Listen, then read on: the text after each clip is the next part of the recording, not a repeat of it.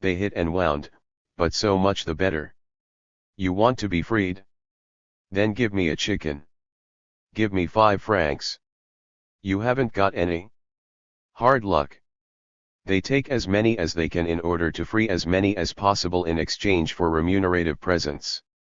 How they enjoy the recruiting season. The demand for labor grows as it is passed down the chain of command. The office du travail calls for 50 men from the head chief, who asks for 60 from his 6 village chiefs, who in turn demand 90 from their messengers, for whom it is an opportunity for an open season to take as many as they can in order to free as many as possible in exchange for remunerative presents. But the opportunity for gain is not yet exhausted. It reopens as men are taken up the chain of command, and those who can afford to are invited to buy themselves out. Let us pick up the story with the 60 men assembled before the head chief. Then the same business of buying out starts all over again. Who would like to give me a present? Anybody who gives me a goat will be free to return home. Even if the sacrifice is enormous, people prefer it to the certain ruin of going to work in a plantation. Me, I'll give you a goat, says one man. I don't want your goat, replies the chief, who for a long time has had his eye on the wife of the wretched man. Those who have managed to buy themselves out do not go free, not that easily, and not yet. Freedom is conditional, and the new condition is a stint in the head chief's plantation before they can be let go. As the price of their freedom, they spend between a fortnight and a month working in his own coffee plantations where they are locked up at night, are very poorly fed and are given a daily fee of 0.30 francs. Meanwhile, the recruits who are being marched to the office du travail must go through a medical examination before they can be put to work. Like every other, this step in the recruit's journey is a minefield. The doctor, if he is unscrupulous, sees all these terrified men arrive and says to himself, the nurse can do this lot. What an opportunity lot the nurses! For they too can say, I'll pass you unlit if you give me a chicken. Another will be visited by a concubine who says, this one's my brother. Don't take him. You can replace him with one of the sick men you have rejected. Failing the medical, too, cannot provide instant relief. Those who failed will be picked after the medical, and instead of going home die men with rickets and hernia, and the old man will go and work with the others who have bought back their freedom. This is how the head chief is able to recruit his workforce as if it were a European plantation. But just in case one thinks this is the end of the saga, keep in mind the man who passes the medical and goes to work in the European plantation. He is told by the policeman under whose watchful eye he must work, if you give me 2 francs, I'll replace you this evening with another. Sooner or later, every recruit must realize that he is caught in a catch-22 type dilemma. Without buying yourself out, you cannot escape the regime of forced labor in the European plantation, but if you buy yourself out, you cannot go free without a stint of labor in the chief's plantation. 36 In the Portuguese colonies of Mozambique, Angola, and Guinea, 2. Obligatory labor, Zibalo, on roads and harbors was combined with heavy taxes on the rural population, designed to force peasants to leave their lands and to work for the central state, the plantations, or individual settlers.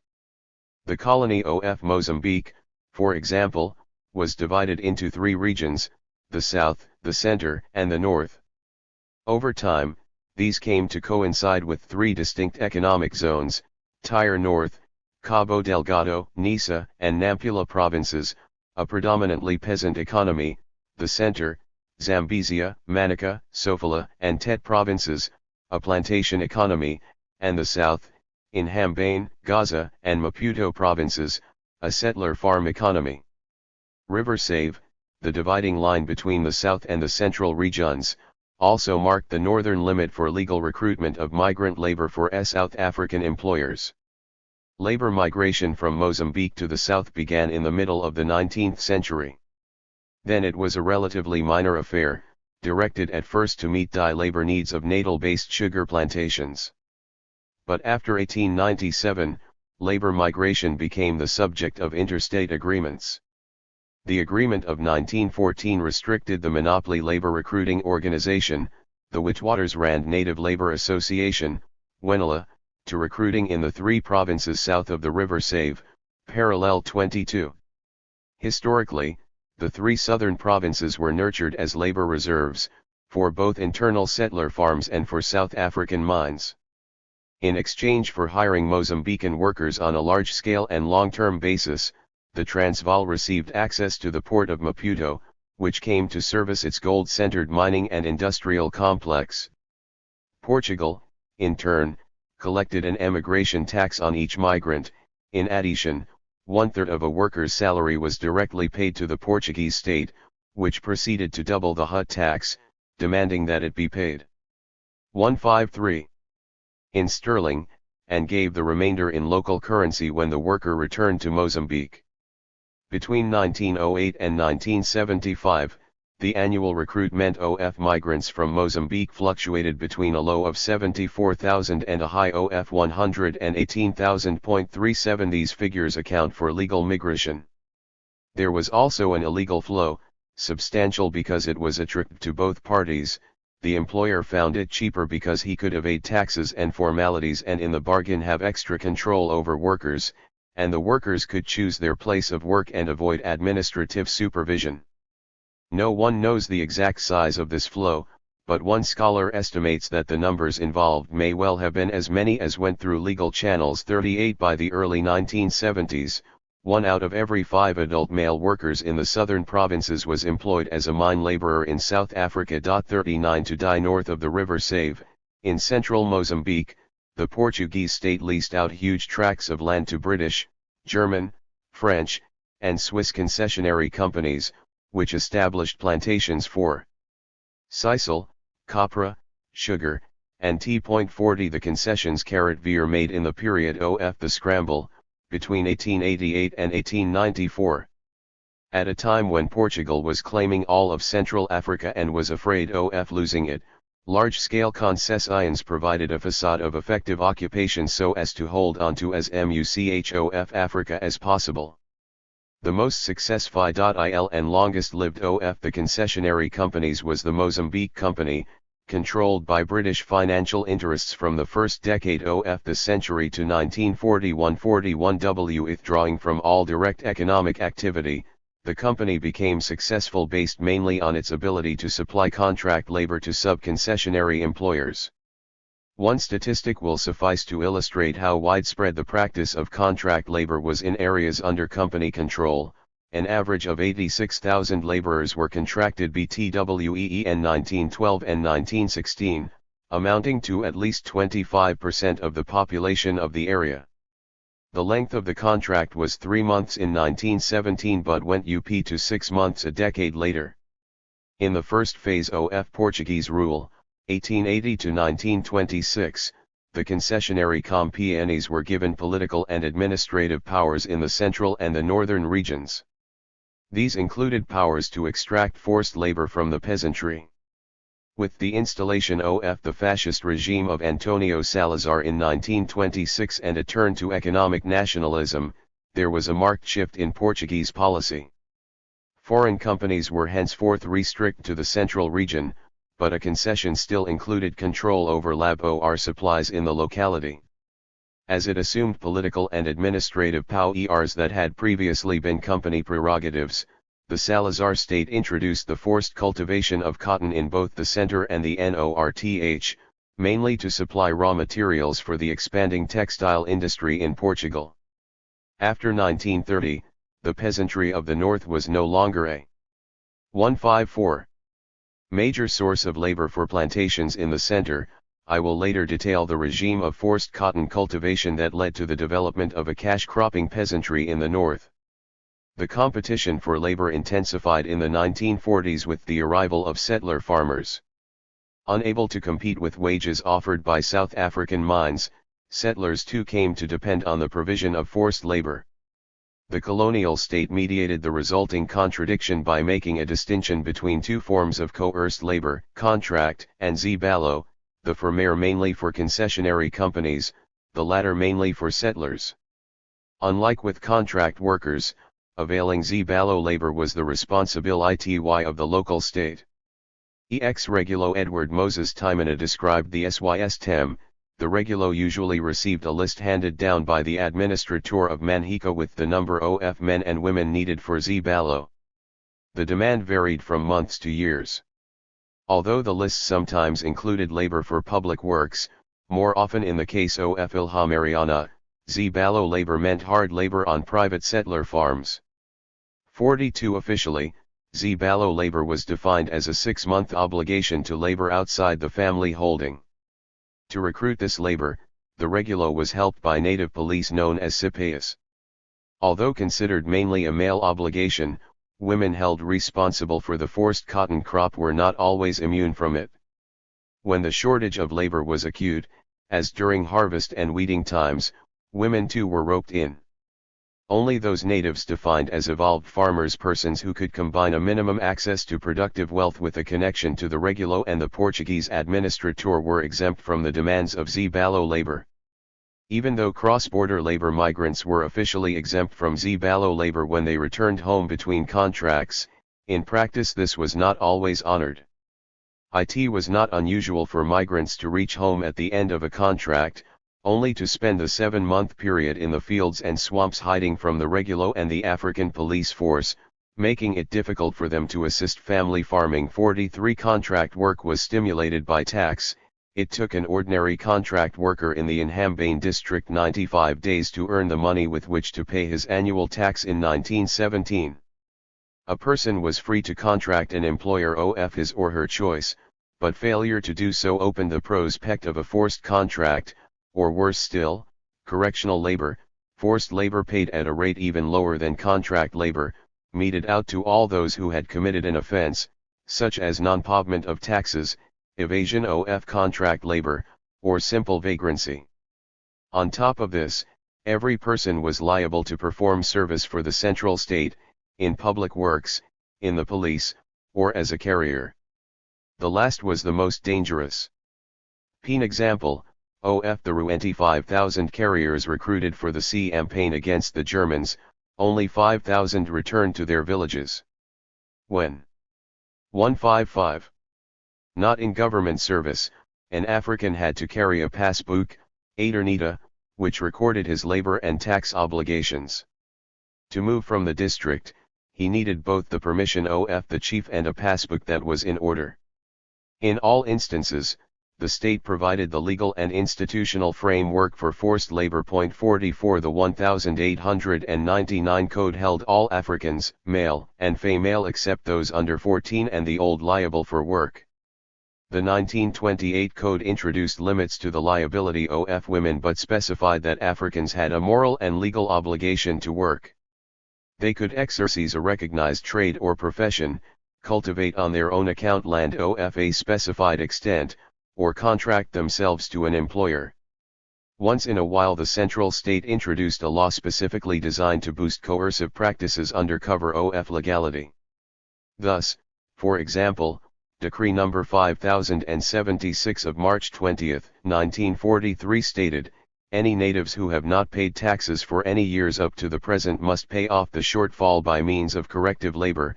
In terms of the law currently in force. 45 The differences between colonial powers stemmed both from the situation each faced on the ground and from the difference in the resources each could command. This latter fact clearly set the British, with a global imperial reach, apart from the rest. Faced with an acute labor shortage, the British could turn to a populous and older colony like India.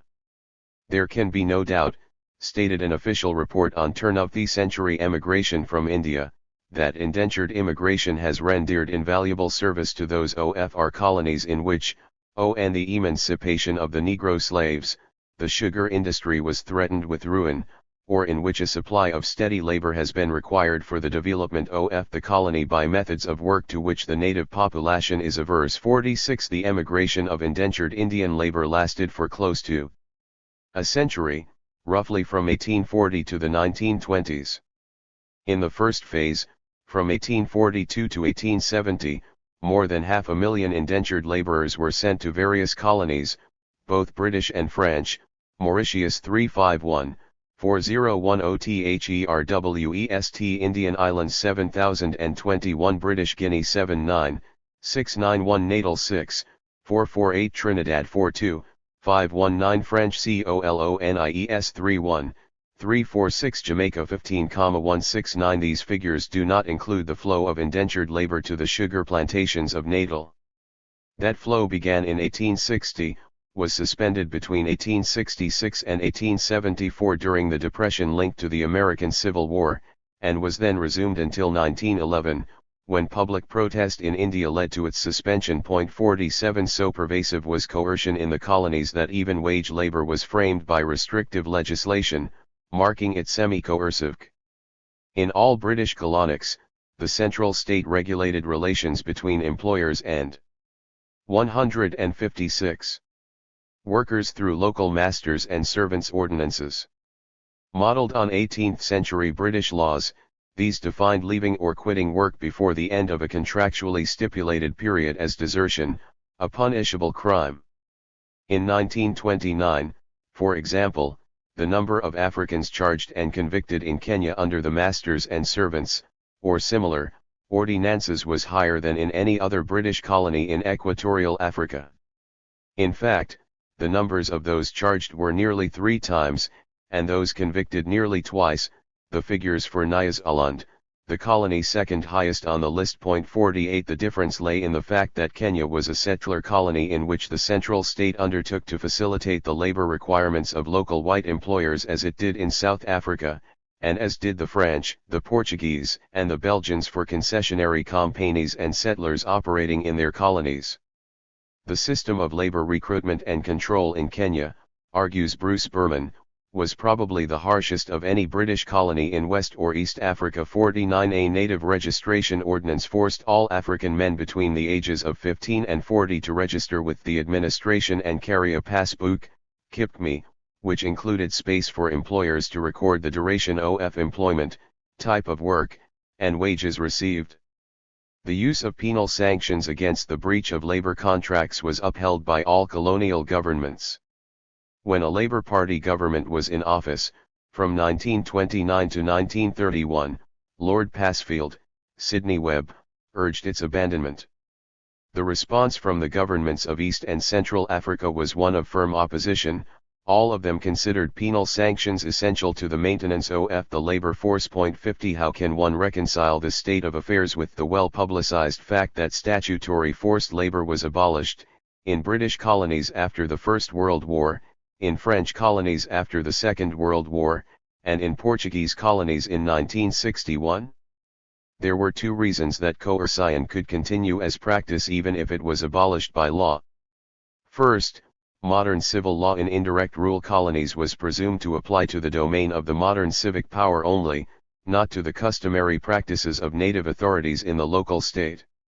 In other words, so long as it was passed off as customary, the regime of force continued. Jean Chouret-Canale quotes a circle commander writing to the local magistrate on January 12, 1948, 2 years after the abolition of statute labor, subject, refusal to obey the canton chief. The accused 9 names follow have refused to obey the canton chief of the village of Nzapa, Diizamakanton, who asked them to maintain and clear the paths. I shall be grateful if you will apply the sanctions provided in Articles 471 and 474 of the Penal Code for their opposition to duties involving the canton and its chiefs. 51 In other words, even if statute labor was abolished, the customary obligation to obey the chief was not. 157. Customary labor historically sanctioned by and undertaken for the village community but now compulsory for the local authority, usually calculated as 1 day in a week, continued to be the practice in all colonies regardless of reforms in the modern law, and it continues to be the case today. In Zaire it goes by the name of Salongo. In Uganda it is called Bulangi Bwansai, in Rwanda, Bumugunla / in Zambia, Bumulasa, in Malawi, Thanjayata, and in Swaziland, Imaimo. When an emergency struck or when development so warranted, it was not unusual for native authorities to demand more than customary labor.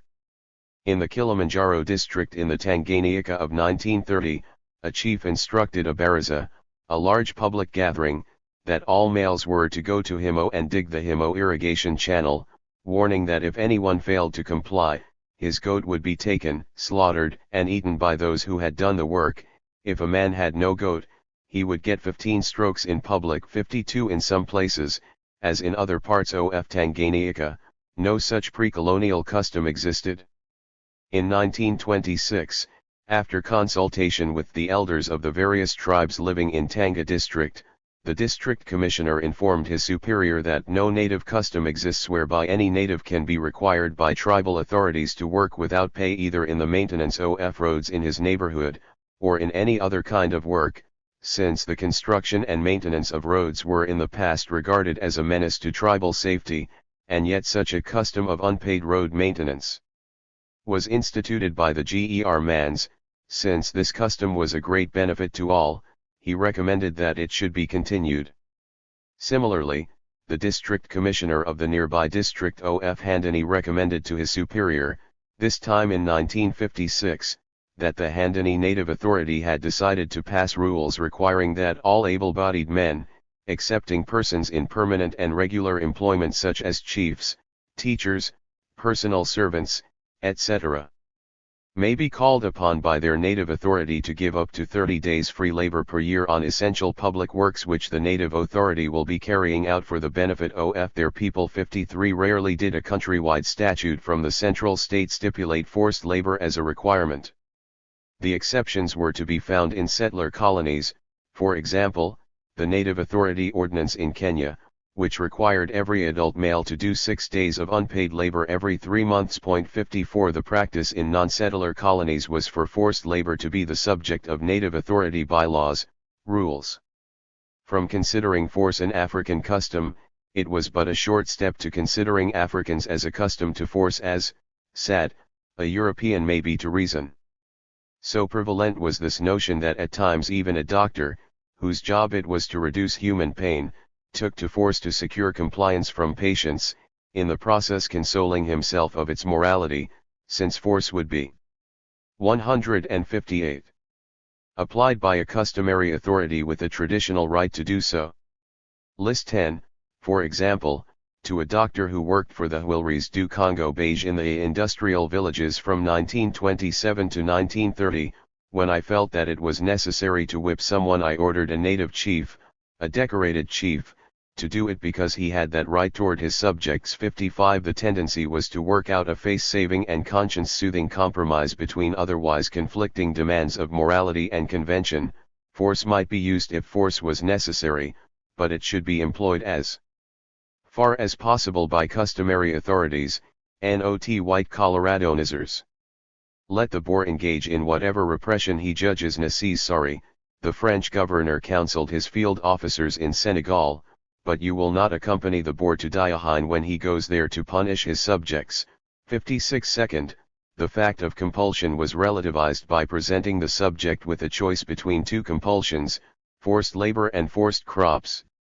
Thus, when charges of forced cultivation of cotton in Uganda were laid before the London-appointed Onsbygor Commission of 1925, Die Central State released a copy of the following telegram from its chief secretary to the provincial commissioner of Western Province to back up its claim that peasants grew cotton of their own free will. I am directed by the governor that the line to be adopted is not one of definite pressure towards cotton production. Natives to be informed that 3 courses are open: cotton, labor for government, labor for planters, but no attempt is to be made to induce them to choose any one in preference to the others.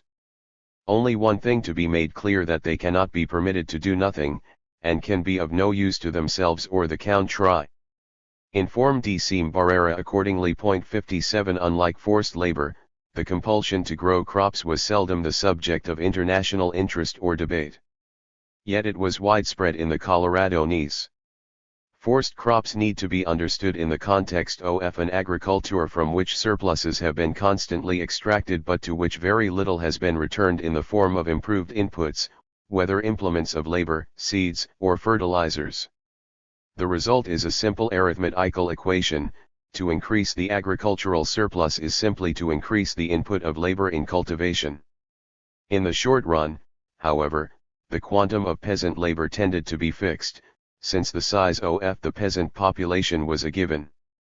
Given this constraint, the only way to increase the production of export crops was to shift labor from producing food for local consumption to producing industrial crops for export. Not surprisingly, to effect this shift force was necessary. Once the application of force was successful and export production increased, however, there was just as sure a drop in food production. Sooner or later such a shift would reach us. 159. As famine. The colonial response, once again, was to apply force to effect a further shift, this time not from export to food production, but from protein-rich and labor-intensive food crops to high-starch but low-labor ones. The antidote to famine was generalized malnutrition. Once again, we can trace the overall regime of forced crops with examples from different countries. The archetypical forced crop in the African colonies was no different from what it had been in the New World, king cotton. Branded on the popular imagination as die-setting for New World slavery, the colonial cotton regime that followed the emancipation of slaves in the Americas was not of a remarkably different order. Thus, when the British devised a Grow More Crops campaign in Tanganyika in the midst of die depression of the 1930s, this exhortation was accompanied by considerable use of force. Legal requirements about minimum acreage of cotton to be cultivated were backed up by threats of conscription for those who could not pay tax. 58 During the same depression, the Gover, Nor of Nias Ulund wrote the Secretary for State urging more punitive measures for breaching tobacco growing regulations. His argument was that obedience needed to be enforced to ensure the moral devil OPM and of the growers. 2 years later, in 1932, 227 peasants were imprisoned for breaches of the tobacco and cotton uprooting rules. 59 The amount of cotton produced in Upper Volta is in direct proportion to the amount of pressure put on the natives by the administration. Robert Bozic, the renowned French industrialist, summed up as the gist of his colonial experience. 60 The proverb that condensed Victorian wisdom with regard to child rearing, spare the rod and spoil the child, was also the dictum that guided official relations with the Coloradonist peasantry. Along the way, there developed a corpus of state literature that lay blame for the low levels of production on the laziness of the African peasant, particularly the male, and the culture that encouraged it. To increase productive labor, a range of social rituals from initiation rites to dances were often circumscribed.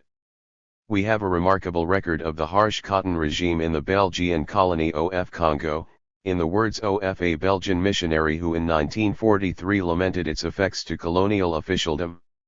The cycle of forced labor begins with the distribution of cotton seed in October and November. To prepare the cotton field takes heavy labor. The required amount of land must be brought under cultivation. But if there is not enough land in cultivation or if there are some weeds in the field, the official response is a violation, fine, jail, whip. 160. Palm wine drinking parties in which each family in turn invites everyone in, lit clan feasts. We have invented no better way of destroying native customs, a real taboo for the administration, than cotton. The harvest begins in June and calls for great care and constant presence. Picked cotton must be left out in the sun in the village. A little granary with a screen in front of pilings must be built to store it. Large baskets must be procured to carry the cotton to market. The evenings too are busy, for the cotton must be cleaned, dry leaves and other dirt must be removed, as must yellow capsules which did not fully ripen.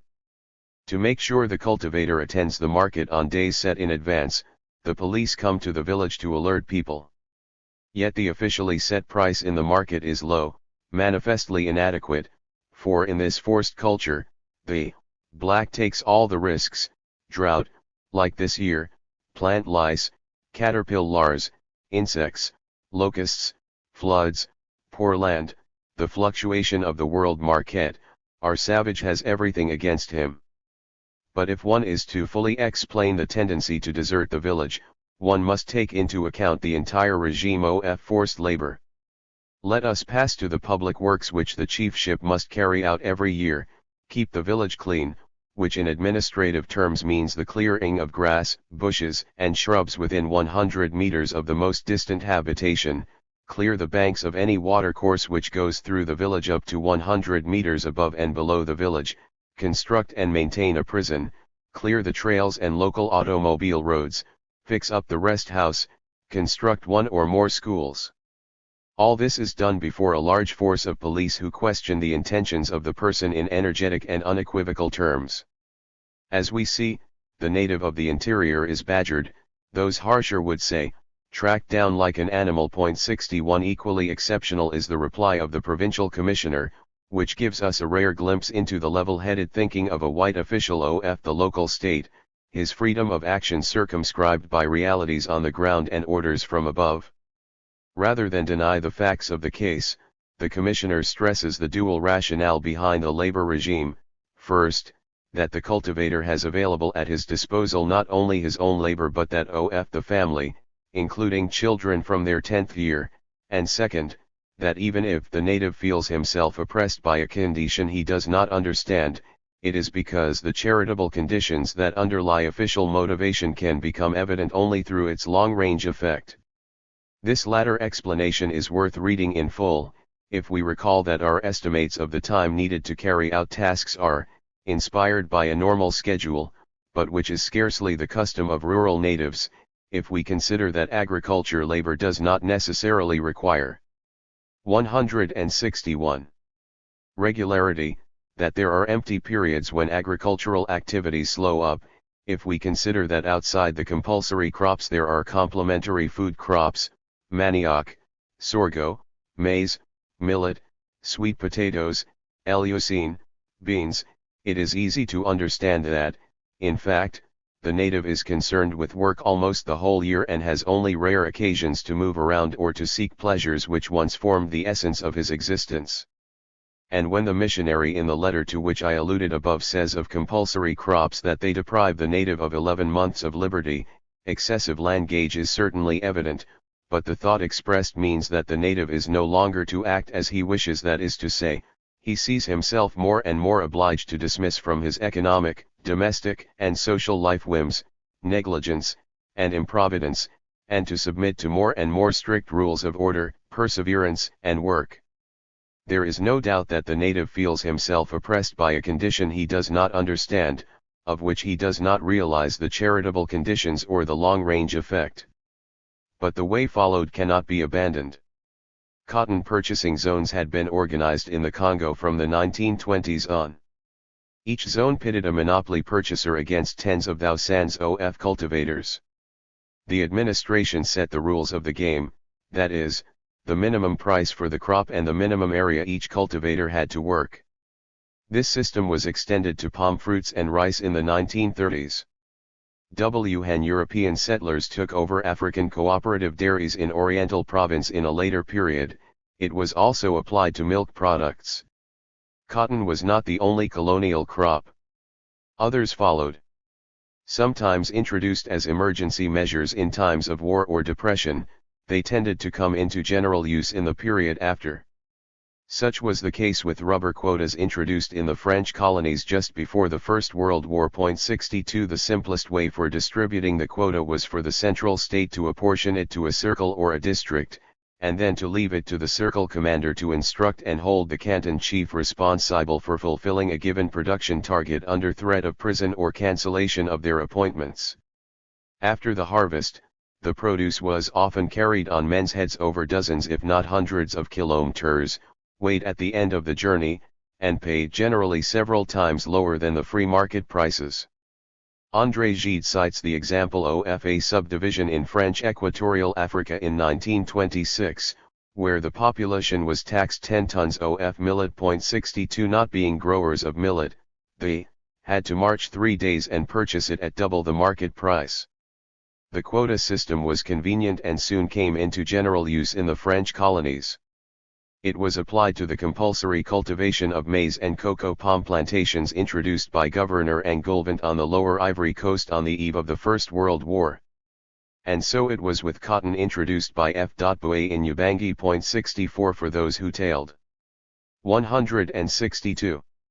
To meet a quota, the lesson came inevitably in the form of a fine, prison or strokes of the manigolo for those who lived near the border of a different colonial power. There was an alternative beyond meeting a quota or learning a lesson for not doing so, to flee across the border. The most conservative estimate of the number of Mossi who fled forced cotton cultivation in Upper Volta, to the Gold Coast is 100,000.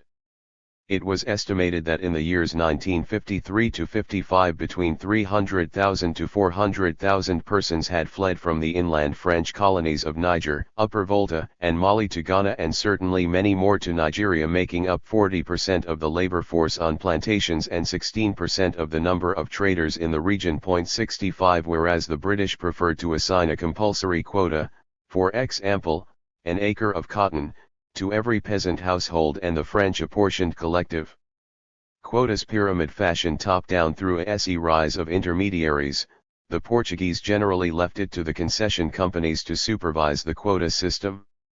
Take the example of the Nisa Company in the northern region of Mozambique, a thinly populated area colonized only after the First World War. We have already seen that the peasantry of the north, like the one in the center, was subject to forced labor in company-owned plantations in central Mozambique in the first period of Portuguese rule. In the 1930s, the Portuguese introduced forced cotton cultivation throughout Mozambique. The system weighed particularly heavily on the northern region, where the cotton campaign was organized by the Nisa Company. In every locality, suitable land was selected, cleared, and demarcated into plots, ma.cha.mbas, for which a specified individual would be responsible. The plots were graded. In 1947, the largest one measured 1.2 hectares, and the smallest, to be worked by a woman over 36 years of age, 0.2 hectare.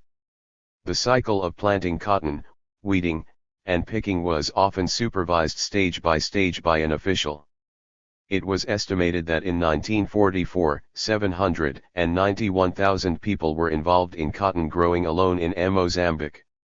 Many of them were likely to be women, since men would have been dragged off for zibalo, forced labor.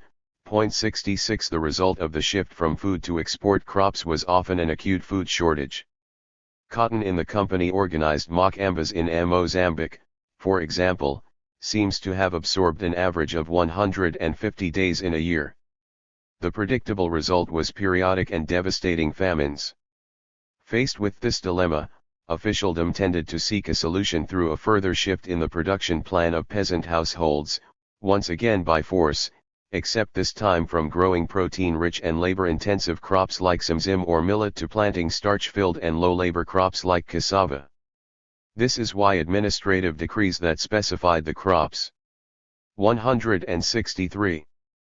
Peasants must grow on how much land were not confined to export crops, they ranged from export to food crops. The same concession companies that organized compulsory cotton production in Mozambique also marked out Mokambas for food crops. The one reason they all had in common was the prevention of famine and thereby a crisis in export production. This cycle can be traced in British colonies. As administrative pressure succeeded in increasing export production in the early decades of colonialism, there followed disastrous famines leading to major population losses. The pendulum then swung to the other extreme, as one colony after another instituted a food policy of district self-sufficiency combined with the compulsory cultivation and storage of famine crops. The politics of district food self-sufficiency has been documented by Nyangabiaki Bizarra with respect to the district of Bunyoro in Uganda. 67 The point of food self-sufficiency was not to increase the level of food consumption to improve the health of producers, rather it was to even out periodic food shortages by cutting back on consumption in better times.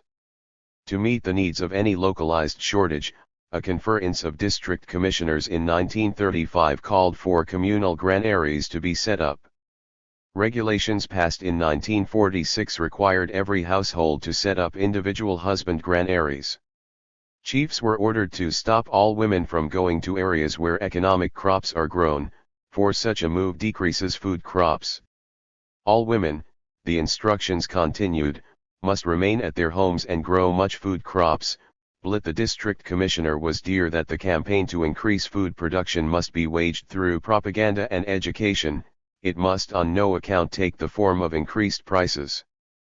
But if increased food production was not to be a response to market incentives, it would have to be decreed administratively.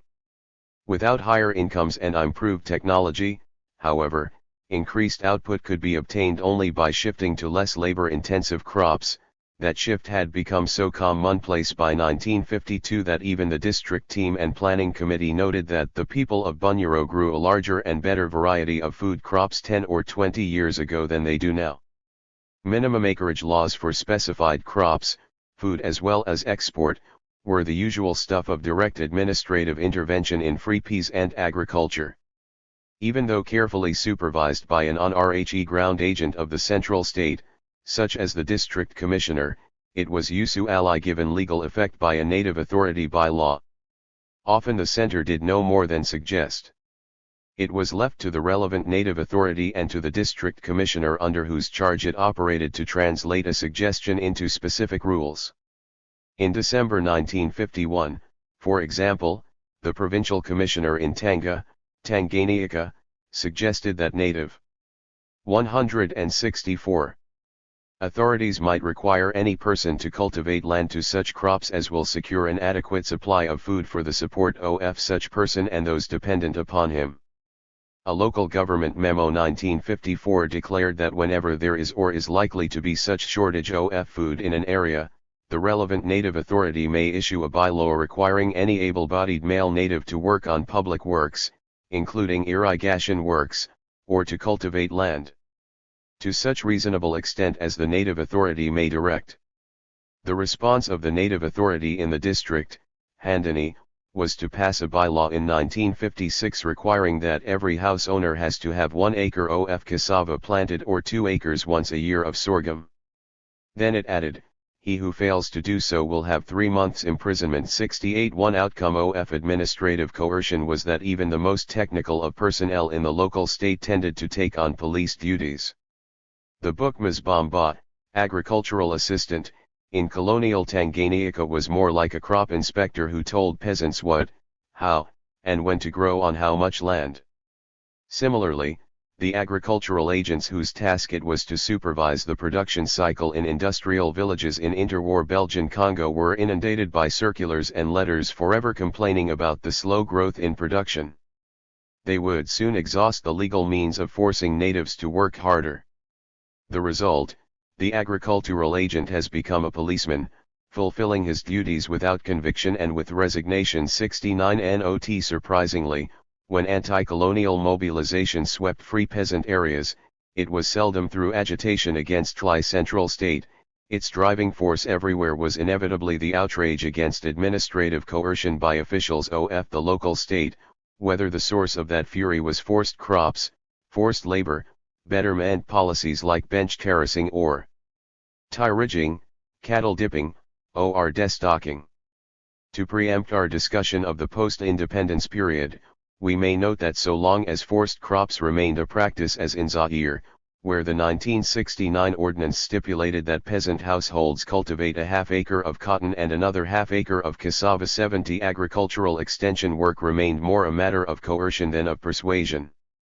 2 researchers in the Shaba copper belt of Zaire penned the following entries in their diary over a decade. In one village a student reported that peasants consider the agricultural monitoring agent of the police. Charged with agricultural surveillance, his visits result in fines. Peasants often flee when he appears in the village. 1973, 71, and then in 1983. In 1979 an agricultural department official deplored the situation as a hindrance to agricultural development. 4 years later, the policy was still in effect, but the official was gone. Across the border in Rwanda, the situation was hardly different. 72 For there, too, since colonial times, the agricultural extension officers, monitors agricoles, in the communes, enforced various niles regulating agricultural production, digging anti-erosion ditches on hillsides, proper planting and care of coffee trees, installation of compost piles, pruning of banana plantations. There, too, anyone who ignores the regulations is subject to fines. Not surprisingly, the population views the agricultural extension officer as a type of policeman. Forced sales were often a corollary to forced crops, when grown for export. For example, complementary to the administrative compulsion to grow cotton was often its sale to a specified agency, whether a governmental or a private concession company. Perhaps the most elaborate supervisory arrangement devised for export crops was in French colonies with the spread of Sociétés Indigènes de Prévoyance, SIP, native provident societies, in the 1930s. The SIP operated under the ex officio presidency of the local circle commander. It was compulsory for peasant growers to pay membership dues to the SIP, which in turn advanced seeds to members at 25% interest, constructed wells and feeder roads, made loans, and during the Depression of the 1930s assumed responsibility for marketing their produce. 73 Compulsory sales of export crops became a general phenomenon in the British colonies following the Second World War. WHEN statutory marketing boards were set up everywhere. Although justified as institutions designed to stabilize market prices for peasant growers by accumulating surpluses in good times and releasing them when prices were adverse, in practice these marketing boards functioned only to accumulate surpluses, paying growers consistently below the market price, whether the times were good or bad. 74. The relationship between the state and pastoralists merits a separate note for one reason. The end result of compulsions for mobile pastoral populations has been so drastic as to destroy the very basis of a way of life. The African pastoralists are concentrated in arid and semi-arid zones like the Sahel and Horn. In an ecological context where rainfall is not only low but also extremely unreliable with its spread variable, usually concentrated into few rainy days, rain-led agriculture becomes a high-risk activity. The mainstay of productive life is cattle keeping, for unlike crops, which cannot be moved except seasonally, it is possible for herds and herders to move in search of water and pastures. Pastoral populations range from nomads to transhumans. Whereas nomads have no permanent settlement at all, with the entire family moving all the time, transhumans combine a permanent settlement with 166. Mobile cattle camps. The herds in the cattle camp are the backbone of the economy of transhumans, whereas the crop cultivated in the settlements is its necessary complement. 75. Mobility allowed pastoralists access to short-term grasses while conserving wetter, longer-term pastures for the drier season. Pastoral boundaries were thus more ecological than physical, more flexible than fixed. Mobility was the precondition not only for the optimal utilization of resources, but also for their optimal conservation. It was central to the sustainability of a non-destructive pastoralism. I will take the example of one particular population of pastoralists, the mainly transhumant Karamohong of northeastern Uganda, to illustrate how the imposition of a regime of compulsions eroded the basis of an entire way of life in a few decades. 76. Redrawing of boundaries leading to loss of pastures, administrative restrictions on mobility, and confiscation of stock were the three dimensions of an official policy that spelled disaster for pastoralism as a non-destructive way of life. Between 1920 and 1940, herders in Karamojong lost about 15% of grazing land to fellow pastoralists in Kenya whose more fertile pastures had been transferred to white settlers as a result of an official redrawing of external boundaries. 77. Internal boundaries were also redrawn during that same period. On the one hand, district boundaries were redefined to transfer dry season pastures to surrounding agro-pastoral populations, Tizo and Lango. On the other hand, a clear separation was made between counties inside Karamoja. Border areas between counties were declared no man's land, according Smith Air, as each tribe was allocated a county and asked to stay put in it. The final object of official policy was to resettle pastoralists, really to convert them into agro-pastoralists, to pin them to the ground in the interest of maintaining law and order and ensuring an efficient collection of taxes. A new system of administration, comprising a hierarchy of chiefs, was put in place to implement this policy. Confronted with a social order marked by strong community traditions and community sanctions over decision-makers, elders, the colonial power showed a marked preference for appointing marginal men, usually from outside the district, as chiefs. Laws were passed, the 1908 Native Courts Ordinance and the 1919 Native Authorities Ordinance, to give these chiefs a wide range of powers. A chief was not just a civil servant charged with implementing policy.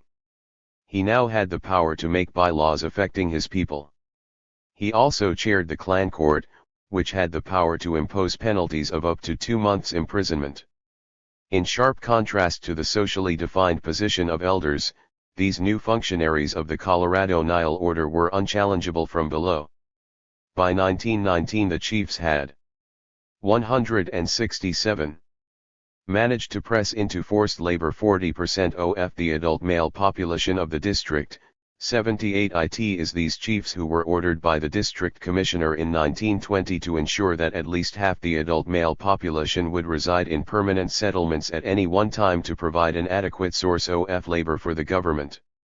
The policy it's so dirty at the heart of the pastoral economy that it evoked widespread popular resistance. The high point of that resistance was the killing of a number of chiefs who had shown notable zeal in its implementation.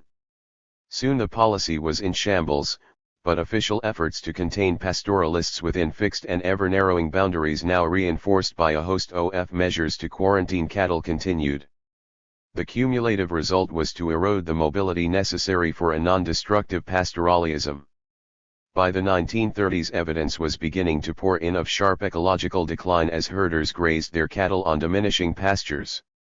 The official response was dual: on one hand, to alienate communities permanently from those natural resources most ecologically threatened, on the other end, to reduce forcibly the stock of herds. The 1940s were a decade of demarcating forests as reserves, and the 1950s of setting apart game land as reserves. Attempts to reduce the numbers of cattle ranged from establishing official markets where prices were set to flush a specified number of cattle out of pastoral kraals to destocking campaigns and outright plunder whereby female cattle were openly confiscated. Denied access to natural resources on which historically they had depended for their livelihood, and access they had come to regard as a historical right, communities responded with short-run survival strategies that tended to no more than a plunder of these resources to meet immediate needs, cutting down forests, abandoning practices that allowed seasonal pastures to rest, and instead grazing them across seasons. Once the relationship between communities and surrounding resources was reversed from custodianship to alienation, the stage was set for a real tragedy of the commons.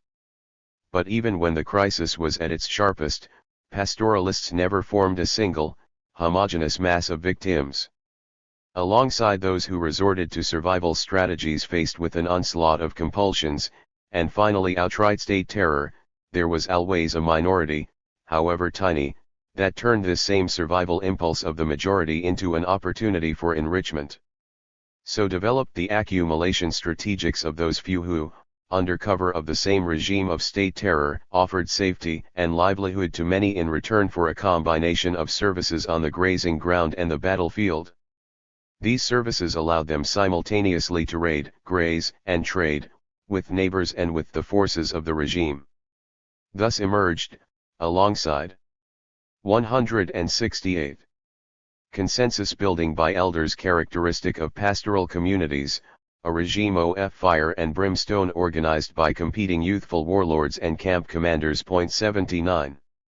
The customary was not opaque but porous, not stagnant but dynamic.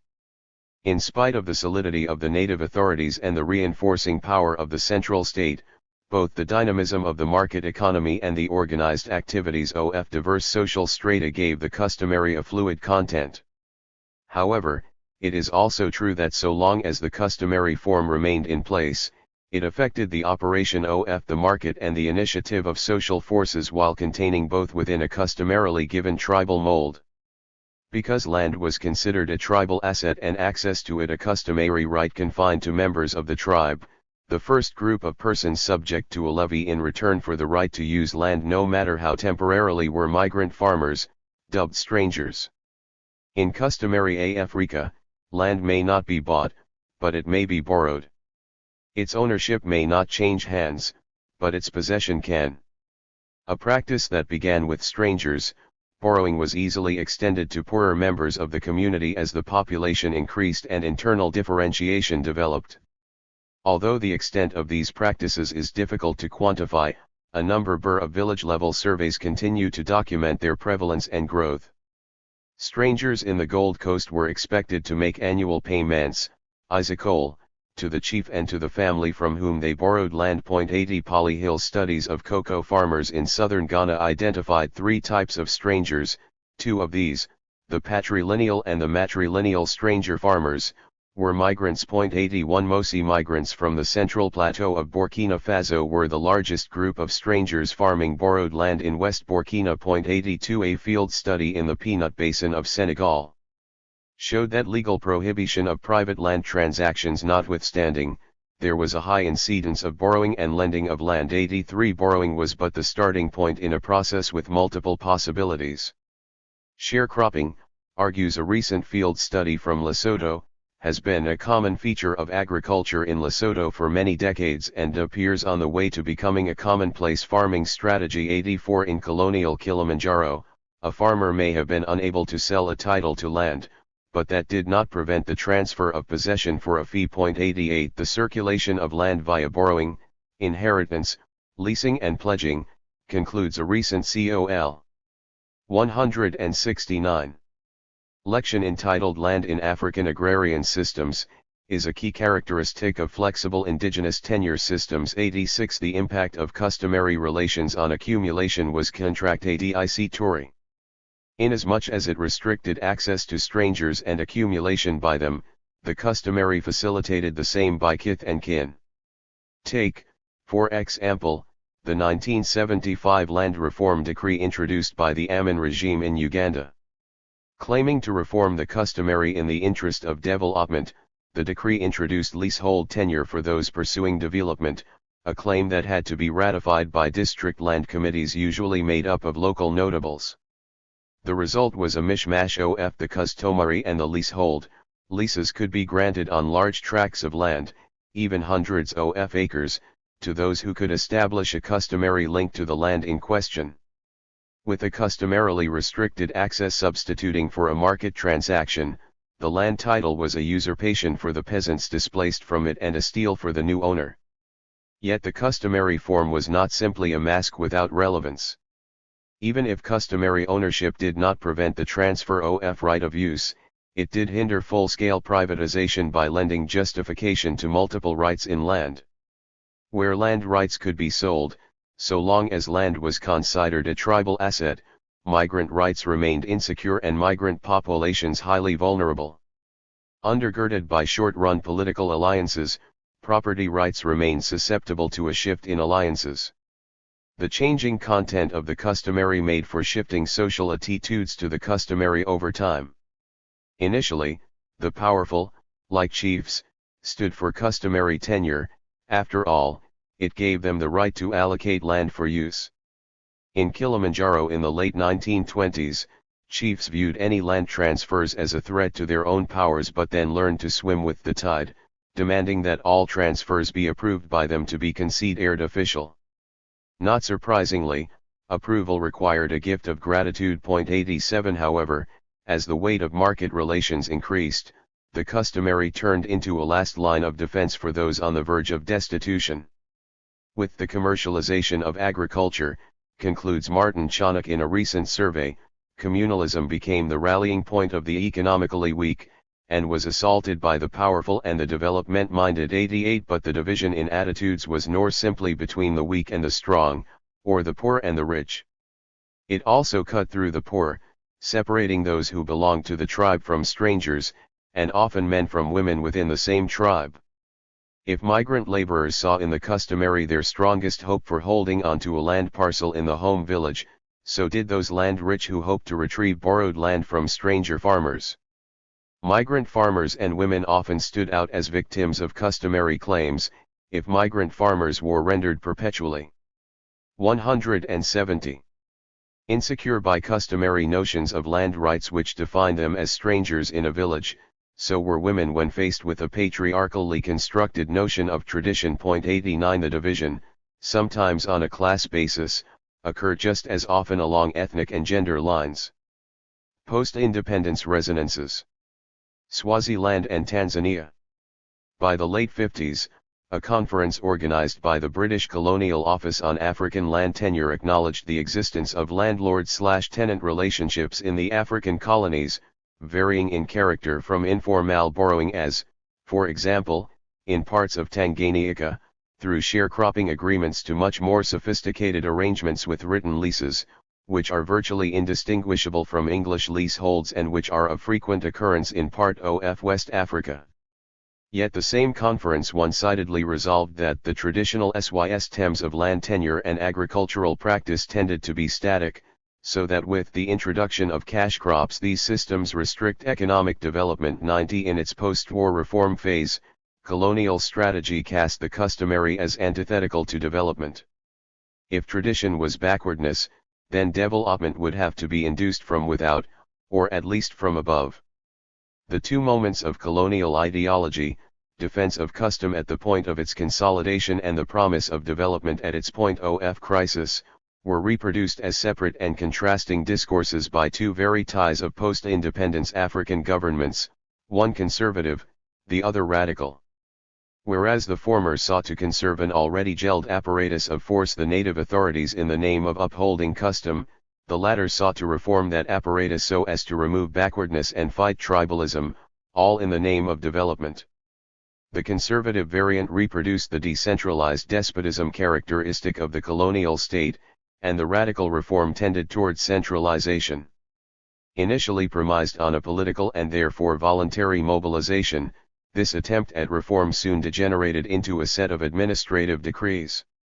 In the process, this attempt to set into motion a revolution from above built on another colonial tradition, administrative justice and fused power. In spite of sharply contrasting self-images and environmental influences, each built on one strand from a common historical legacy, and each was best comprehensible as one distinctive outcome of that legacy. I will briefly illustrate this dual legacy within a shared colonial context through two brief post-colonial examples, Swaziland and Tanzania. 171.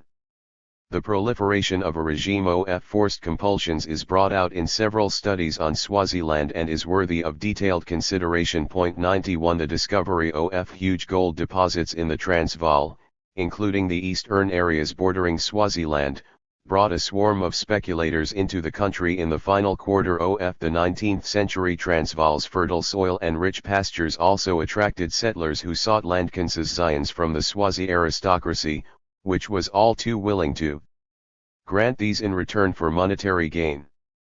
Between 1885 and 1889, practically the whole country had been concessioned away. Such was the background to its formal annexation by the South African Republic, Transvaal, in 1894. Boer rule was short-lived, however. Following the Anglo-Boer War, Swaziland became a British protectorate. In the face of growing protest against land concessions, British authorities issued in 1904 a proclamation, No. 3, intending to delimit land for sole occupation by the Swazi. In practice, however, the delimitation turned out to be more a recognition of land appropriated by the concessioners than its reappropriation and return to Swazis. In the ensuing 1914 partition, 2/3 of the concessions were converted into freehold, and only 1/3 were returned. Such a drastic loss turned land into a scarce factor and was decisive in the shift from cattle, bride wealth, to land as the basis of chiefly power. It was also a key catalyst to labor migration. The response of the Swazi aristocracy was twofold: to plead with British authorities for a revision of the land partition, and to extort funds from the peasantry for a repurchase of appropriated lands. It is the latter strategy and its consequence that are of interest to our query. The Swazi aristocracy soon discovered a common interest with the colonial state in promoting the flow of labor migrants to South African mines. While the colonial state restructured its tax-collecting apparatus and stiffened the prosecution of defaulters, the Swazi royal house set its own levy on each migrant, amounting to a neat 1/4 of the annual mining wage. 92 Citing the need for cash to buy back ceded lands, the king substituted money for the traditional labor gatherings, imimo, when peasants were required to plow, plant, weed, and reap the harvest to be set aside for official visitors. Soon chiefs followed suit, demanding that peasants wanting access to land pay cash or cattle as contafees. Kukhanta refers to the process whereby peasants used to pledge allegiance to a chief to get access to land. Soon levy followed upon levy.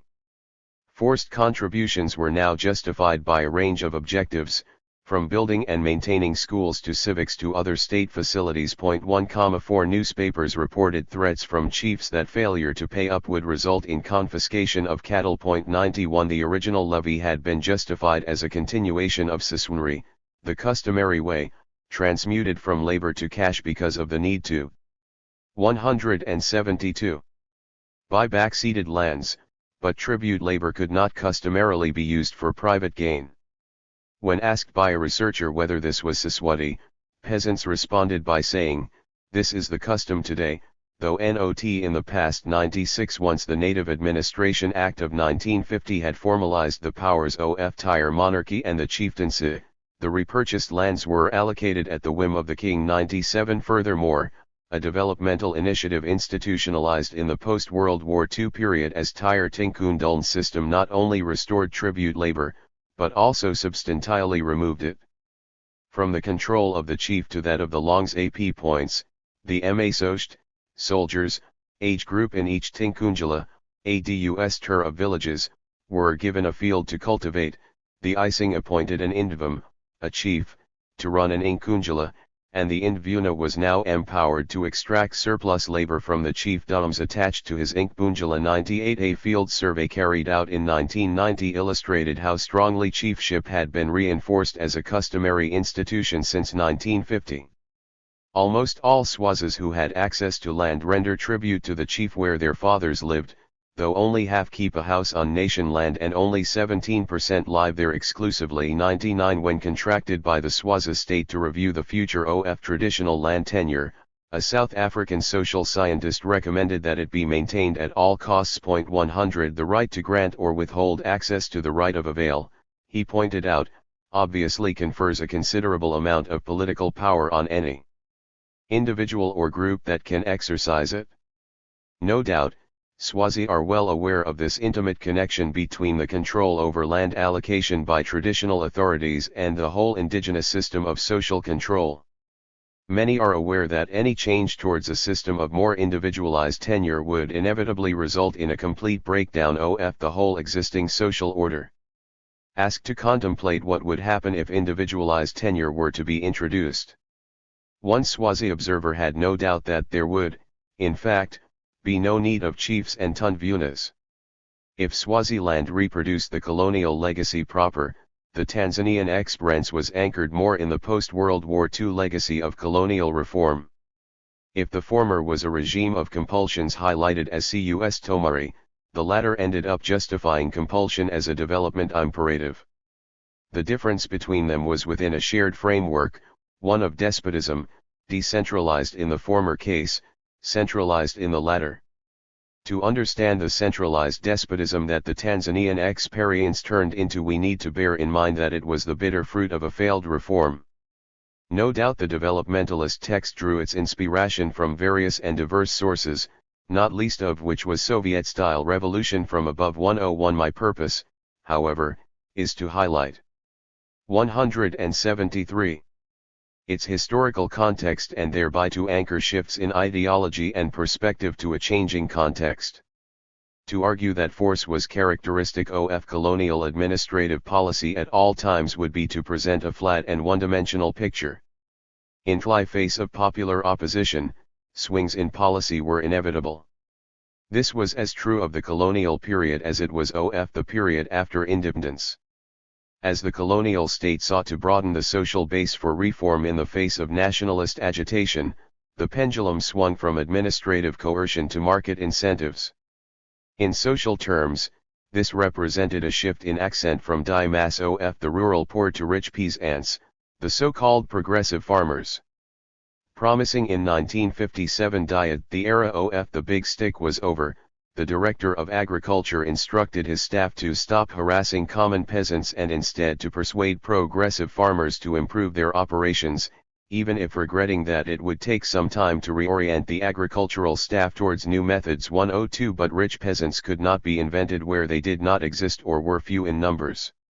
In less than a year after independence, the pendulum returned from persuasion for rich peasants to administrative coercion for the rural poor. 103 At a meeting of all district commissioners in Tanga region in March 1962, the regional commissioner felt that if the people failed to respond to persuasion and exhortation, it might be necessary to resort to coercion. That same year in July, the Handani District Council passed a resolution to the effect that any person not participating in development projects should be punished by 6 strokes. Later in October, a government circular noted that since some people were not adequately involved in farming, the central government had decided that the district councils should have bylaws by which these people would be forced to farm. The central government provided district councils with a model bylaw, which stated, "Any person who contravenes or fails to comply with the provision of these bylaws shall be guilty of an offence and shall be liable on conviction to a fine not exceeding 500 shillings or to imprisonment for a term not exceeding 6 months or to both such fine and imprisonment." By March 1967, 20 out of 58 district councils had bylaws requiring cultivation of 1 acre of a cash crop and 1 acre of a food crop. One bylaw even required that during the planting season everyone should be in the fields from 10 a.m. till 2 m. Another local government circular, dated August 1967 and titled Enforcement of Bylaws, stepped up the emphasis on coercion for development. The Ministry of Home Affairs has now agreed that enforcement of local authority bylaws is the concern of the police just as much as is the enforcement of any other part of the written law of the Republic, and that the police will take an active part in enforcing them. 174. 2 studies of Handani district in Tanga region, by Engel and von Freyhold, cover the period from independence to the Arusha Declaration and Ujamavijajini in the late 1960s to the villagization of the late 1970s and give an idea of how central government directives percolated to the ground level. Besides the requirement that individual households cultivate a fixed quota of food and export crop, Handani district set up block farms as part of its development effort. In a block farm, peasants worked communally and were paid communally. Block farms covered both cash and food crops. In 1965 to 66 the emphasis was on block cotton farms, in 1967 to 68 it shifted to block cassava farms. The whole administration of the party state got in gear to realize this development effort. Even contingents of national police were brought in with equipment that allowed them to move freely and rapidly throughout the countryside. Engel. On his part, the area commissioner made use of the 48-hour detention power to discipline the more outspoken opponents. An opposition there was, according to Engel, it was fairly widespread but inarticulate. Among the more revealing protests was an anonymous letter sent to all civil servants, cell leaders, and agricultural field assistants in one ward in Handani district. Its subject was the block farm. First, you never remember the problem of hunger. It is THRC miles to the farm of 3 acres, 1 acre being for the wife. Try to consider at what time shall we cultivate maize? The wife has 3 children, only 2 of whom can walk. Now, when will she walk to the farm? Isn't this development plan causing hunger? It is sad that there have been 2 people taken away, who are youths. Agricultural field assistant, take care of your job. It is not just for you to go all around in the villages chasing people in their farms where they obtain their livelihood, and sending them to the roads arranging them as rail lines. I have more to say, but we are citizens of Handani. We are very sorry, therefore agricultural field assistant, and the VO and cell leaders, you take unjust action. If you are tired of your job, you better retire. It is unjust to force people to farm, Tanning is done willingly. As in relieving oneself, one is never forced. It would be a wonder if a person had to be told to go to the WC, toilet. Send this letter anywhere in Handani.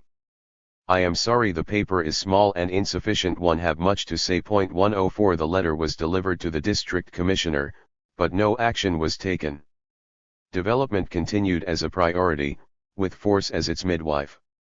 In the words of the regional commissioner of Tanga, speaking to a 1967 meeting of district councils, the time of persuading citizens to work for their own benefit is finished. It's necessary from now to enforce them. To work hard. Closer to die ground, a divisional executive officer told a women's self-help group in 1968, "What is necessary to get you to work in development projects? Do we have to bring the kiboko, an infamous rhinoceros hide whip used since the Germans?" Decreeing in a similar vein that henceforth people would have to work every Saturday on a road construction project, a community development officer introduced himself as follows: "I am new to this area, so it will be useful if I tell you something of my character. I am not a kind and polite man, I am cruel. If I see that government orders are not obeyed, I will know where to find you, and how to punish you. I do not care if you hate me, for me it is only important that the orders of the government are fulfilled. I know you are truly blind, otherwise you would have appreciated more the progress that staff have brought to Bulumbia. Now we are going to make you rise from a long sleep. I have a strong medicine for this job, we will give it to all lazy people. It is better than the poison which you use when you want to kill somebody." 105 In the decade that followed the proclamation of the Arusha Declaration in 1967, the local state resurfaced as the true locus of on-the-ground coercion. How effective decentralized coercion could be in a post-colonial state is illustrated by a glance at the transition from ujamaa to villagization in rural Tanzania. In 1967 a local government circular confirmed that the police would henceforth take an active part in enforcing local authority bylaws, which was easier said than done, for there were hardly any police in the rural areas. A regional or area commissioner could exercise the option of calling upon the field force, a special riot police, but this was not a realistic possibility at the village level. Yet even if without police, a village was sure to have a Tanu Youth League, TIL, branch with many of its members drawn from frustrated local youth. The TIL was used in 1967-68 to administer the right dose of coercion so that the first ujamaa villages could be set up in Handani district. Von Freyhold describes a typical operation. Force had been brought in to coerce peasants to move into ujamaa villages. The Central Committee of the party called a halt to all use of force in implementing ujamaa. By the middle of 1969, most of those responsible for the use of force had been transferred. The period after shows the return of initiative from party to state and central to local authorities as peasants resisted persuasion. At first village authorities used administrative pressure, short of outright violence. Even though the local rate had been abolished, it was announced that tax arrears would be collected but only from those who had not moved into ujamaa villages. In some cases, extensive land rights were granted to residents of ujamaa villages only, thereby turning outsiders into squatters. Yet another way to increase pressure was to channel aid, usually medicine or water, selectively only to those in ujamaa villages. Matters got more serious when famine intervened, and famine relief was selectively distributed only to residents of ujamaa villages. One villager summed up the new situation. Originally ujamaa was only the policy of the party and very few people followed. But now the party, government, and even God who sent the famine are all backing ujamaa. So those outsiders have no chance of escaping ujamaa.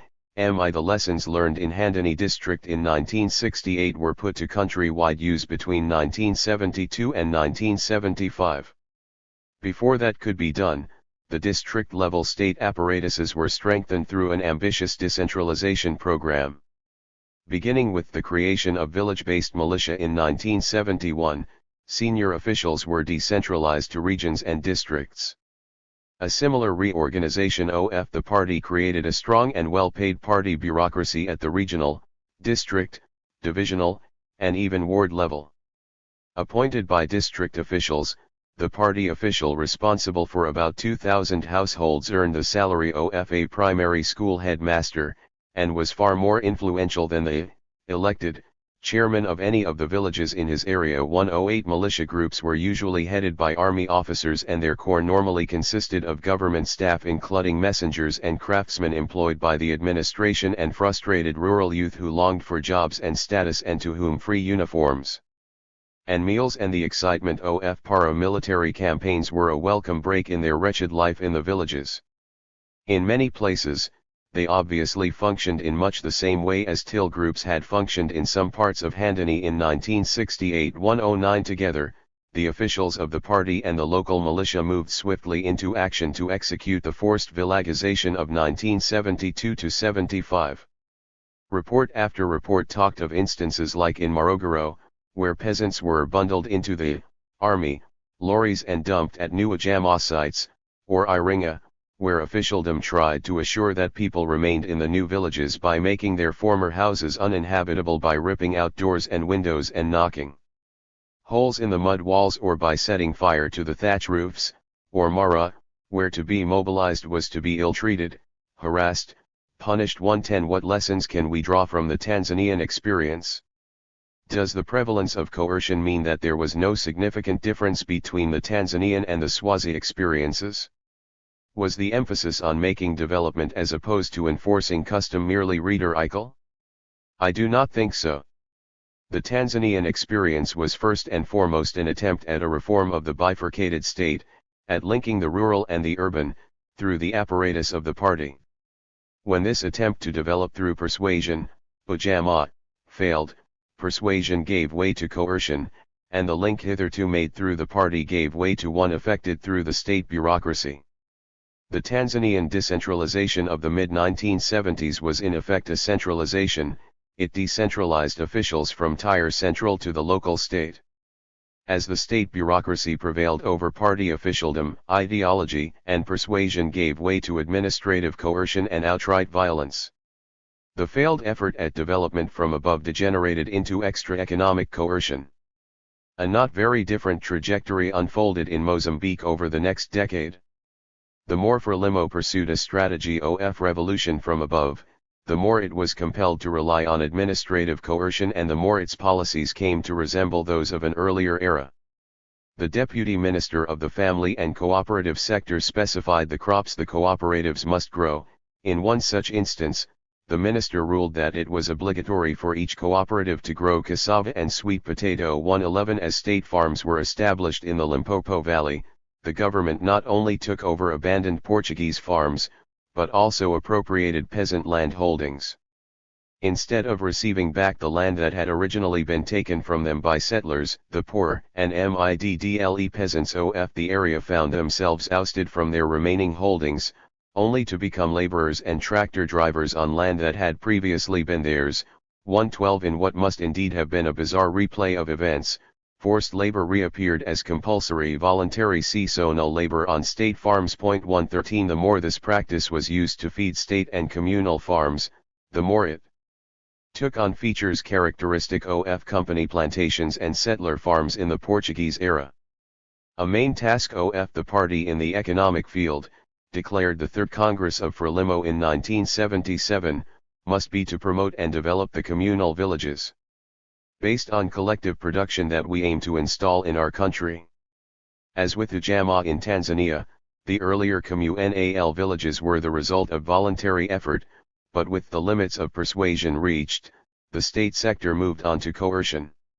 So when the Limpopo and Nkomati rivers flooded in 1977 and 1978, displaced 178 families were forcibly settled in communal villages in Maputo and Gaza provinces, kept from returning from their farms afterward, and compelled to provide labor to adjacent state farms and cooperatives. 114 When dissatisfied peasants began to run away from these administratively established communal villages, representatives of the party state initially tried to establish compromises with the peasants. But when compromise would not work and peasants kept leaving, as and when opportunity presented itself, Frelimo officials described the situation in the clinical language of officialdom, as a persistent disaggregation problem. These same officials then concluded that they had no choice but to take recourse to force as an ultimate reaction. 115 The growing regime of coercion was dramatically illustrated with the mounting OFA program of forcible population removal from urban areas in June 1983.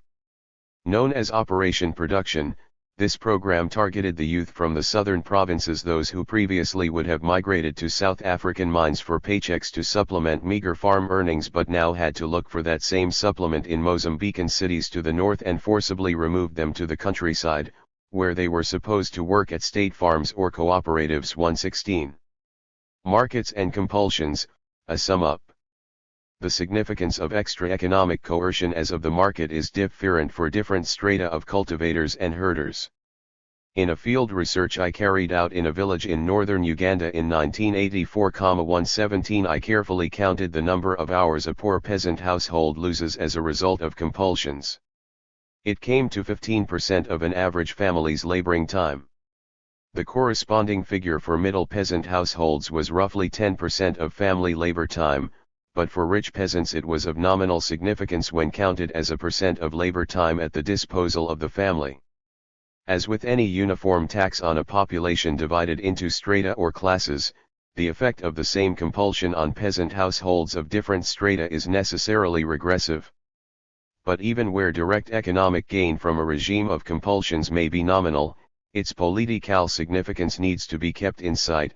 Every time such a demand is made and conceded, it turns into yet another affirmation of power relations on the ground. The significance of market and non-market relations is not just different but actually contrary for the opposite ends of the differentiated spectrum that is the peasantry. The primary problem for the rich peasantry is agricultural prices in the market.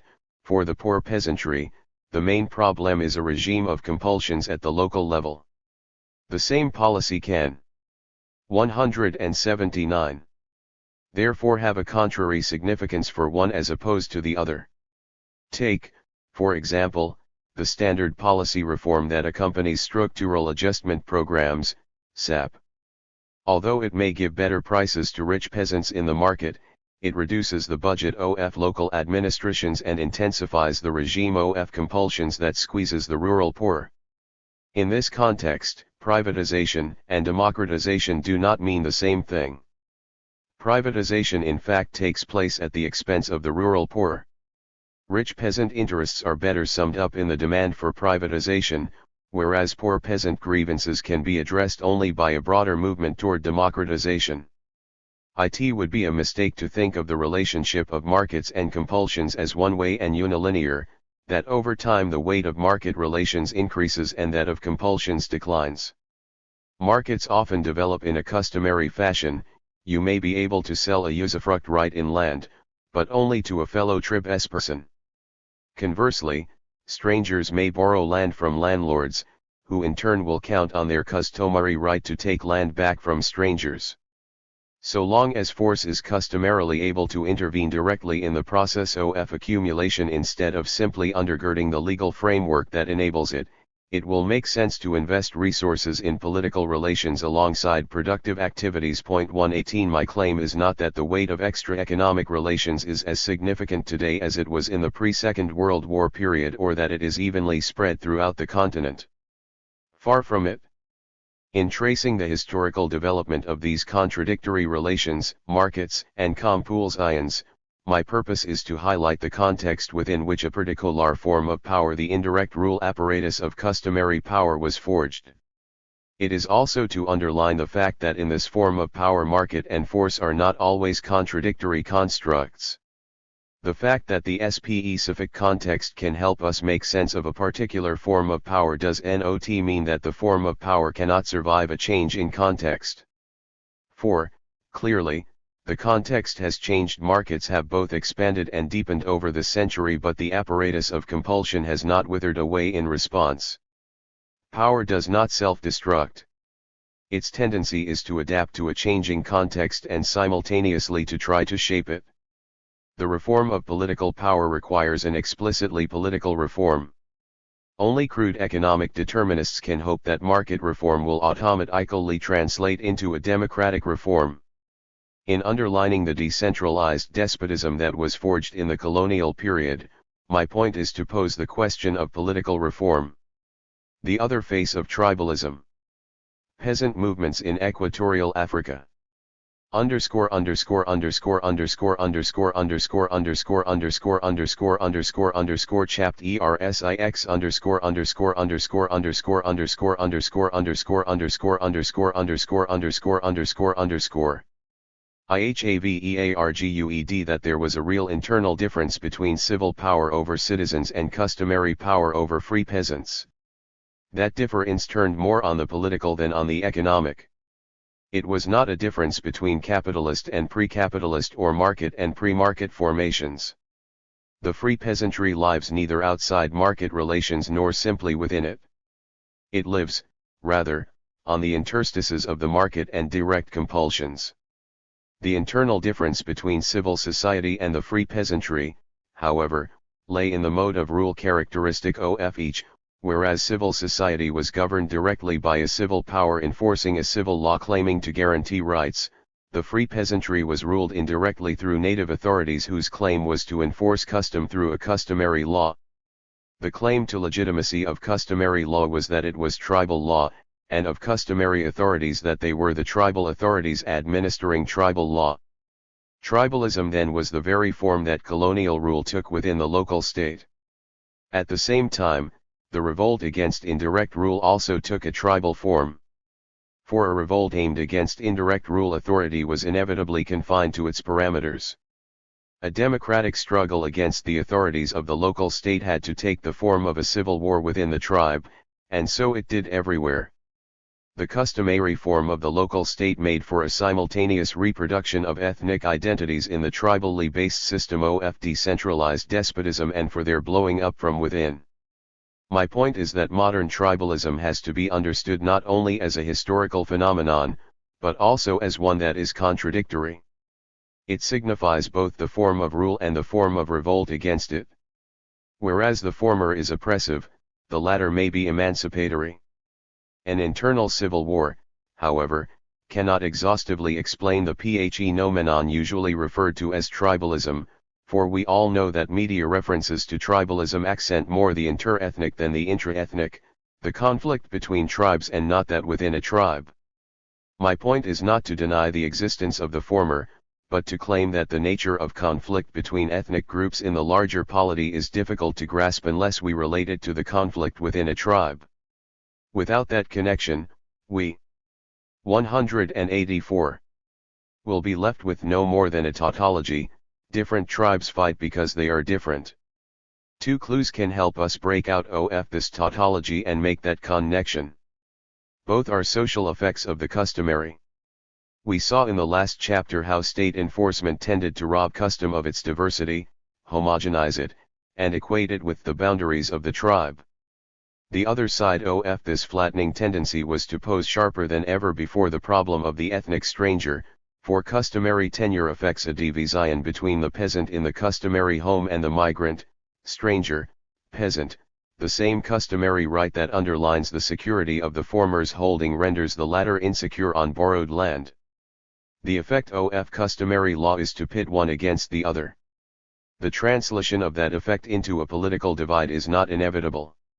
It depends, I argue, on the nature of a peasant movement and of the community it helps forge.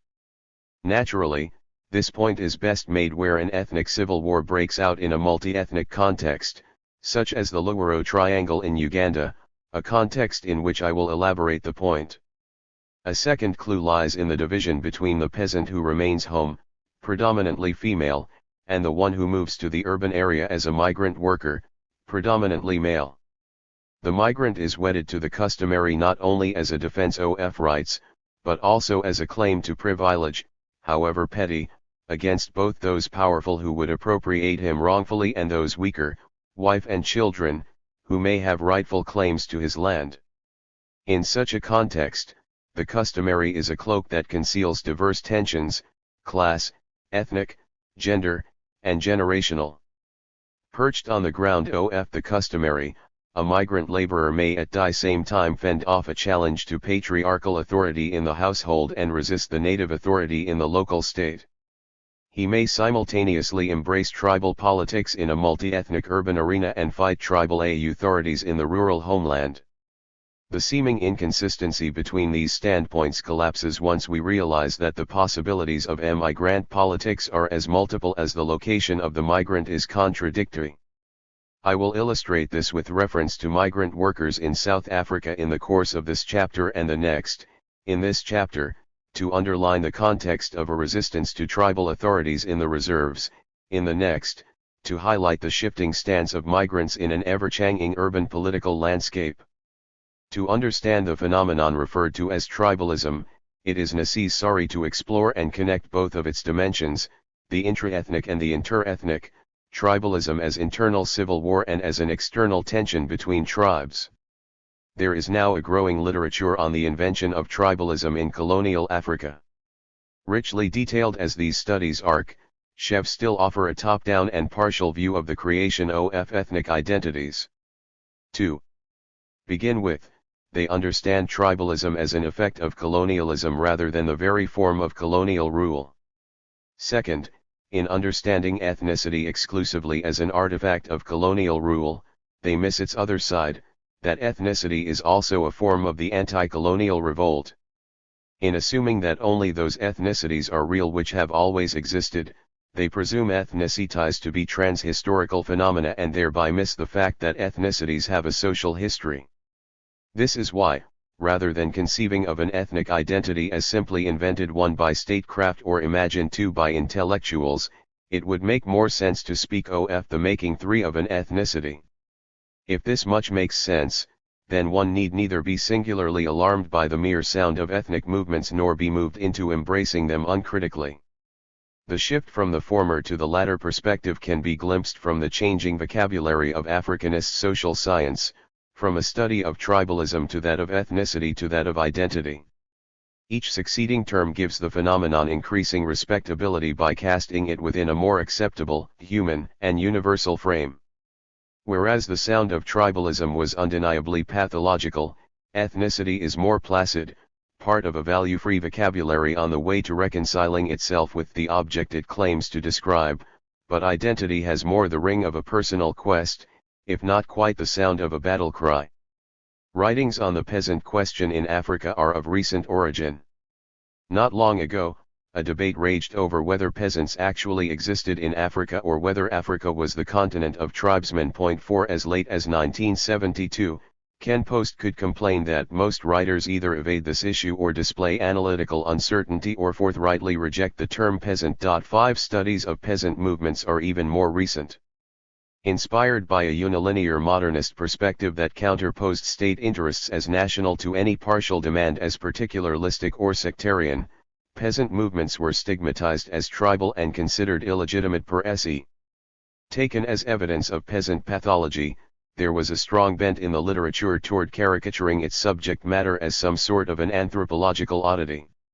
In the next section of this chapter, also its theoretical anchor, I will argue that it is not possible to grasp the democratic content of peasant movements without transcending the unilinear modernist perspective that counterposes social particularism to state universalism. In the section called Tribalism as Civil War, I try to illustrate the argument that tribal politics within the tribally based system of local despotism is actually a form of civil war. In other words, to grasp the democratic potential of a peasant movement, it is necessary to understand it as an insurgent expression in an internal civil war. To make this point, I will draw from the experience of rural struggles in apartheid South Africa. 186. Whereas the tendency to caricature peasant movements as tribal has been the strongest among political scientists, anthropological studies were more an enclave phenomenon in defense of peasant autonomy and peasant initiative. But that disciplinary gap, which opened with the decade of independence, seems to be closing as the pendulum of Africanist political science swings from a state nationalist perspective to an anti-state romanticism. Methodologically, that shift is marked by a change of perspective, from a preoccupation with nation-building characteristic of both the modernization and the dependency paradigms to a state civil society perspective. The result has been either an uncritical embrace of all civil society movements as democratic, with the peasantry presumed to be part of a rural civil society, or an equally romantic celebration of peasant communities, without any reference to civil society. If the distinction between free peasantry and civil society is internal to the structure of both the colonial and the post-colonial state, however, how are we to come to analytical grips with the notion of a peasant community? Is an analysis of peasant community possible that neither glorifies nor dismisses it? In the section entitled The Peasant Community, I focus on the experience of two insurgent movements, the Rwenzururu and the National Resistance Army, both in Uganda. Thus I hope to underline the democratic potential in a reorganized peasant community. To follow up the discussion of the democratic potential of peasant movements, I then explore in the next section how these movements address tensions internal to peasant communities, tensions generated by class, gender, nationality, and age relations in the process, magnifying, reproducing, modifying, or transcending them. To do so, I highlight the autonomy of peasant movements and focus on their internal relations. To illustrate the discussion, I return to the experience of the Rwenzururu and the National Resistance Army in Uganda, but also draw from that of the Sungasung in northwestern Tanzania. Each example reinforces a common theme: the peasant community is internally divided and reproduced through internal struggles. For this reason, to focus exclusively on the dimension of tribalism as civil war and thereby to present a peasant movement as an unmitigated revolt from below against oppression from above is to indulge in myth-making by presenting an aspect of reality as its totality. Each example highlights a particular combination of the variety of tensions, class, gender, age, and nationality that make up the fabric of peasant communities.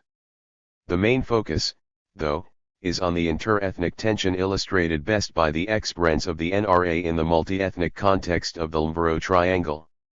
In the final section of this chapter, one join the discussion on autonomy to that on alliances. I do so to understand the outcome of peasant movements and the forces that shape it. My specific purpose, though, is to show how local and central democratizations have been used in the most recent round of reforms in post-independence Africa as regime strategies to offset and defuse each other by preventing the reappearance of the urban-rural link that characterized the independence struggle. To make that point, I trace the contours of the most serious attempt yet to dismantle the regime of indirect rule in the local state, that of Museveni in Uganda. Beyond a juxtaposition of tribalism and state nationalism. A researcher looking for empirical information on peasant movements in Africa is inevitably led to studies on ethnicity. For a long time Tyre field resembled a red-hot furnace, with partisans busy digging out information to fuel a long-standing polemic. Its ferocity notwithstanding, both sides to the polemic seem to agree on one point: national, multi-ethnic and countrywide movements are legitimate in that they carry forward the legacy of the nationalist struggle, whereas tribal, ethnic and locale-specific movements are illegitimate because they detract from national unity. 6 The disagreement focused on how to classify different movements, as national or tribal, and on where to lay Tyre blame for tribalism in Africa. Could it be that the bifurcated nature of the state shaped under colonialism, and of the politics it shaped in turn, had now appeared in the theory that tried to explain it? The two sides of Tyre controversy can be summed up as follows.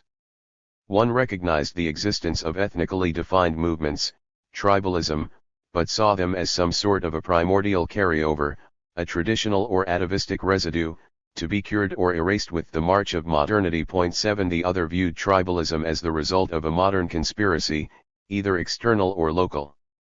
Those who saw it as a foreign-inspired conspiracy marshaled evidence to show that many of the tribes of Africa were an arbitrary colonial creation. 8 Whereas those who held the roots of this conspiracy to be local traced them either to tactical maneuvers by the state to divide the people or to elite strategies to use popular allegiances to gain advantage for themselves. Whereas the conspiracy theorists saw tribalism as a kind of cancer introduced from without and above, the primordialists regarded it as an ahistorical original sin afflicting African peoples from below.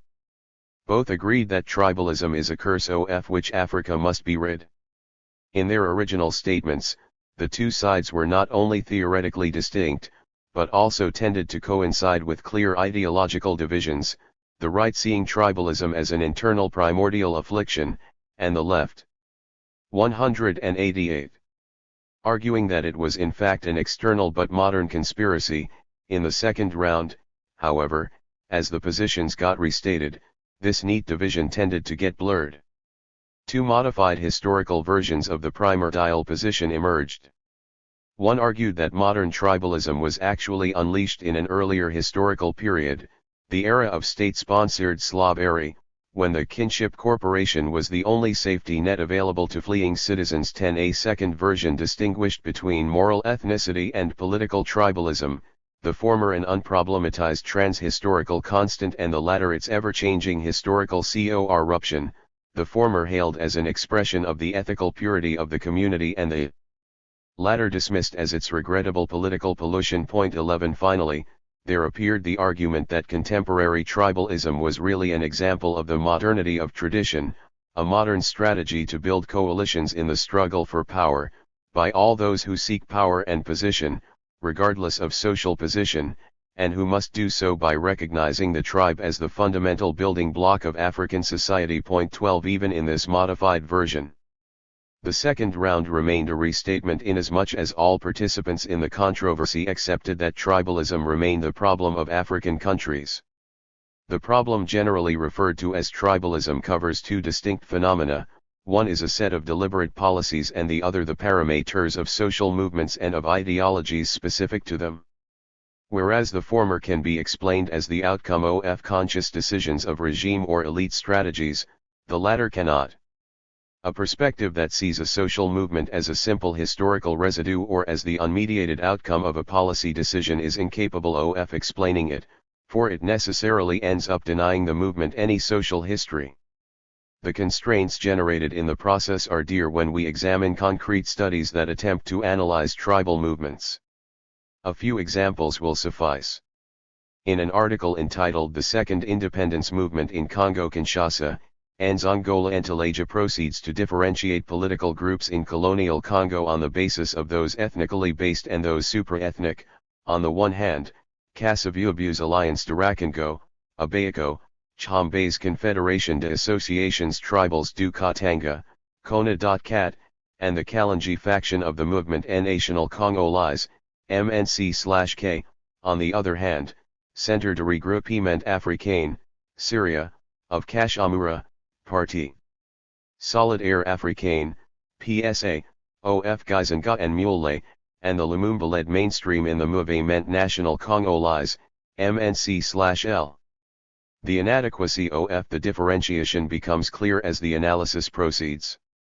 The assassination of Lumumba and the subsequent imposition of the Mobutu regime led to the development of the Mulist guerrilla struggle in eastern Zaire. The author is unable to come to theoretical grips with this phenomenon. For the Mulist movement represented a seemingly contradictory combination. The only organized expression of a comprehensive program of social transformation, it was at the same time a movement that failed to expand beyond the areas occupied by the two ethnic groups constituting the initial base of the insurrection, the Mbunda, Mule's ethnic group, and the Penda, Gizanga's group.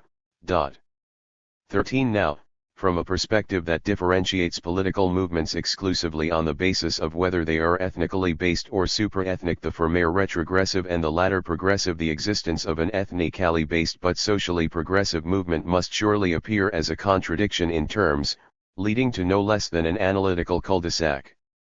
What is a better clue to the social character of a movement, its social base and objectives, or its geographical scope? Is it possible for a locale-specific movement to be liberating? Or for a countrywide movement to be repressive? The limits of the perspective that presents geographical scope as key to understanding a movement or ideology as its own explanation are brought out fully in the controversy that surrounds the historical significance of Mau Mau in Kenya. One side dismisses Mau Mau as a narrow tribalist affair because it was organized mainly in the Kikuyu nationality, 14 because it aimed at a revival of Kikuyu culture, 15 or because Mau Mau songs reflected Kikuyu values, 16 the other upholds Mau Mau as a national movement either on grounds of its ideology, the revolutionary content of Mau Mau songs, or on the grounds that it was actually super-ethnic and therefore represented the culmination of anti-colonial struggles in Kenya. 17 The only work that cuts through the polarity tribalist versus nationalist, because it incorporates the political and cultural history of the Mau Mau in its social history, is a recent study by Frank Furedy. 18 Furedy recognizes both that Mau Mau was an authentic voice of the Kikuyu have-nots and that with Mau Mau, for the first time the mass movement acted independently of the educated middle-class leadership and put to question the existing socio-economic structures of society. 19 Stepping aside from the question of whether Man Mau was a strictly Kikuyu movement or whether it gained significant support from various Kenyan nationalities, does not the larger significance of Mau Mau lie in its social basis and its demands? Did not the social base of the Mau Mau in the Kikuyu have-nots and its struggle for land and freedom underline its democratic content as opposed to its particularistic concern? Its thrust toward equality as opposed to privilege? Its significance for the majority, the have-nots, liberating and unifying as opposed to repressive and divisive? The parameters of the Mau Mau controversy illustrate precisely the perspective that I am setting aside in this endeavor to grasp the contradictory character of ethnicity. 20. 190. Tribalism as civil war. Around the same time as the Mau Mau, there erupted a string of rural revolts in apartheid South Africa. Their background is a set of reform policies, both economic and political, that were first formulated in the late 1930s but came to fruition with the Nationalist Party government in early 1950s. By the 1930s, poverty appeared to many an observer as the outstanding fact of life in the reserves. The symptoms of that poverty were familiar: overgrazing and soil erosion, land fragmentation, and declining crop yields. Neither were its causes remote. The relationship between the reserves where labor was reproduced and the mines where it was consumed was evident to participants on both sides of the political divide. On the one hand, the reserves have served as mating camps for the production of migrant laborers, wrote Govind Beld, the ANC's chief organizer in the Transkei, in 1962, while on the other they have proved suitable dumping grounds for the physical wrecks whom industry discards in the same way as waste fiber is thrown away after its juice has been extracted. 21 Nor was the Chamber of Mines unmindful of the umbilical cord that tied accumulation in the mines to production in the reserves. A confidential report on conditions in the largest reserves, the Transkei and the Ciskei, commissioned by the Chamber in 1937 warned, semi-starvation is a very insecure basis with which to build a permanent labor supply. 22 When faced with government commissions appointed to investigate the problem, however, the same chamber argued that it was constrained by necessity, that the availability of low-cost migrant labor was key to sustaining their fortunes, the ability of the mines to maintain their native labor force by means of tribal natives from the reserves at rates of pay which are adequate for this class of migratory class of native but inadequate for the detribalist native is a fundamental factor in the economy of the gold mining industry. 23 Yet government commissions, 3 in all, found that the supply of this low-cost migratory class was not sustainable under existing conditions. Dan O'Meara quotes an early Second World War report, which concluded that the vast majority of the recruits to the mines came from the landless in the reserves and that, for most recruits, reserve production is a myth. 24 A single fact illustrated the trend. The time migrants spent in the reserves between 14-month contracts was decreasing. Those returning to the mines within a year comprised 56% of RC recruits in 1931 but had grown to 64% in 1943. The Fagan Commission, 1948, elaborated on the crisis of the reserves. In the Ciskei, for example, it found 30% of families landless and 29% without any cattle. Many with cattle had no land and so could graze cattle only on common ground. The Commission held these findings to be generally true for the rest of the reserves.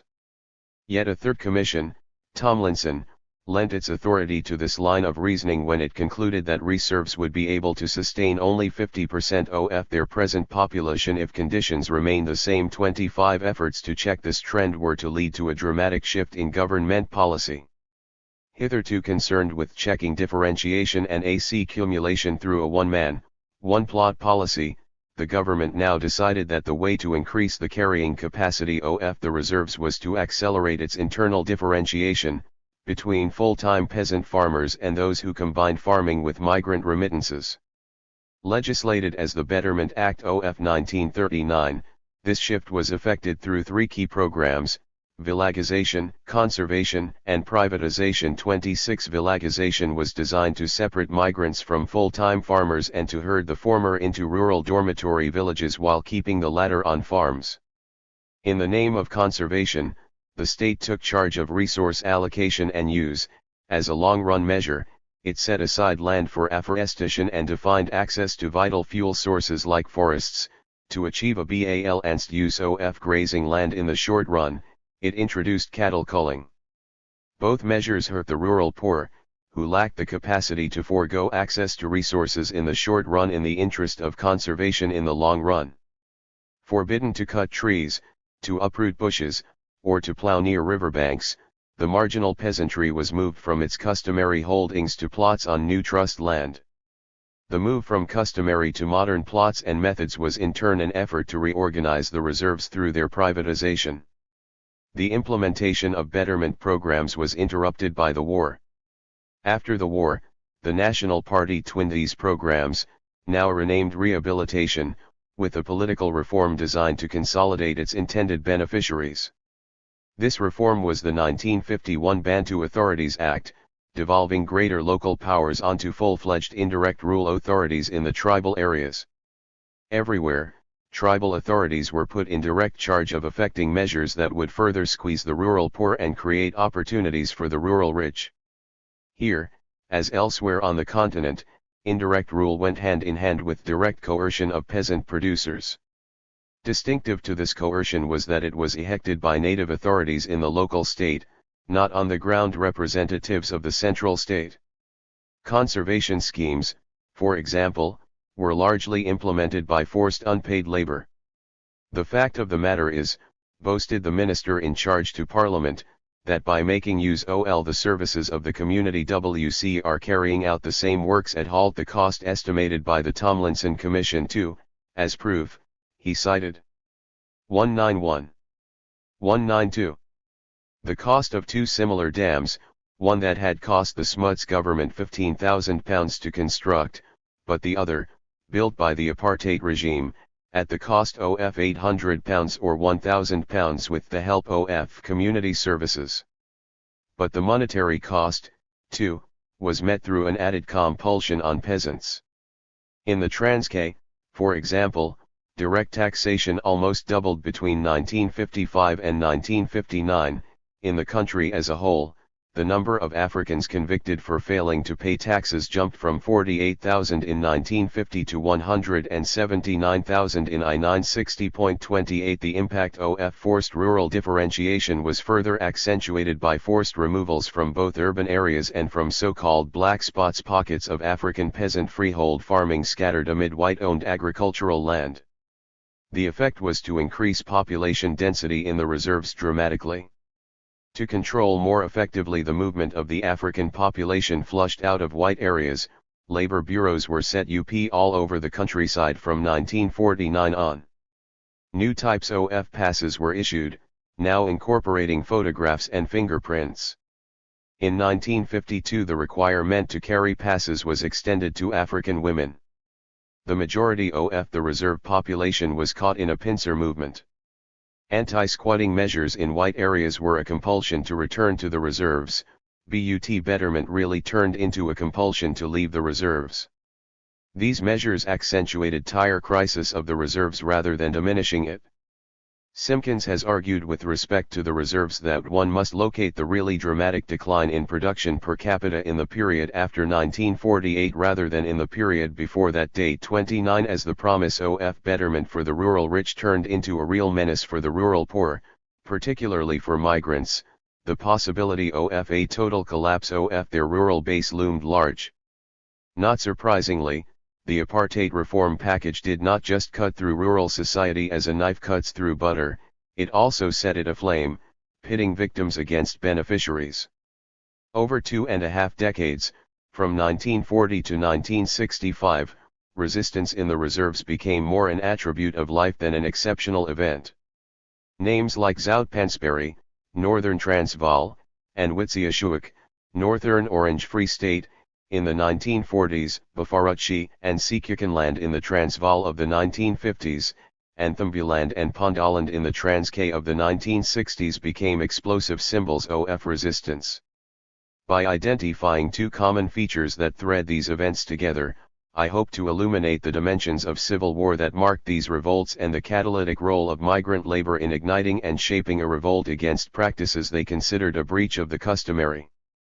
In every instance of rural resistance recorded in the literature, concludes a recent analysis of rural struggles in the 1940s and 1950s, the intervention of a migrant association is noted as urban-based migrants organized in response to a threat to their rural base, that brought home the lessons of resistance learned in urban South Africa in the 1940s and 1950s.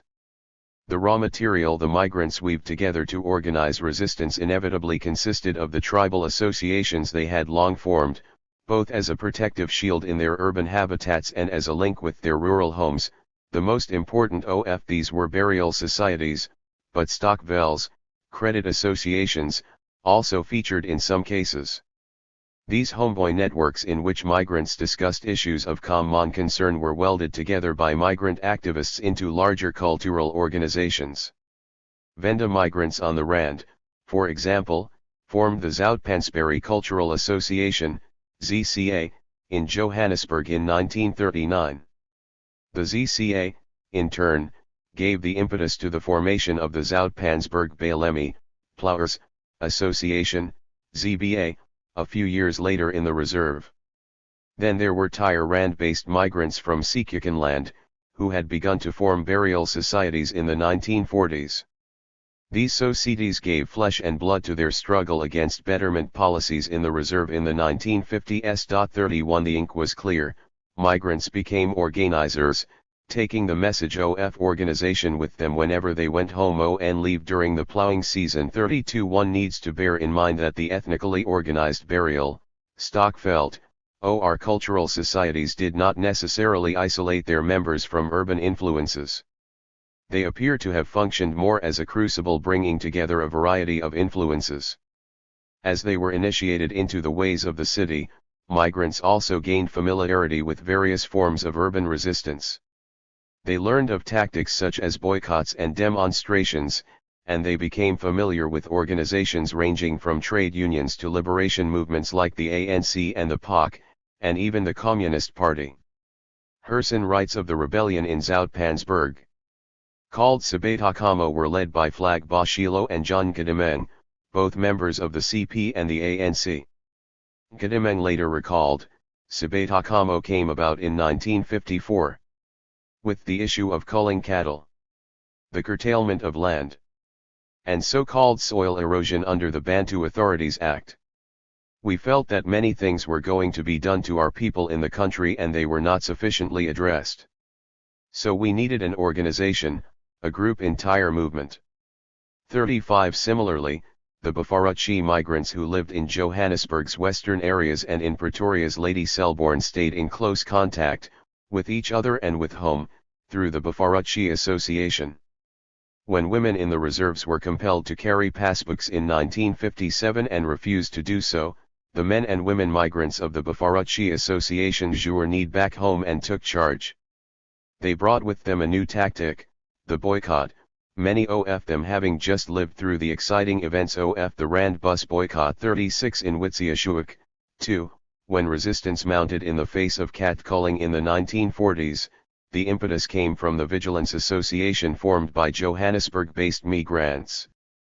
In turn, the Witwatersrand Vigilance Association was advised by the trade unionist William Bullinger. 37 Likewise, The Pundaland revolt was dominated by migrants who had been retrenched following the slump in the natal sugar industry of 1959-60, as was the Tembuland rebellion by migrants who had been relocated to the reserve following the tightening up of influx control in the Western Cape.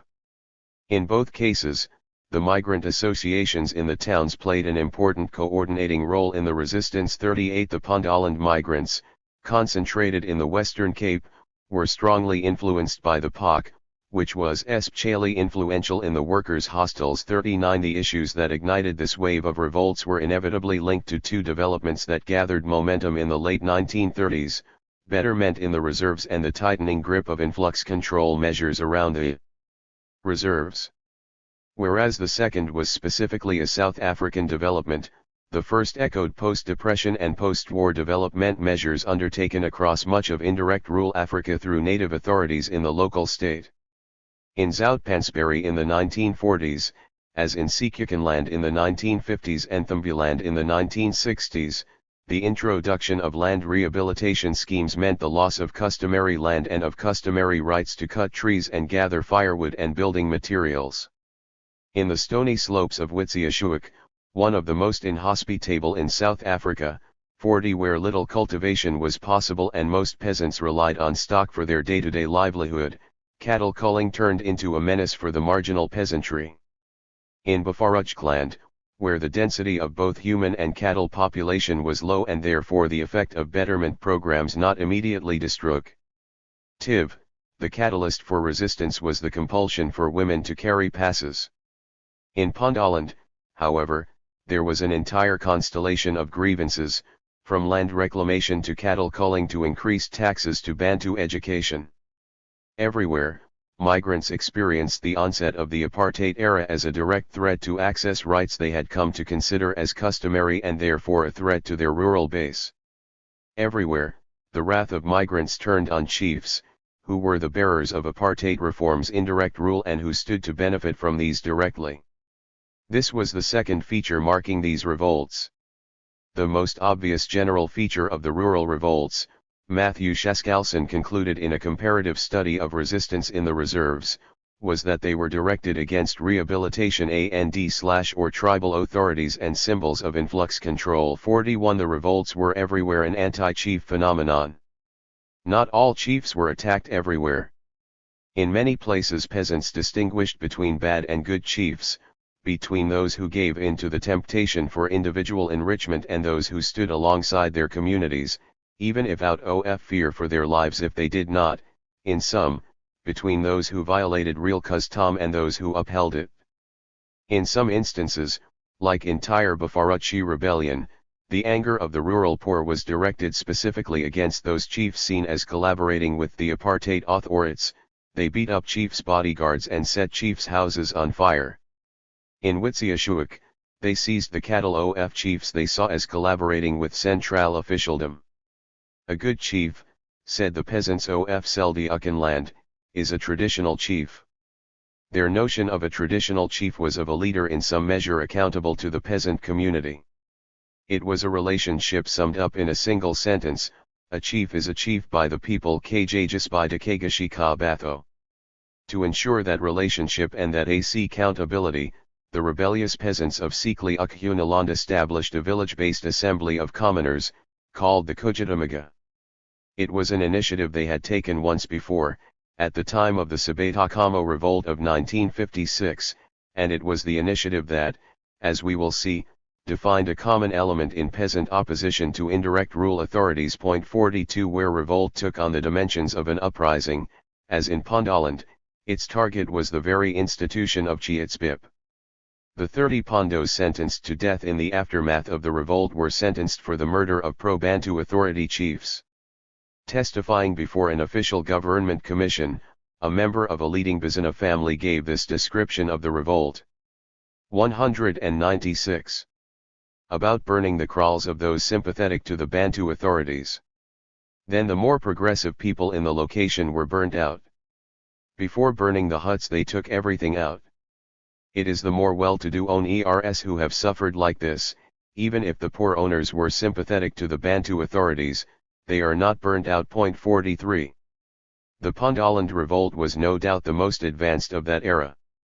Against Bantu authority, it created a democratically elected authority of commoners. The Hill Committee, created in 1960, rallied the major ity of the tribesmen in the Binzana district into open struggle against the authorities and their henchmen. Committee meetings were attended by thousands of peasants who came on horseback to chosen spots on the mountains and ridges. Thus the movement came to be known as Intaba, Di Mountain, and other times as Ikonjayo, Congress. Point 44 It was a movement that expressly excluded chiefs and headmen from participation at all levels. 45 The first step was an uprising against the chiefly hierarchy, setting the chiefs' houses on fire. Then all those supporting Bantu authorities were ostracized in life and death, in all activities ranging from childbirths to funerals. It was a tactic that was to prove very effective in reducing the number of collaborators. Mass demonstrations of thousands of peasants took place on an unprecedented scale. 46 Gradually, from implementing the slogan no cooperation with the authorities, no payment of taxes and a boycott of white traders, this movement evolved embryonic elements of an alternative power. In opposition to the bush courts held by the chiefs, Ikongo set up people's courts, which resolved disputes between peasants without charging any fees. Point 47 The Bantu authorities ceased to function. The Pundaland revolt shared a key feature with other peasant-based revolts, like the Rwenzururu and the NRA-led guerrilla struggle in the Luwero Triangle. In all these cases, opposition was aimed at indirect rule native authorities. In the course of each uprising, peasant communities were reorganized on the basis of self-administration. Though ethnically defined, the struggle of peasants everywhere took on the dimensions of a civil war inside the ethnic group. The peasant community. Village self-governance as democratic reform. If the struggle against the local authority of the indirect rule state is necessarily ethnic and religious, where state formation evokes a religious sanction, what then is the democratic potential of popular insurgency in the ethnic civil war? To answer this question, I turn to two contemporary experiences from Uganda, the Rwenzururu, 1962-80, and the National Resistance Army, 1981-85. In both instances, my interest is in the political aspect of the reform. How does reform seek to reorganize those who govern and those who are governed, on the one hand chiefs in the local state, on the other peasants living as a community? 197. The Rwenzururu. The Rwenzururu was a peasant guerrilla movement on the Uganda-Zaire border at the prime of its activity from 1962 to 1980. 48 A movement of the peasants of the Bakonzo and Bamba nationalities living on the slopes of Mount Rwenzori. It was organized in response to intense nationality oppression that led to land deprivation, language exclusion, and job discrimination through most of the colonial period. Although its political leadership came mostly from middle-class intellectuals like teachers, the social impetus came from the poor peasantry of the mountains. By the close of the colonial period, the middle-class intelligentsia that had for decades endeavored to negotiate representation in a reformed state structure had come to an impasse. Dissenting voices surfaced as the strategy of negotiations reached a cul-de-sac. The most prominent was that of Isamkirani, a schoolteacher who had set up the Bakonzo Life History Research Society on the mountain slopes as early as 1954. As independence approached in 1962, Mkirani called for a shift from negotiations to armed struggle. The Rwenzururu movement was born, with headquarters in forests across the border in Zaire. In that forest, Mkirani made contact, and shared experiences, with mule-list guerrillas. With the armed struggle but 3 months old, Mkirani was arrested. In 1964 he escaped and returned to the mountain to find the leadership of the movement once again preparing for negotiations, this time with the authorities of the independent Ugandan state. Mkirani renewed his call for an armed struggle. The next 2 years were the most innovative in the history of the Rwenzururu. His back up against the wall, Mkirani carried out a series of reforms whose point was to create a reformed state structure on the mountain. With that reform anchored in the rights of the peasantry, he sought to organize peasant support for an independent guerrilla struggle. Implemented between 1964 and 1966, when Kirani died, the reforms unlocked popular energies, which explain the tenacity with which the mountain peasantry defended itself, against all odds, in confrontation with the armed forces of the Ugandan state until a compromise was finally negotiated in 1980. It is these reforms that are of particular interest to us. I visited some villages in the Rwenzori Mountains in September 1984 and had the opportunity to talk with several participants in the Rwenzururu. My main source of information, 198, though, was a peasant called Mzee Muhindo, a guerrilla in the movement from 1965 to 1968 and a representative in the sub-county assembly who spent 2 years, 1968 to 1970, in jail before returning to the fold of the movement. As the movement developed into a guerrilla struggle leading to direct confrontation with government soldiers, the rich peasantry poured down the mountain slopes to the relative comfort of the plains, and the poor peasantry became the backbone of the armed struggle. This is why the Rwenzururu movement could not simply be conceptualized as the struggle of two nationalities, the Bakonzo and the Bamba, against outsiders. It was at the same time a civil war inside each nationality, between the mountain dweller and the plains dweller, between initiatives anchored in poor peasants and rich peasants, between those organizing an armed struggle and those calling for peaceful methods of resolving conflicts. We will see that the organization of the Rwenzururu was at the same time a recasting of relations internal to the peasantry and a reorganization of the peasant community. The armed struggle that came to be known as the Rwenzururu movement combined features of centralization and decentralization, organizational forms at the same time democratic and anti-democratic. The overall form the movement eventually came to adopt was more or less a replica of the Toro monarchy that it confronted, but inside this shell it organized some remarkable democratic initiatives. Isamkirani declared the Rwenzururu a king dom in 1965 and had himself crowned king. Why did Isa create a kingdom? One I asked Mzee Muhindo. He was fighting a king. He could not fight him as a subject. Therefore, he had to become a Ising himself. But, Mzee Muhindo assured me, the assemblies did not lose authority when Isa became king. How true to reality was this claim? The thrust of Mkirani's reform was to reorganize the relation between the new state power and peasant communities. 49 That reorganization turned around two concrete measures, a redefinition of the role of a state functionary, chief, and the constitution of peasant communities into popular assemblies with supervisory powers over state functionaries. The two legs of the reform were interconnected. The first led to an elementary separation of powers, and the second put in place popular checks over bureaucratic authority. The Rwenzururu reforms disentangled the various instances of state power: legislative, judicial, executive, and administrative that were fused in a single functionary and had hitherto made for the total power of the chief. This preliminary separation of powers left administrative and executive authority to the redefined chief and transferred judicial and legislative powers to newly elected popular assemblies. Furthermore, it made the new chiefs accountable to elected assemblies. 199. It is worth going over how chiefs were appointed, transferred, dismissed, and promoted in the guerrilla-held mountain areas. The process of appointment was specific to the level of bureaucratic authority. At the lowest level, the village, the chief was appointed by the community itself. The state played no role in it.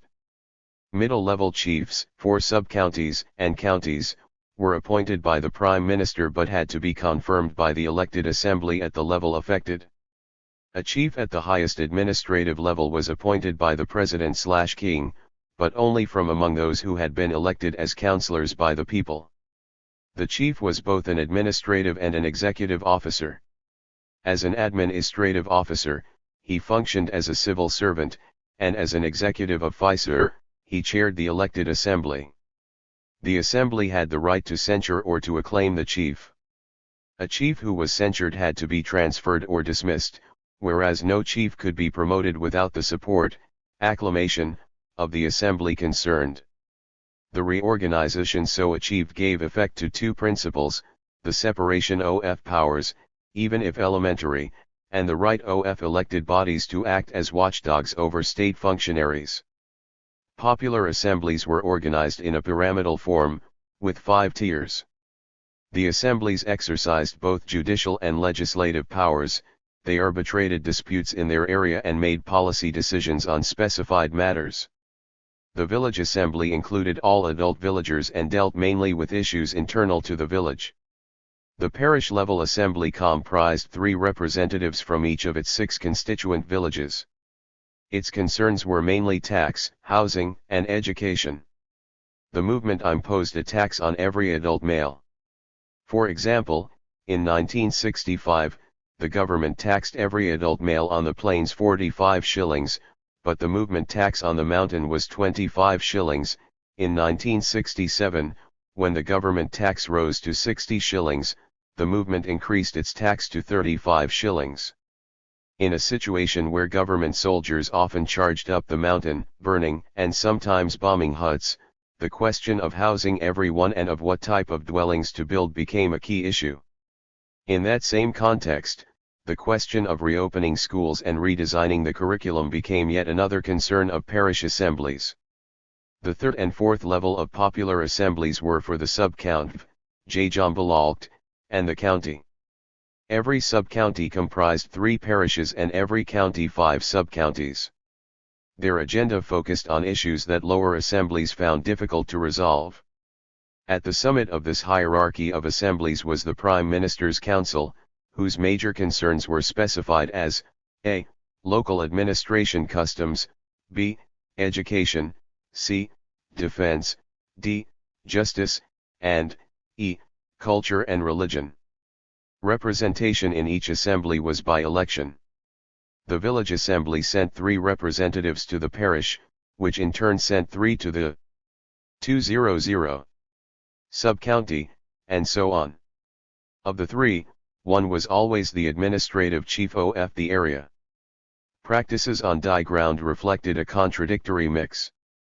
On the one hand, indirect elections, with each level functioning as an electoral college for the next, meant a watered-down democracy. The higher one went up the representative ladder. On the other hand, great stress was laid on direct and participatory forms. A novel feature of representation was the principle of rotation of representatives. Assembly rules specified that each member must in turn represent the assembly at the higher forum. The point of the election was simply to decide on the order of the rotation. Representation became more permanent at higher levels. Most assemblies met once a week, the village assembly every Tuesday morning from 9 to 12, the parish assembly every Wednesday from 9 to 2, the sub-county forum had a double session, 8 to 12, 1 to 4, every Thursday, and the county assembly had a similar double session every Friday. The Prime Minister's assembly met for a week, but only once in 3 months. And then, finally, there was the President's assembly. An irregular affair, it comprised the Prime Minister's elected cabinet and representatives of the military, alongside county chiefs, and met only when matters could not be resolved by the Prime Minister's assembly. It had a maximum of 2 meetings a year. The National Resistance Army. The very questions that we asked of the Rwenzururu movement can provide us with clues in understanding the success of the National Resistance Army, NRA, in the period of its guerrilla struggle, 1981–85, in central Ugurksta. What were the reforms that unlocked the creative energies of the peasant population of the Luwero Triangle? There is no evidence of any direct link between the two movements, but the real linkage lies in the similarity of circumstances. The National Resistance Army/Movement, NRA/M, too was compelled to address the question of building a state power with a difference in its liberated zones.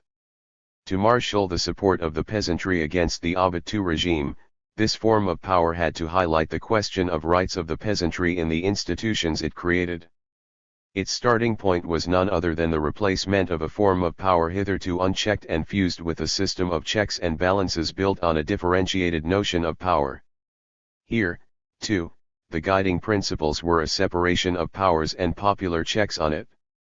Unlike the Rwenzururu, the NRA/M symbol abolished the position of the chief. In place of chiefship, it created a system of resistance councils and committees. The Resistance Council, RC, was a gathering of all adults living in a designated area, like the popular assent. Blaze of the Rwenzururu, it had legislative and judicial powers. The 9-person resistance committee elected by this council was the counterpart of the chief. As with the Rwenzururu, it exercised administrative and executive powers. Like the pyramidal system of popular assemblies put in place by the Rwenzururu, the RC system of the NRA/M was multi-tiered. Though the NRA/M did not practice a system of rotation of representatives at any level, it did give effect to the right of leadership in a more elementary form by stipulating that no individual could hold more than one responsible position. Finally, the NRA/M institutionalized the principle of popular accountability by giving every council the right to recall any member of its committee between elections. Neither the popular assemblies set up by the Rwenzururu nor the NRA/MSRC system should be seen as a continuation of precedents such as the colonially established councils or the Mayumbakumi committees introduced by the Uganda National Liberation Front, UNLF, after the overthrow of the Amin regime. Elected councils were introduced by the colonial power in 1952 in direct response to the peasant uprisings of 1945 and 1949. Although set up at various administrative levels, these councils had a purely advisory capacity. They were supposed to function as popular props to organs of the state. It drew inspiration from the 10-cell system prevalent in Tanzania. Like it, the Mayumbakumi committees had mainly a security function, and like the colonial councils, they served as popularly anchored supports to and not checks on state security organs. Though anchored in separate historical experiences, both in location and time, the Rwenzururu and the NRA/M came up with a similar innovation in the arena of rights, the right of peasant communities to organize as communities and to hold state officials accountable as communities. It was a departure from the accent on individual rights in received liberal notions. It was a response to a dual context. On one hand, market relations had yet to penetrate and disintegrate communities hilly, so that they may in turn be recreated through voluntary associations. The place of work coincided in the main with the place of residence. The family was still a unit of not just consumption and reproduction, but also production. Circumstances of birth prevailed over choice of association in shaping one's life possibilities. On the other hand, political power confronted peasant communities as authority fused in the person of a chief, one in a vertical chain of command. If there were elections, peasants could cast a vote for a representative of their choice in the central state but not for a chief of their choice in the local state. When one regime replaced another at the center, a new chief might be 201. 202. Appointed, but chiefship continued as an institution. In this context, the right of association would have an extremely limited practical significance if understood only as an individual right. To be meaningful, it had to be interpreted as a right of residence-based communities, not just individuals. This innovation was of particular significance to those who lived on the margins of civil society. The significance of the Rwenzururu and the NBA experiences needs to be grasped in its historical specificity. To wage a political struggle, both movements were compelled to confront and dismantle the indirect rule authority that was the local state. But the reforms introduced in the process should not be seen just as constituting a single-minded move toward a state form that would be the basis of civil society-type freedoms. From a civil society perspective, these reforms were contradictory. They saw both the differentiation and the fusion of power, and not just the former, as the basis of political freedom. Both experiences differ at executive and administrative functions from legislative and judicial authority. At the same time, both were deeply suspicious of a professional judicial cadre and strove for a fusion of legislative and judicial powers in a single popular assembly. If the civil war I am talking about was not always ethnic, since in some cases it was religious, the explanation lay in a different process of state formation. In an illuminating analysis of the Hausa and Yoruba peasantries in Nigeria, Abdul Rafi I. Mustafa brings out tire significance of divergent state formation processes in shaping tire perspective of insurgent peasant movements. 50 The Rogo peasantry in Hausaland has a strong historical consciousness of being Talakawa and see themselves in opposition to the Masu Sarauta who controlled the pre-colonial state systems, and who allied themselves to the colonizing power under indirect rule. In this dichotomy, the Talakawa were the oppressed commoners, and the Masu Sarauta the indirect rule aristocracies through whom colonial rule was mediated. With the broadening of the political process after 1966, a rich peasant stratum from the Talakawa was able to dominate local political and cooperative activities through a historically derived Islamic radical populism, organizationally anchored at first in the Northern Elements Progressive Union, NEPU, and later in its successor, People's Redemption Party, PRP. The corresponding cultural division in the allied peasantry of Yorubaland was not between commoners and aristocrats, but between a knowledgeable Western-educated person, an Ontosi, who is also cultured, Olaju, on the one hand and a bushman, rustic or an illiterate, Araoko, who is at the same time uneducated or uncultured, Ajadudu, on the other. Unlike in Hausaland, where pre-colonial state formation was much more thoroughgoing, the state in pre-colonial Yorubaland did not have quite the same scope for dominating society, for the relationship between the rulers and ruled was mediated by blood-based, land-holding lineages which limited the scope for the exercise of direct state power over the ruled, and provided a modicum of protection against the rulers. Thus, unlike in Hausaland, where Colorado Nile indirect rule authorities appeared like a continuation of pre-colonial aristocracies, the local state in colonial Yorubaland appeared more a transgression of pre-colonial power and authority in kin groups. Social mobility seemed rooted more in education than in the circumstances of birth. As a result, the Yoruba peasantry has always had a greater attachment to communalist and autochthonous values and institutions.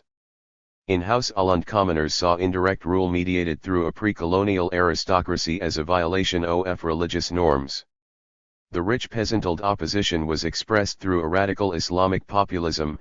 In Yorubaland, where indirect rule was mediated through patriarchal gerontocrats of the upper stratum in Aleta, peasants experienced it as a violation of kinship norms.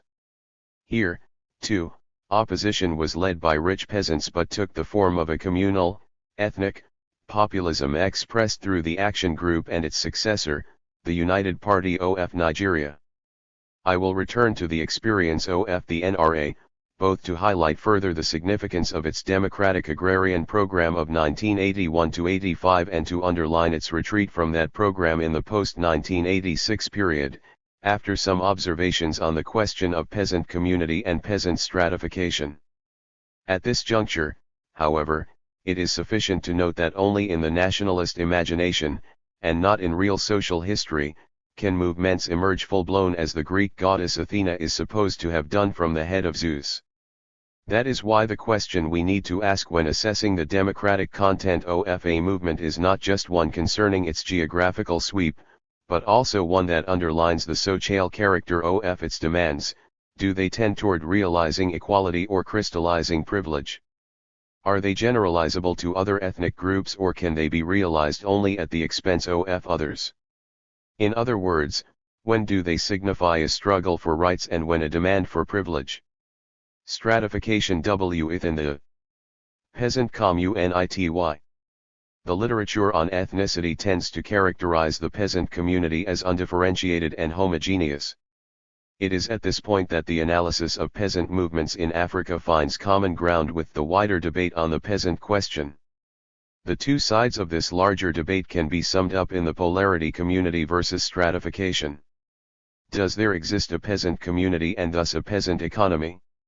Or is the 204 community torn apart by a process of differentiation and class formation, leading to the development of propertied and laboring households on each side of the social spectrum? The controversy came to a head in the Russian literature on the peasantry. The stratification side was expounded in the writings of Lenin, whereas the communitarian position was best formulated by the Russian populist Chayanov. 51 In the preoccupation with peasant revolutions that followed the Chinese, Vietnamese, and Cuban revolutions, the controversy appeared in a new form. Those inspired by communitarian notions asked, are peasants revolutionary or not? By contrast, those anchored in a stratification perspective asked, which peasants are revolutionary, poor, middle, or rich? Particularly influential were the writings of Eric Wolf 52 and Hamza Alavi 53, who proceeded to answer middle peasants through the analysis of a series of case studies. The same question was answered differently by Page, who placed his wager on sharecroppers and migratory estate laborers 54. All three, however, share a common premise: it is possible to define one group or another in the countryside as revolutionary, whatever the overall context. Can a capacity, whether revolutionary or not, be innate in a social group? Or is any such capacity the outcome of historically changing processes and relations? If the latter, can one then speak of perspectives or capacities outside historical and social contexts? This is not to argue against any comparative analysis, it is, though, to question comparisons whose bases lie in an ahistorical structuralism, which ignore context and thus dehistoricize the subject. 55 The debate is of more than historical concern because it continues to arise in contemporary writings, whether explicitly or not. The terminology may and does change, from peasant community to a peasant or domestic mode of production to an ethnic group or simply peasant economy or economy of affection. In all cases contestants confront a common dilemma, which is real, community, ethnic group, or stratum, class. Each then proceeds to uphold one side of this polarity. My purpose is neither to try to resolve this debate nor to sidestep it. I will focus on it to the extent relevant to the questions raised in this chapter, beginning with a few remarks on the nature of the peasantry.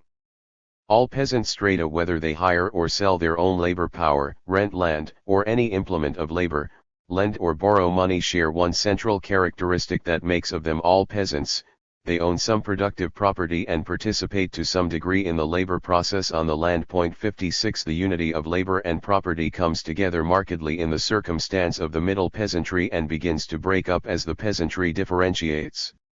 Yet no matter how eroded, this unity continues to be real with both the rich and the poor peasantry.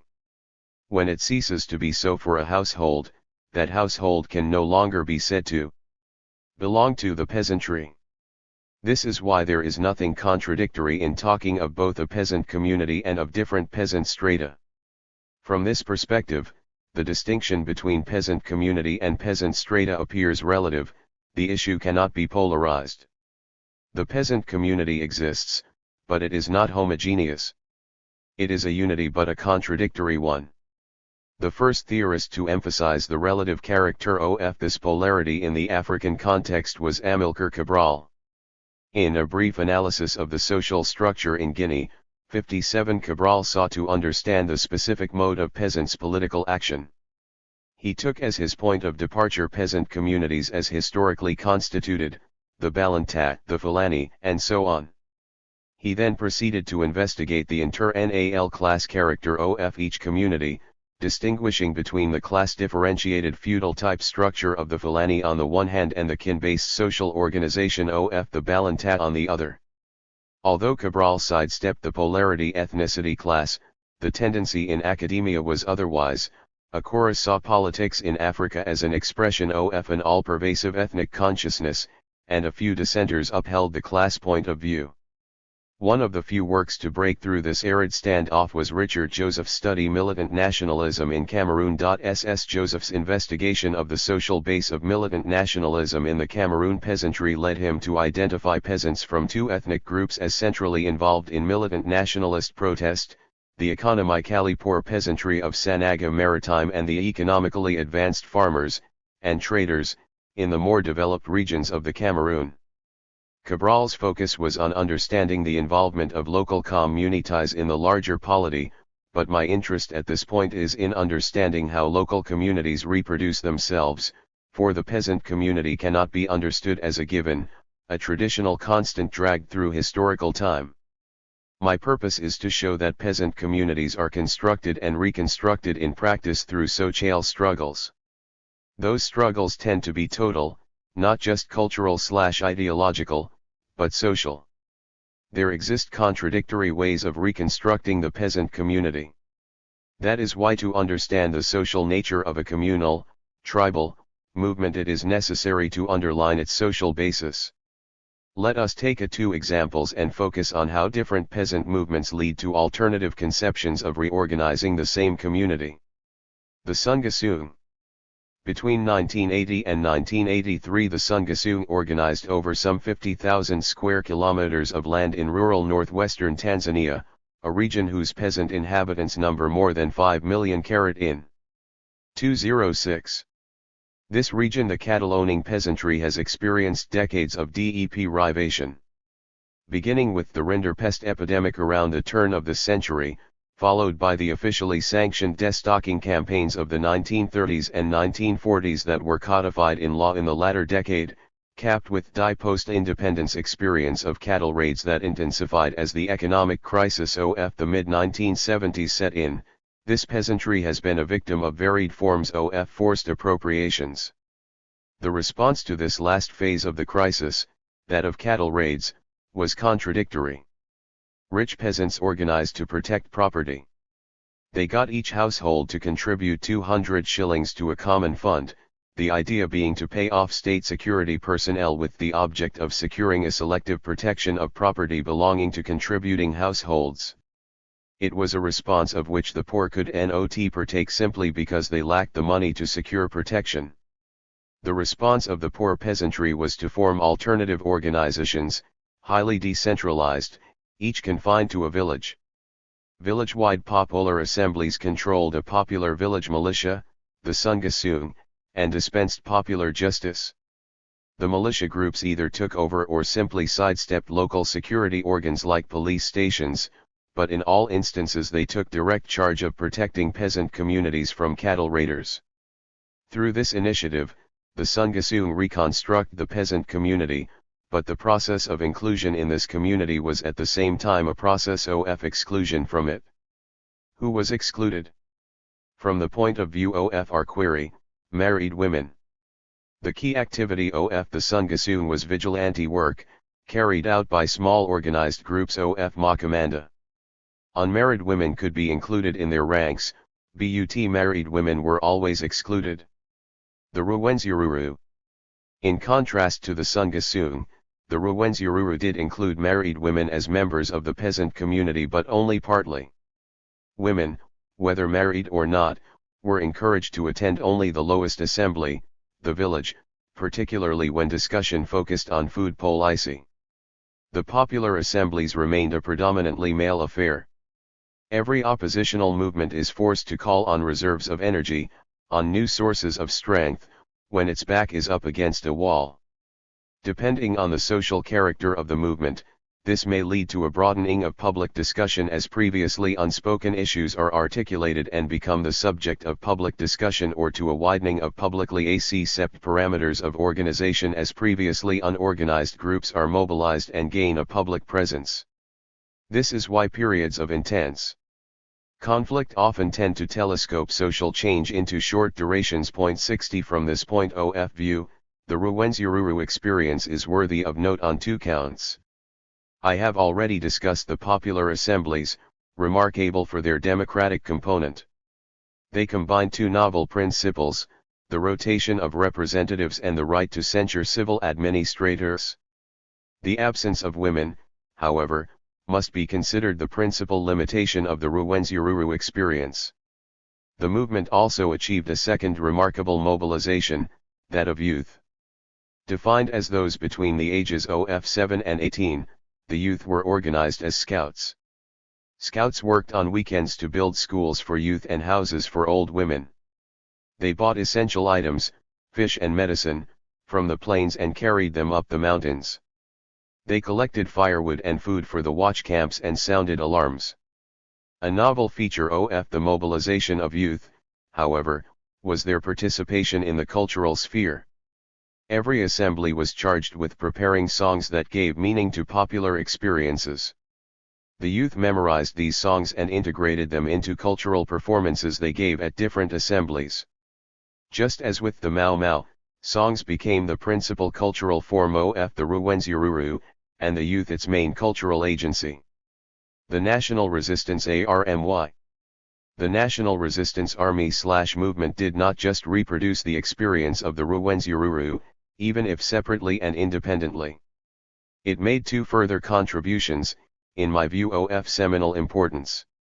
The explanation lies partly in the different social dynamics of the Luwero Triangle and partly in the ingenuity of its leadership, bathed as it was in global ideological influences. Let me elaborate. Unlike the slopes of Mount Rwenzori, the region of the Luwero Triangle brings together an ethnically mixed population of peasants for whom it has been an ancestral home for generations and migrants who have settled in the region over decades. Immigrants came mostly from Rwanda, from the 1920s on in large numbers. According to the 1948 census, 34% of the population of 1,296,701 in Buganda were immigrants, mostly from Rwanda. Urundi.61 The alliance between these two social forces, a settled Baganda poor peasantry and non-Baganda migrant peasants and laborers, had fueled the uprisings of 1945 and 1949.02. This alliance was broken in the aftermath of the colonial reform of the 1950s, which facilitated a shift in political initiative from popular to propertied strata and a top-down remobilization of the tribe in the context of the colonial reform. It was a shift ideologically marked and organizationally consoli. 208. Dated by the rise of the Kabaka Yeka, King Only, movement in Buganda.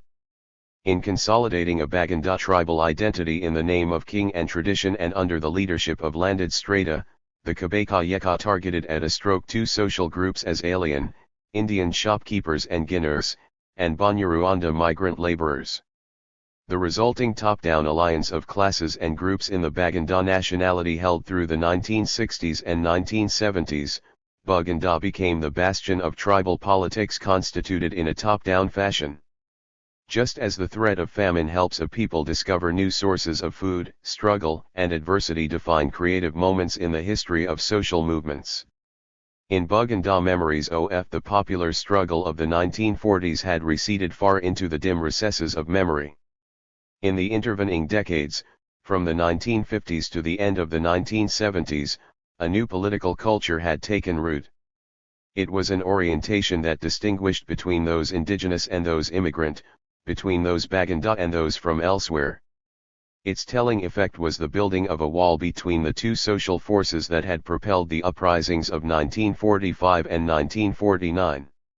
The political task that the NRA/M confronted in the Luwero Triangle in 1981 was no less than to recreate the social alliance that had propelled the rural uprising of the 1940s, between indigenous peasants and migrant strangers.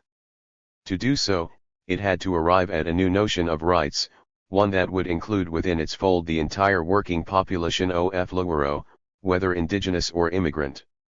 It did this in practice by redefining the basis of rights from descent to residence. All adult persons had the right to belong to a council in their place of residence. Though the NRA/M at no point underlined the theoretical significance of this departure, it is clear that a residential qualification for rights is in reality a shift from descent to labor as the basis of rights. 63 But the rights of migrants were limited to the first tier in the multi-tiered pyramid that was the system of RCS. Yet the shift in the basis of rights from an exclusive and localized, descent, principle to an inclusive and generalizable, labor, one was of enormous significance in a land with substantial migrant minorities. On the basis of a notion of rights modified to suit a different social context, the NRA rebuilt the alliance between Baganda poor peasants and Banyarwanda migrant laborers. By so doing, the leadership of the NRA, even though it came from an ethnic group outside Buganda, also successfully undermined the political hold of conservative Baganda elite groups on the peasantry of the Luwero Triangle. No wonder that the Obutu regime tried to portray that guerrilla struggle as the spearhead of an alien resurgence, a core movement of migrants of Rwandese origin which posed a threat to all Ugandans. And when the guerrilla struggle continued to surge ahead, spilling over beyond Buganda in its second phase, 1984–85, the regime tried to cast it as a tribal war of a minority, the Baganda, potentially a threat to the rest of the nationalities in Uganda. The contention did not hold. Why? The fact that the overall significance of this struggle was unifying and liberating, and not divisive and repressive, was demonstrated by its next phase. As the guerrilla struggle expanded from 1984 on, the NRA was able to build an alliance between Baganda and the Banyoro, two nationalities that had been at odds with each other since colonial power had built on the 19th century contention between the states of Buganda and Bunyoro Kidira. In its Luwero days, the NRA took yet another step forward in expanding the social parameters of participation in public affairs. This constituted a blow to yet another tradition, in this instance patriarchal. Its cutting edge was an expanded participation of women and Yudai in community affairs. No formal limits were placed on the right of a woman, married or unmarried, to participate in public affairs, including joining the army. In recognition of historical and cultural realities that gave women and youth the status of a political minority even though they were seldom physical minorities, 2 positions on the 9-person resistance committees were reserved, one for a secretary for women and the other for a secretary for youth. Between principle and practice, however, there was a gulf. Although women and youth were granted special representation in each 9-person committee, all the way up the pyramid, the body that elected that representative was neither wholly nor even mainly female or youth, instead it was the entire council of adults. Whereas the electorate at the lowest level usually comprised a female and youth majority, at higher levels it was invariably composed mainly of adult males. Would a woman elected by a predominantly male body be a representative of women or a representative to women? It would be naive to see these reforms simply as efforts to reconstitute and emancipate peasant communities from below rather than from above. As they strove to build effective political coalitions against established authority, both experiences were marked by contradictory tendencies, political emancipation alongside social conservatism. As indirect rule authorities were dismantled and the rights of peasant communities recognized, all strata and sections within that community experienced a newfound freedom. But as communities were reproduced, so were the internal hierarchies within these communities. Their spontaneous tendency was to contain the reform. The poor and the migrant, the women and the youth, were at the same time galvanized into action as they were contained within a reformed social hierarchy. We will later see that none of these reforms was permanent. Catch was modified, nullified, or strengthened by the totality of the social movement of which the peasantry and the NRA were but 2 agencies. The point is that a reform in the character of local authority must remain partial and unstable so long as it is not reinforced by a corresponding reform in the central state. There is a strong tendency in contemporary literature to idealize peasant political action.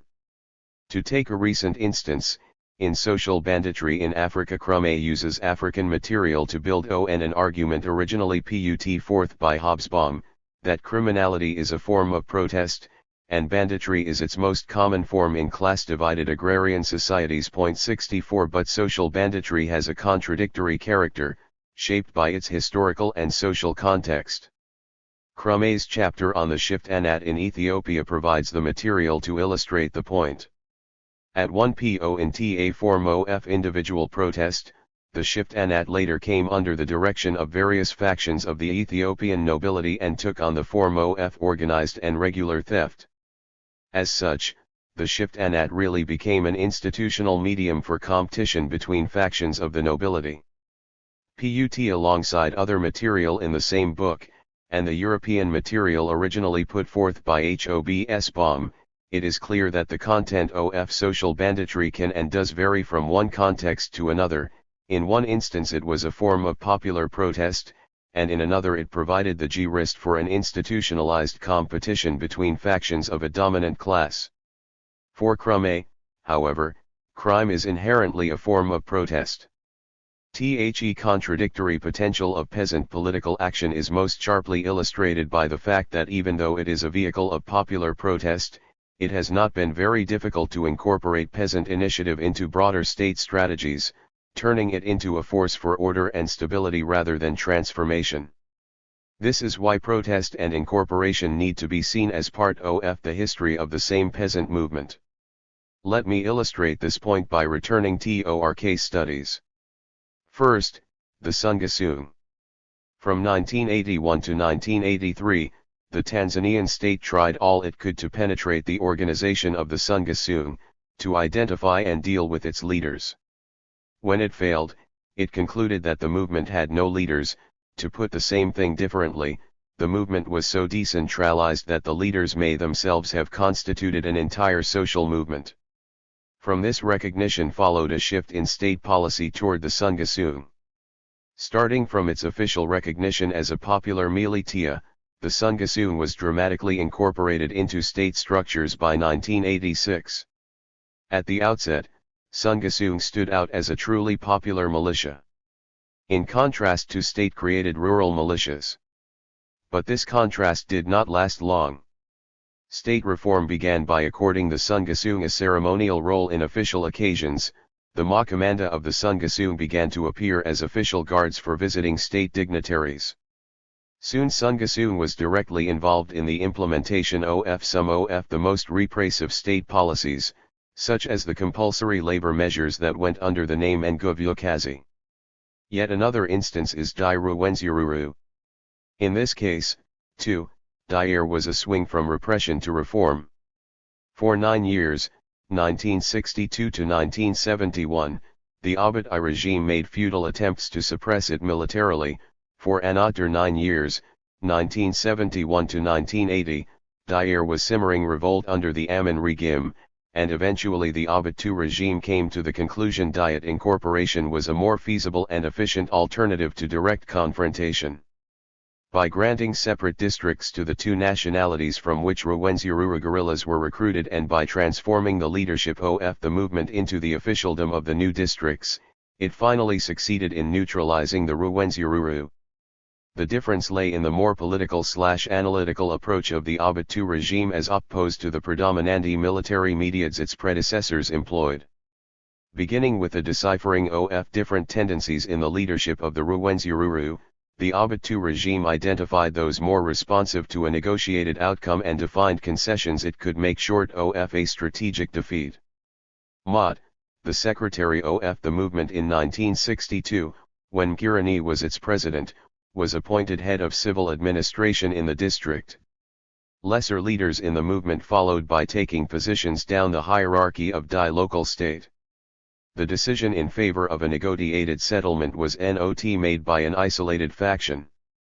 The issue was deliberate at every level of assembly of the Rwenzururu.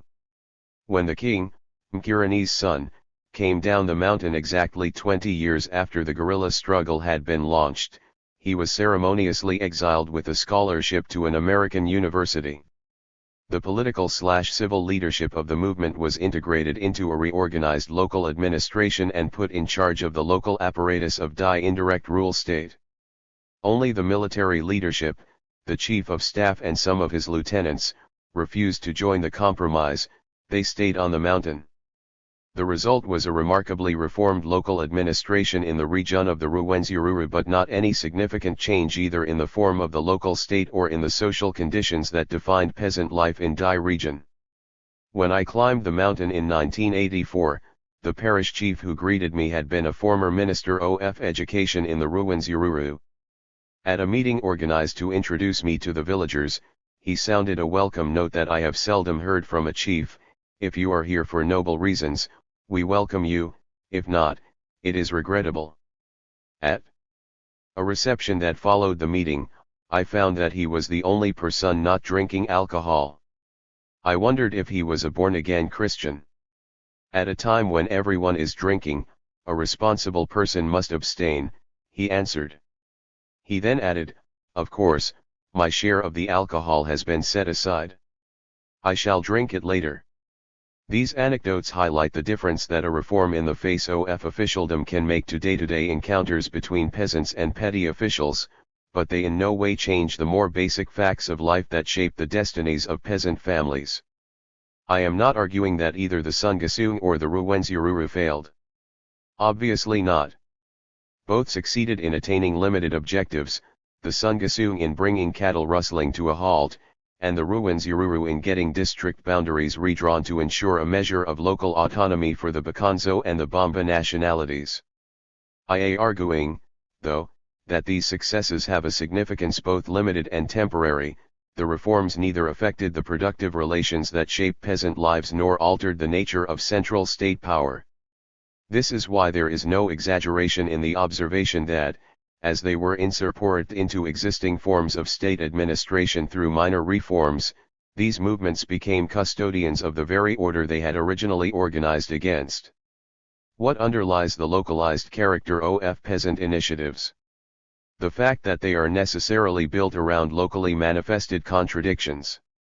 In the Africa of free peasants, where a customary access to land combines with customarily defined native authorities, the peasant's definition of the enemy is usually a functionary of the local state.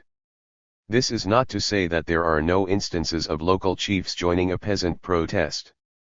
There are, as we saw with South African movements. Put differently, peasant grievances can reflect degrees of opposition, their focus can range from bad chiefs to chiefship as bad. The local nature of the contradiction lends itself to resolution by a localized reform, which may or may not be effected through a significant political or social transformation. Few would deny that peasant movements have had diverse outcomes.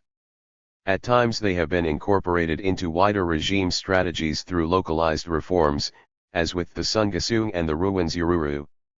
At other times they have stemmed the tide of settler domination and laid the foundation of state independence, as with the Mau Mau, just as they have constituted the social basis of armed struggles in independent Africa, as in Eritrea and Uganda.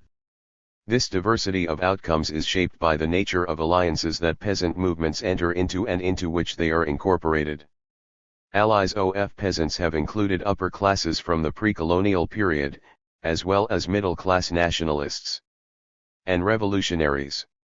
Take, for example, the alliance between the royal family and peasants in Guile, Mozambique, in 1939, which became the basis of a popular revolt against colonially appointed chiefs, 65, or the case of Buganda, where the post-1928 reformed state administration split the alliance of the royal family and the big chiefs, laying the basis for populist peasant uprisings that fought chiefs in the name of the king.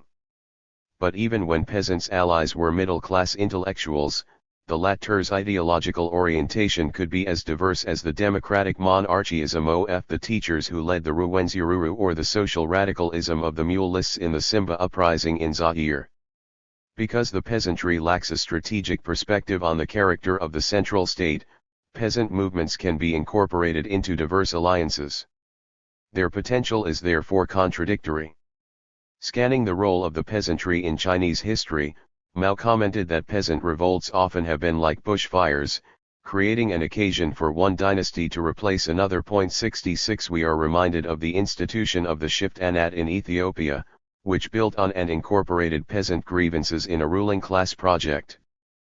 Peasant action can be incorporated into the straight GIC perspective of other classes, even if these contradict its own project. This is why central to understanding the political significance of peasant movements is the question of alliances. An alliance, however, is not manipulation, no matter how unequal, it contains a moment of reciprocity, a democratic moment. An alliance cannot be coerced. This much is clear from a reading of both Furity's study of the Mau Mau 67 and Gabremethan's study of Eritrea. 68 Gabremethan's study of the social basis of Eritrean nationalism elaborates the point. He explores the history of relations among various middle-class groups and sections of the peasantry. These relations came to change both parties to it. Through experience, sectors of the intelligentsia came to realize that peasants could be expected to defend only a social order signified by social reforms of meaning to them, a political struggle, in other words, had to go hand in hand with social reforms. What should those reforms be? And would agrarian reform not antagonize internal groups that may otherwise be predisposed toward supporting a struggle against external domination? The relationship between the struggle against external domination and internal agrarian reform became a contentious issue, leading to a political split between intellectuals of different ideological persuasions. The effect of a step-by-step agrarian transformation advocated by radical intellectuals was to transform the organizational capacity of different strata of the peasantry. In changing internal relations within the peasantry, the reforms shaped a peasant community of a different type. Both the capacity the peasantry realized and the capacity its actions helped. Fuel cannot be understood without focusing on the twin issues of the autonomous organization of the peasantry and the alliance between strata of the peasantry and other social groups. Autonomy and alliance are not mutually exclusive. The local autonomy of a community does not preclude its incorporation into an alliance whose significance may be not only wider and strategic, but also ultimately contradictory.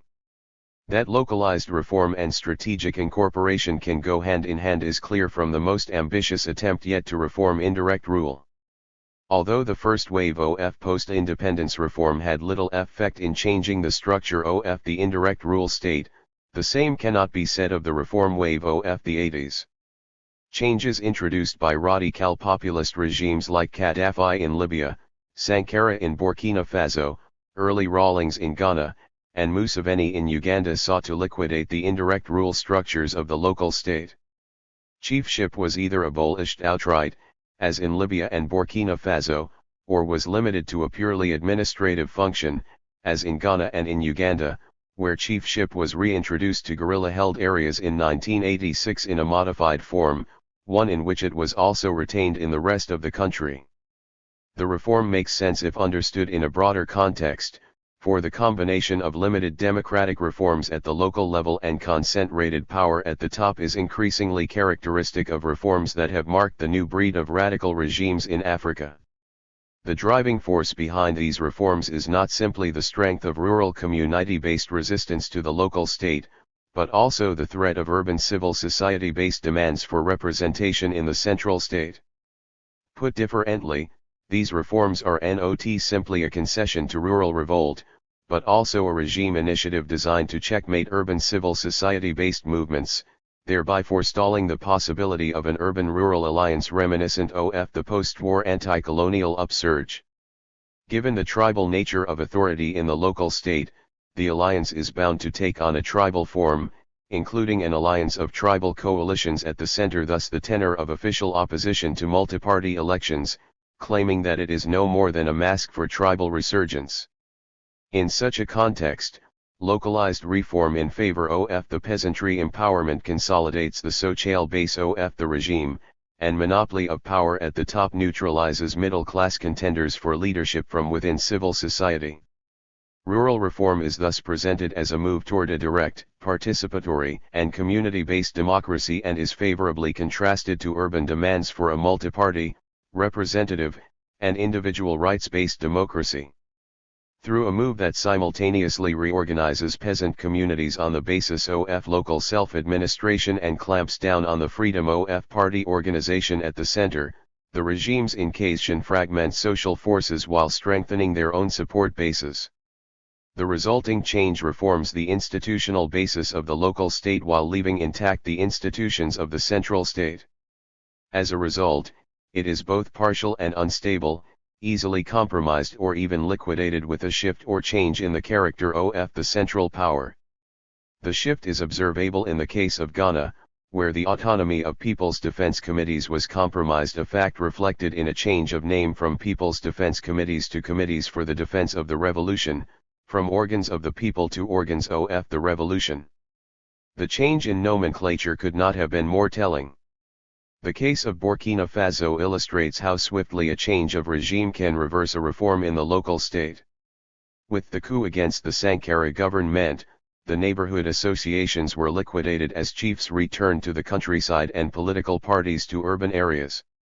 Like in the Nigerian reforms where the military abrogated elections to the central state but introduced them in local state organs, and civilians did the reverse. We have here a game of musical chairs. A multiparty opening at the top goes hand in hand with a chiefly closure at the bottom, whereas the introduction of village self-governance goes alongside a single or no party closure in the central state. The partial and unstable character of a reform confined to the local state is illustrated by the example of Uganda under Museveni. I have already discussed the significance of agrarian reform, the resistance council and committee system, in understanding the strength of the NRA's peasant base in the Luwero Triangle. The introduction of the resistance council and committee system to the entire country in the post-1986 period was the single most important political achievement of the NRA/M, for this measure dismantled the indirect rule regime at the local level and replaced it with village self-governance. The chief was stripped of judicial, executive, and legislative powers and reduced to the position of an administrative official. Organized as the Resistance Council, the village community was now the village legislature, also with adjudicative powers. The 9-person committee the village elected whose members it had the right to recall between elections held executive powers. From the outset the RC system had imbibed a crucial weakness. Although it recognized the existence of peasant communities, it paid no heed to social differentiation within these/9. Its organizational principles emphasized one's place of residence but totally ignored differentiated work experiences within the local community. Instead of being a medium to build the organizational capacity of those strata of peasants with an interest in social reform, the tendency for the RC system was mechanically to reinforce the parity of relations shaped outside its parameters. Those who were better organized outside the RC came to 216. Dominate the RC. A consistent feature of the RC system was that it came to stabilize peasant communities on the basis of leadership by its more prosperous members. Political reform went hand in hand with social conservatism. In the post-1986 period, this weakness was joined to a second, as the NRM was unable to link its participatory reform at the village level with the representative reform at higher levels. When the NRM came to power in 1986, its organized base was restricted to no more than a third of the country. In recognition of a plurality of forces in the country, it created a broad-based government at the center, but in recognition of its own weakness, it was also concerned with denying village access to oppositional forces at the center. Instead of linking a participatory process at the village level with direct representation at all levels, it took the path of Frelimo, resorting to indirect elections beyond the village. The RCSYSTEM increasingly came to reflect two tiers, one local, the other central, one on the ground, the other at the apex. The higher one went up the RC pyramid, the more watered down was the democratic content of the system. Elections were direct only at the first level. At all subsequent levels, voting was confined to an electoral college of representatives but was rationalized as realizing face-to-face participatory democracy. With elections indirect, tire power of recall became meaningless. The arrangement could not hold in the face of pressure for direct and multi-party elections at the center. This demand came from two quarters, Western countries on the one hand and local political parties and urban civil society organizations on the other. With a growing external debt, signified by a debt service ratio that fluctuated between 70 and 90% in the early 1990s, external pressure for political reform could not be ignored. At the same time, the failure to follow up local state reform with an improvement in rural living conditions gave political parties an opening through which to address the peasantry, particularly in the zones of former guerrilla activity. If Burkina Faso witnessed a return from village self-administration to indirect rule administration with a change of regime, Uganda shows the possibility of a similar shift as a regime under pressure looks for new and more effective allies to prevent middle-class urban opponents from forging links with dissatisfied peasant strata. The regime conceded partly to this combined pressure, allowing for direct but non-party elections to a constituent assembly. As direct elections broadened oppositional access to rural constituencies, the NRM found it difficult to hold firm the social alliance of peasants and migrants that it had forged in Buganda during the guerrilla struggle. The claim of opposition parties was that the migrants had won out in that alliance, and on an ethnic basis at that, for the opposition stressed the ethnic affinity between migrants and the leadership of the NRA/M, arguing that this explained the regime's failure to deliver to indigenous peasants. The question as to whether the regime would lose the Baganda peasantry to the opposition became real as elections to the Constituent Assembly approached. Confronted by an ethnic accusation, the regime sought an ethnic alliance. That was the restoration of kingship, Abiafid. It was a shift effected with both eyes on the electorate in Baganda. The pact between the Baganda royalty and the NRM leadership was to keep political parties out of Baganda. To many, it was a replay of an earlier deal, the alliance between Uganda People's Congress and Kabaka Yeka on the eve of independence, which also kept the opposition party out of Baganda. For the king and his men, and some women, however, the pact was a beginning, not an end. The royal party wanted restoration of kingship to be a meaningful affair, not just window dressing. To be worthy of office, the king must have chiefs and land, but to restore the powers of chiefs and liquidating council democracy where it was most meaningful, in the villages. Local rule in Uganda was once again at a crossroads, hovering between self-governance and indirect rule. Can one argue that any of the above instances, Sungasung, Ruwenzururu, or the resistance councils, represents peasant empowerment? If so, then our discussion should serve to underline two issues. First, the immediate outcome of the same empowering reform depends on relations internal to local communities. The same institutional reform can have varied outcomes because the peasantry is internally differentiated and the capacity of peasant movements is shaped by the strength of its social base and the nature of its political leadership. Second, in the absence of a wider strategy of political change and social transformation, the empowerment of local communities can be of only limited and temporary significance. In the African continent, where a key institutional legacy of the colonial period is the bifurcated state, a successful democratic reform needs to straddle both spheres. A successful political reform of the bifurcated state needs to be simultaneously rural and urban, local and central. 217. The rural in the urban. Migrant workers in South Africa. _______________________ EVEN _______________________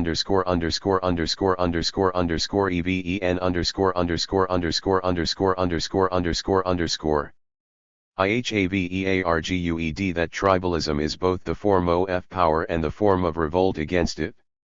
The response to ethnically organized power in the local state is an ethnically defined revolt, except that while the holders of power in a native authority are ethnically one, the population subject to their edicts is more often than not multi-ethnic. Indigenous peasants live alongside stranger peasants, more so in some localities than in others. Because the intra-ethnic civil war in the native authority unfolded in the context of an inter-ethnic tension, one effect of indirect rule through native authorities was to fragment the ruled along ethnic lines. My objective in this chapter is to illuminate the link between politics in the native authority and that in civil society. The effect of a decentralized customary despotism is immediately to impose two major tensions among the ruled, inter-ethnic in the native authority and urban-rural in civil society. The key social link between the two spheres, native authority and civil society, is migrant labor. This was particularly true in settler economies. This fact was appreciated by Jan Smuts in 1929 and was the driving vision behind the agenda the Broederbond tried to implement in the late 1940s. The migrant worker needs to be seen as the locus of all major social contradictions in such a context. Besides articulating the tensions generated by a market economy, those of class, gender, and age, migrant labor also came to be the focus of differences reinforced by the mode of rule that was decentralized despotism, the inter-ethnic and the urban-rural. As such, it came to be the key link in a complex chain of social relationships. Moving like a conveyor belt between the rural and the urban, it was, to paraphrase Marx, a class in civil society but not civil society. There was no one particular way in which these differences came to be translated into political life. There were, an arc, different ways of linking the rural and the urban. Each is class-specific. Each, in turn, either exacerbates ethnic differences and softens class contradictions in the course of bridging the rural and the urban, or softens ethnic differences and highlights class contradictions. In this chapter, I explore the social effects of two ways of linking the urban and the rural, trade union politics and the politics of political parties, both tribal and nationalist. Through a comparison of the two, I hope to highlight the critical role of political leadership and political choice in translating social facts into political ones. My point is that if the mode of rule introduces and builds on specific differences among the ruled, then the point of political activism must be both to recognize the starting point of resistance as shaped by the nature of power and to transcend its limits. The point is brought out forcefully in the post-Soweto experience of popular struggles in South Africa. If apartheid was the consolidation of indirect rule authority, institutional segregation, then the scope of die authority was not confined to rural homelands but extended to enclaves in urban areas, particularly hostels. The population that straddled both regimes was that of migrant workers, with a home in the reserves and bed space in the hostels, for the migrant worker was a free peasant transported to an urban industrial setting. The negatively defined semi-proletarian was in reality a peasant worker. The tensions generated between the rural and the urban, the free peasantry and the urban worker, should be seen not just one-sidedly as reflecting an antagonism between migrant and resident labor, but as bringing home one of several possibilities inherent in the migrant situation. How that tension would be resolved in practice, whether through conflict or through alliance, was shaped by the nature of political leadership. To make this point, I will focus broadly on the migrant experience in South Africa, specifically the hostel-based Zulu migrants who were artisans in the hostel-based violence that engulfed the Johannesburg region in the early 1990s. I characterize these migrants as free peasants in an urban industrial setting.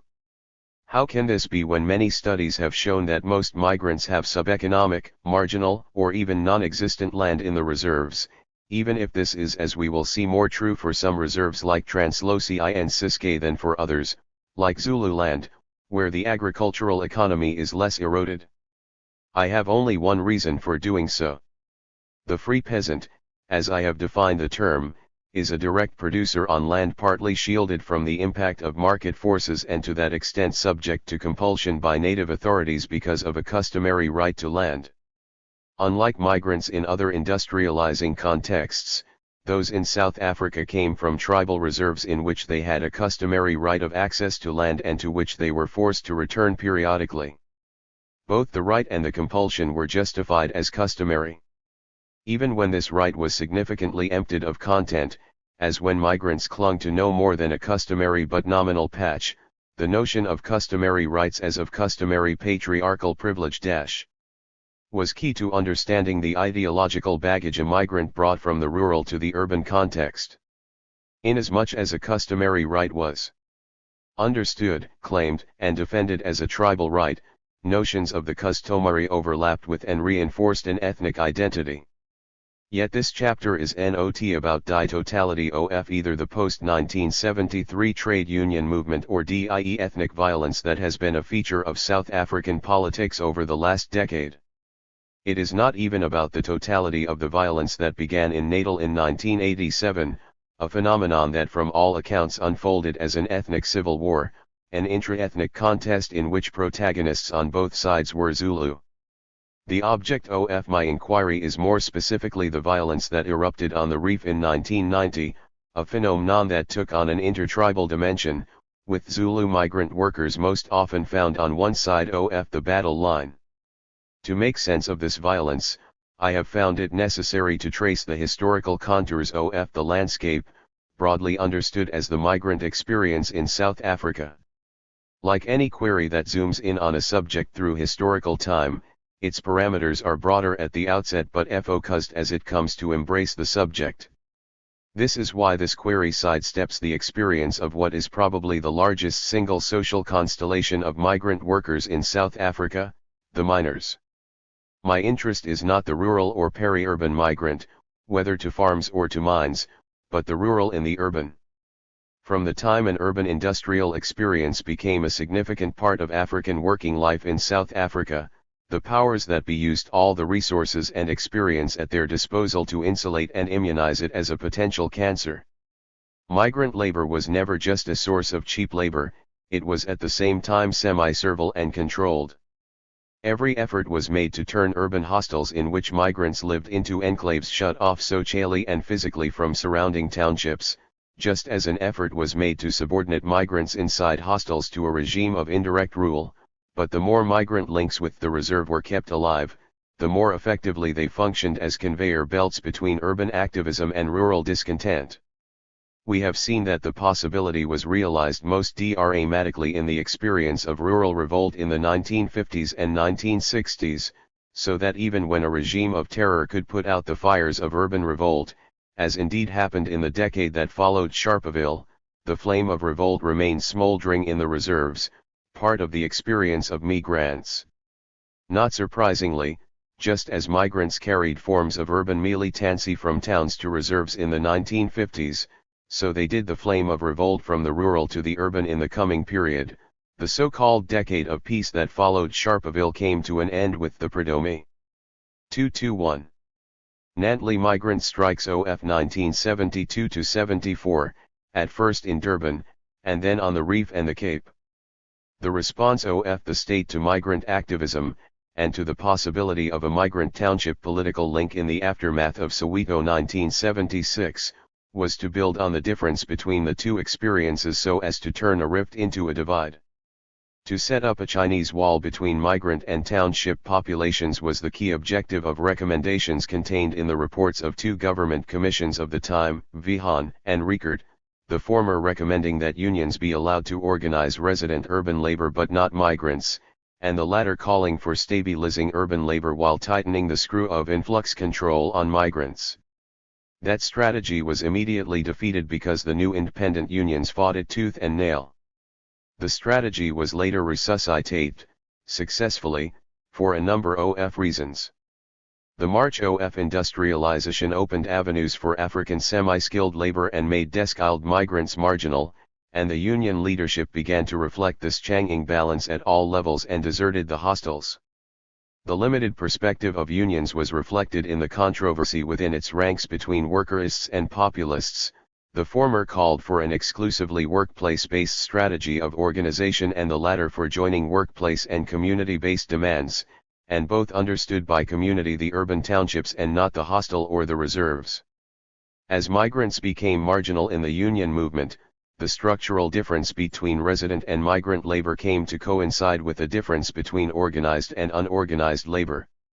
This difference now took on the dimensions of attention.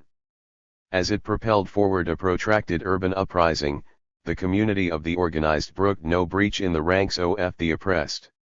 In the unfolding dialectic between resistance and repression, though, those organized were better equipped for self-defense, and those unorganized were exposed to retaliation. As the community of the organized moved to action that seemed to dispense with those unorganized, the tension between residents and migrants or townships and hostels was aggravated. Simultaneously, the South African state initiative to abolish influx control laws in 1986 showed a keen appreciation of the central weakness of the organized opposition to apartheid.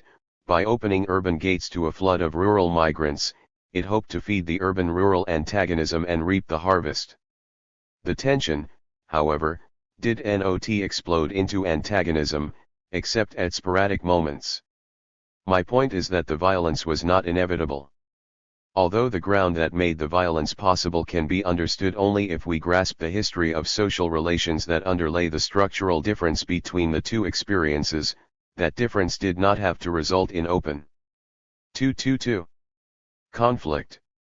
To understand why this did happen requires putting it not only against a historical backdrop, but also alongside a critique of political leadership under the circumstances. Zulu migrants, an important segment of the social base of the independent union movement in the 1970s, were turning to Inkatha and then to the Inkatha Freedom Party, IFP, by the early 1990s. Migrant options narrowed as key political forces failed to appreciate and respond to the migrant situation. Like the unions before, the ANC failed to appreciate migrant choices and perspectives. To important sections of the migrant community, the ANC's call for a conversion of hostels into family units sounded like a death threat to their urban base. Just as surely as migrants had hit back at the betterment policies of the apartheid state, policies that threatened their hold on a rural patch in an earlier era, so they retaliated against the ANC's call for converting hostels, a program that now threatened their hold on an urban patch. But the embrace between these migrants and the IFP was neither permanent nor total. In another few years, the same migrant activists began to take initiatives independent of the IFP, in spite of its opposition initiatives that testified to the importance of political choice even in the most impossible-seeming circumstances. It is these initiatives that define new possibilities in the era that opened with the non-racial elections of 1994. This chapter is divided into 3 sections. The first is a survey of different explanations of the violence on the reef. I seek neither to dismiss nor to embrace them but to underline their limits and to build on their insights. The 2 sections that follow consider 2 ways of linking the urban and the rural, each with its different set of social consequences. The second section focuses on the post-1973 trade union experience and the internal uprising that followed Soweto 1976. The subject matter of the third section is the political parties, both the internally based tribal IFP and the exile nationalist ANC. Contending explanations. In 1986 the South African government abolished influx control and the compulsion for African people to carry passes. With that, a key piece of legislation symbolic of the apartheid order and regulating the movement of migrant labor was scrapped from the books. It proved to be the starting point of a far-reaching reform process, leading to the unbanning of exile movements, including the ANC and the SACP, in 1990 and the holding of non-racial elections 4 years later. In retrospect, 1986 also seemed to signal the beginning of a campaign of terror whose triangular outline highlighted a growing tension between, and sometimes within, 3 types of African communities: townships, shanty towns, and hostels. The violence began in 1987 in Natal, pitting townships allied with the United Democratic Front, DDF, against Inkatha-allied shanties and hostels in waves of mounting violence that by any account took thousands of lives. In 1990 it moved to the industrial heartland of the Transvaal, the Reef, where embattled hostel dwellers, also said to be pro-Inkatha, confronted neighboring townships and shanties, and at times hostels, of ANC persuasion. Once again, the toll stood in the thousands. The political dimension of the conflict provided the clue to many who set out to explain it.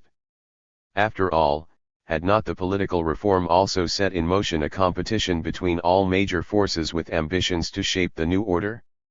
Were not both sides of the battle line clearly defined by political preference? If combinations shifted from Natal, 1987, to Die Reef, 1990, with mainly shanties and hostels battling townships in Die former and hostels pitted against shanties and townships and sometimes ODR hostels in the latter, did they not continue to reflect an Inkatha preference on this side and a UDF-ANC allegiance on the other?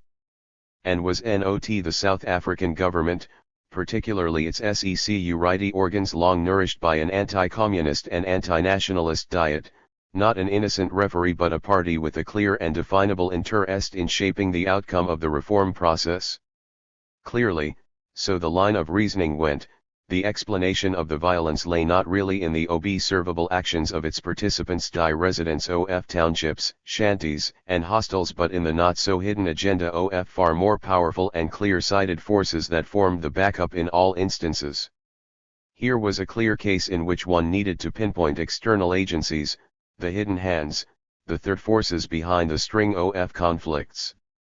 The onset of the Reef violence, argued the Johannesburg-based Independent Board of Inquiry, IBI, was signaled by a series of attacks on the Sebokeng hostel which began on July 22, 1990. The violence rapidly spread to the East Rand, Soweto, the West Rand and Alexandra Township. In each case non-Zulu hostel dwellers were driven out of die hostels, which became armed fortresses from which attacks were launched against the surrounding community and squatter camps in particular. Where Zulu hostel dwellers resisted the call to violence, they too were removed. One titled Fortresses of Fgar / the board's report approvingly cited the findings of a delegation of the International Commission of Jurists that visited South Africa in March 1992. The hostels were indeed Inkatha barracks.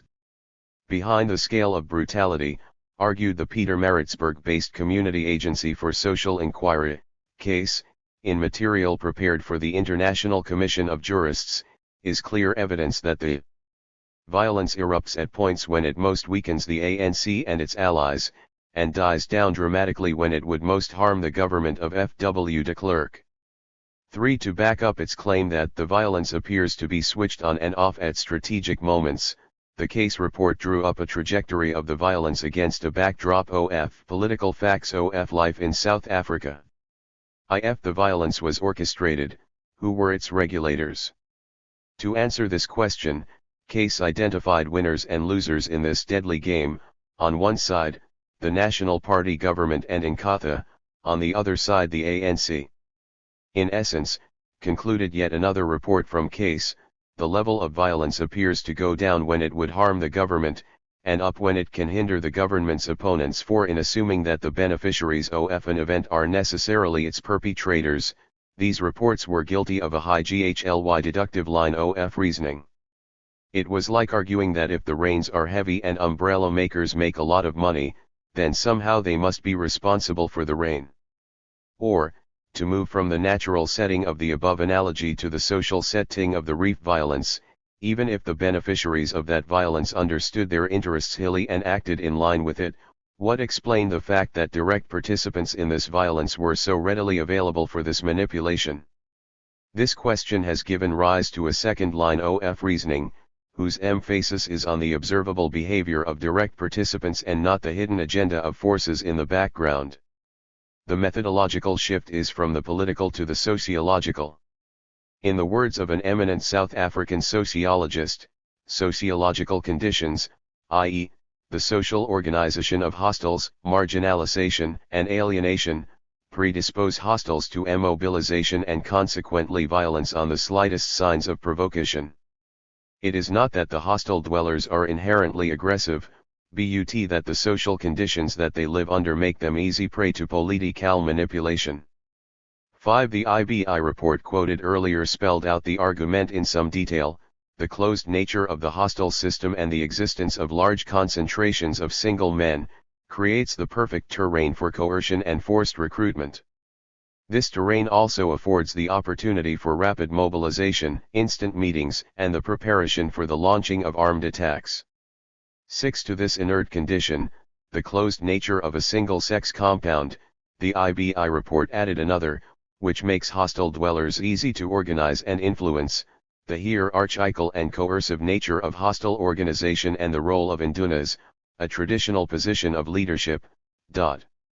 Hostel dwellers are easy to manipulate because they live in a dosed world, both on account of the barrack-like conditions under which they live and because of their allegiance to an equally hierarchical tradition and culture. So went this mode of reasoning.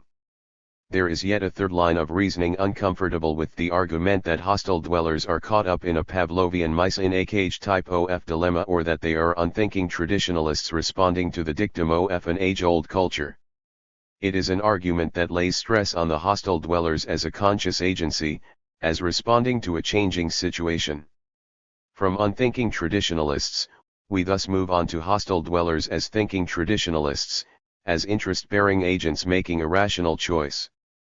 The harsh reality, argued Mike Morris and Doug Hinson for a study initially prepared for COSATU's Economic Trends Group, is that racial, ethnic, and class antagonism held in check under classic apartheid have resurfaced in the climate of liberalization and deracialization. 7. The reform of apartheid has facilitated rapid urbanization and sparked off a struggle for space, land and residential resources, leading to the mobilization of communities along new lines based on emerging social divisions: race, class, age, language, and ethnic origin. The same reforms have accentuated rather than dampened conflict, for economic liberalization has not been matched by political incorporation of the mass of the people into the national democratic process.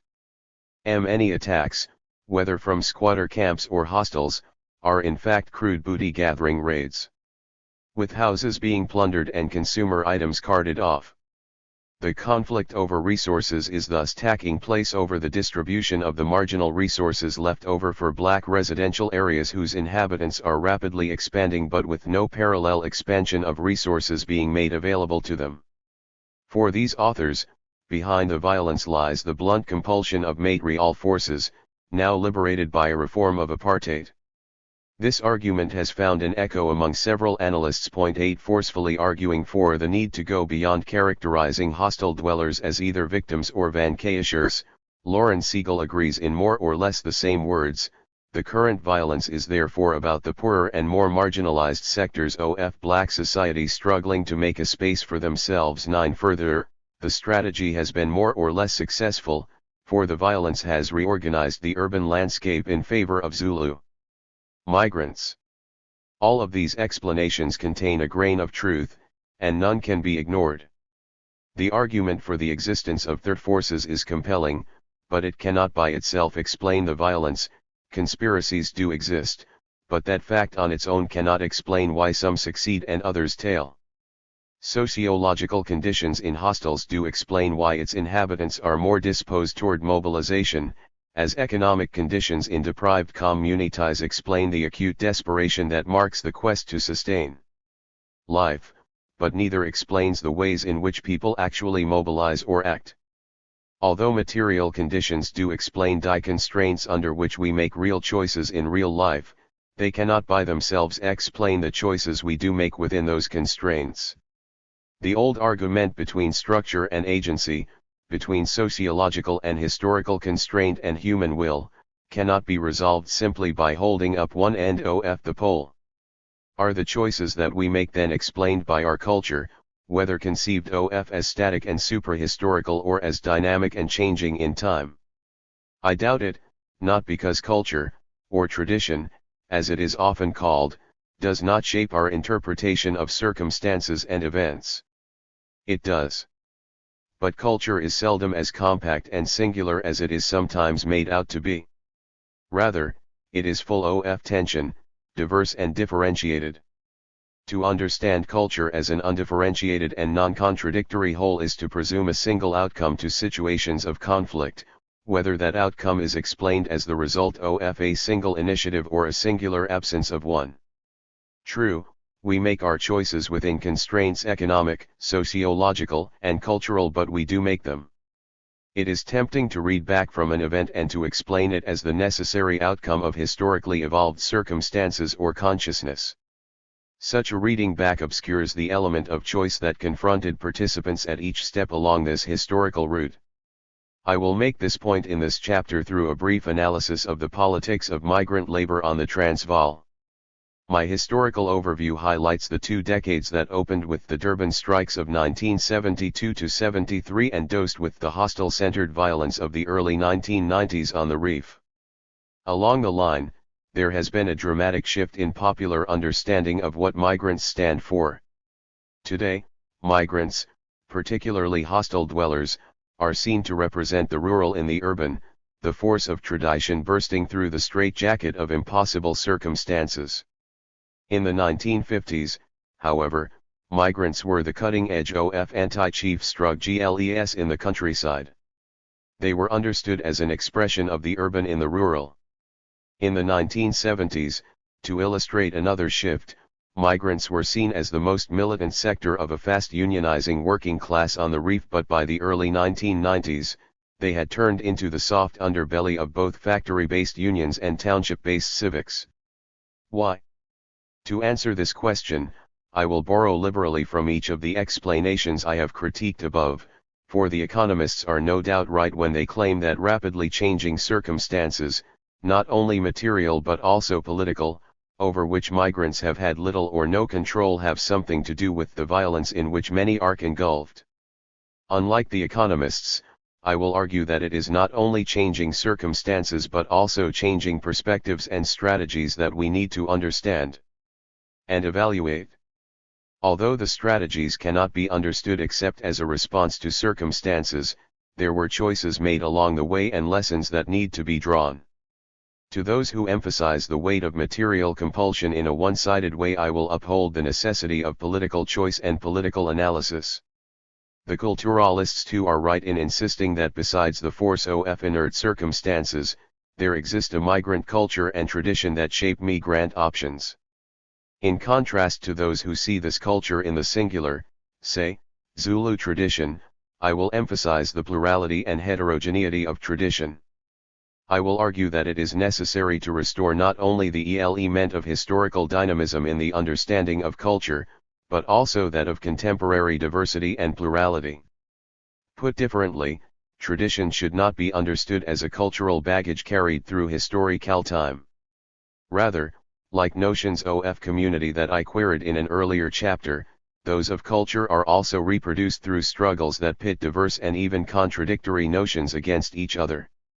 Only a profoundly political and historical understanding of culture, I will argue, can give us a meaningful idea of migrant options, of choices available and choices made.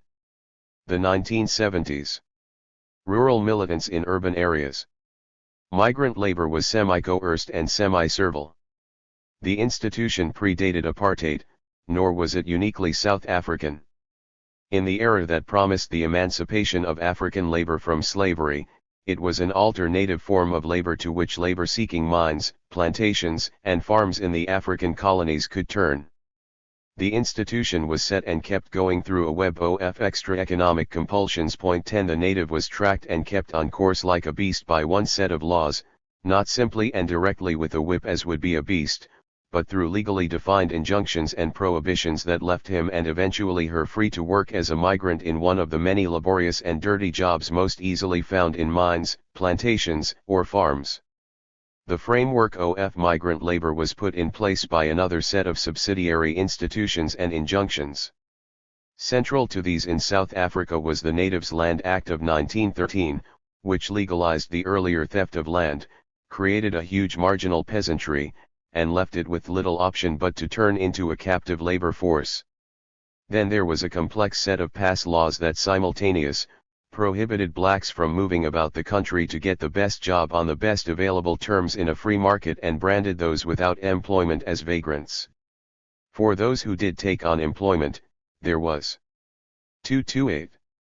The Masters and Servants Act, which made it a criminal offense to break a labor contract, and a panoply of labor legislation that prohibited blacks from doing skilled work in most workplaces. For those caught up in it, cheap labor was an incredibly costly system. Assuming an average 18-month contract, D. Hobart Houghton calculated in 1964 that migrants would travel an extra 370 million miles a year in addition to the normal daily journey to work. 11 Legally entitled to be in an urban area only for so long as they were employed, hundreds were daily sent to jail by commissioners' courts for staying longer than 72 hours without the requisite permission or for failing to produce their passbooks on demand. An estimated 17.5 million black persons were prosecuted under the pass laws between 1916 and 1981.12 The basic law regulating migrant labor in South Africa was the Urban, Bantu, Areas Act, first put on the books in 1923. Section 10 defined the few blacks with legal permission to live in cities and large towns not as having a right to do so, but as exempt from the provisions of the Act. For a black person residing in rural areas who wished to move to a city, the law prescribed a definite path. 13 That person would first have to register as a work seeker at the local Bantu Affairs Commissioner's office.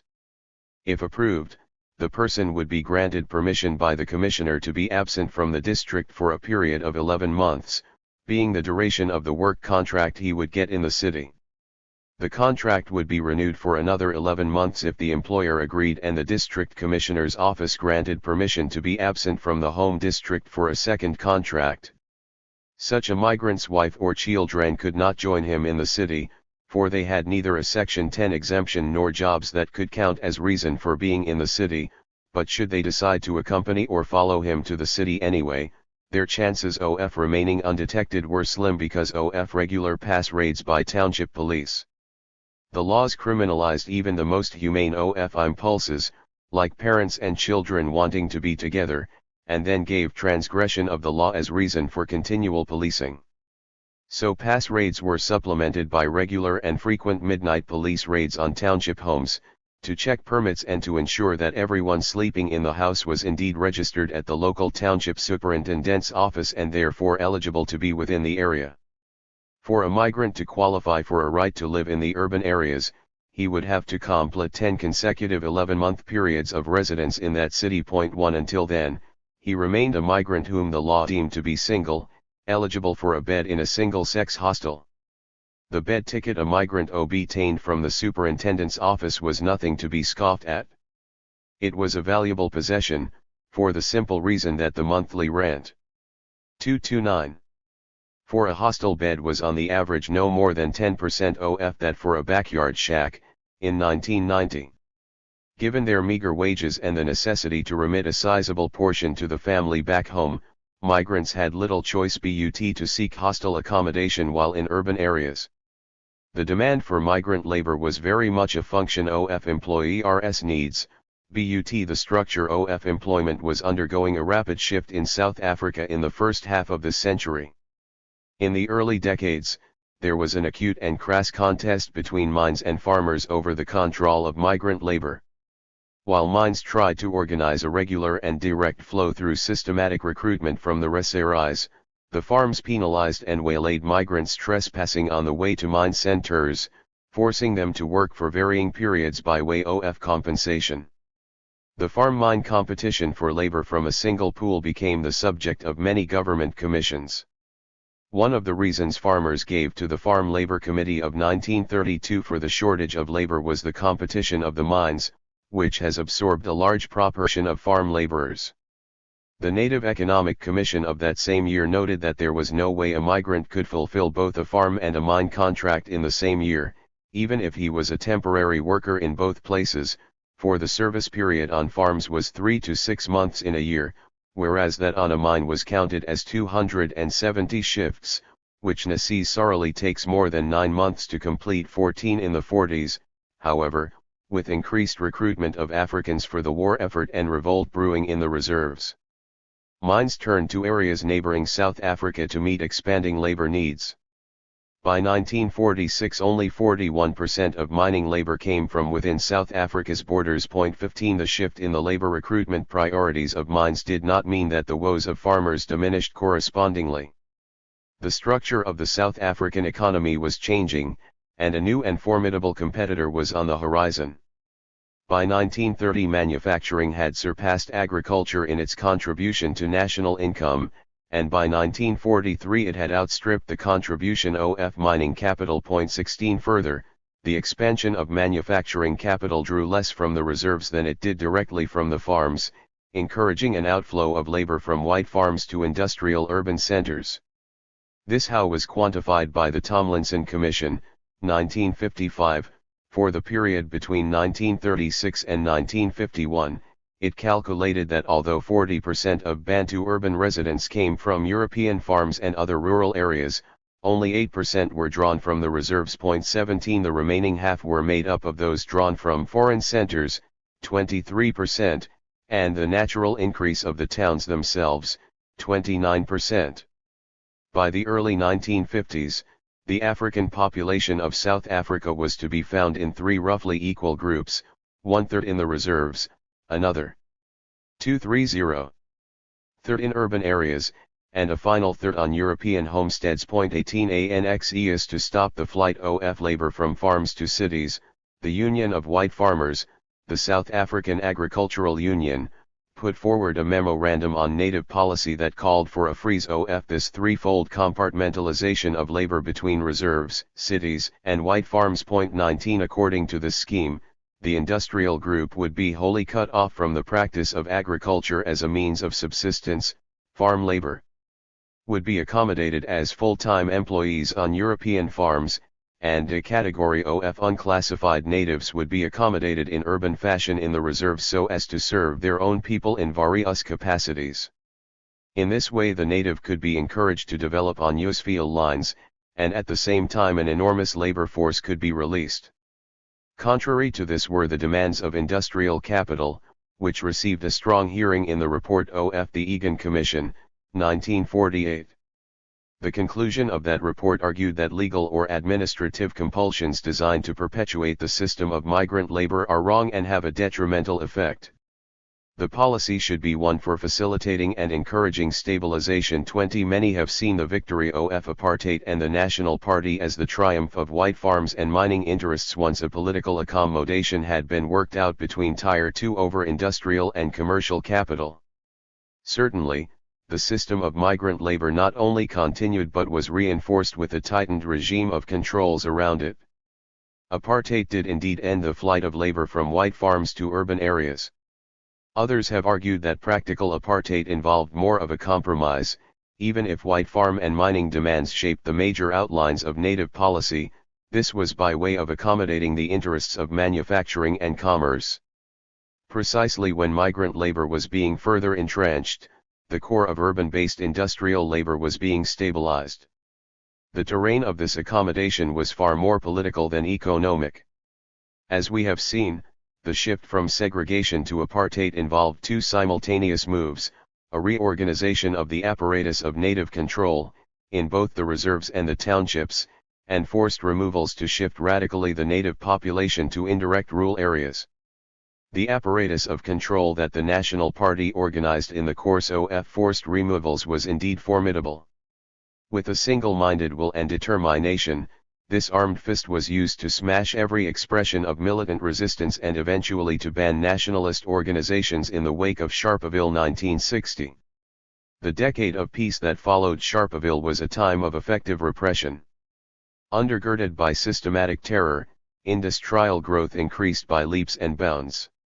During the 1960s, the GNP grew at 6% per annum, along with Japan, it was the highest growth rate in the world. 21 Financed by a massive influx of foreign capital, the accelerated expansion of industry led to a structural transformation that brought manufacturing, commerce, construction, and transport under the sway of a few monopoly houses. 22 The leap in accumulation, however, could not be without a corresponding expansion in the growth of the industrial working class and a simultaneous upgrading of skills for many. The number of Africans working in manufacturing increased from 308,332 in 1960 to 780,914 in 1980. Taken as a proportion of economically active Africans, the growth was indeed impressive, from 7.9 to 14%. 23 A consequence of this growth was an increased employment of educated labor and a dramatic expansion in post-primary African education to feed the demand for it. It is urban-based migrant labor and township-based educate youth, the two native social strata that grew with the prosperity of the apartheid economy that would bring to a close its much heralded decade of peace through a spectacular resurgence of urban resistance.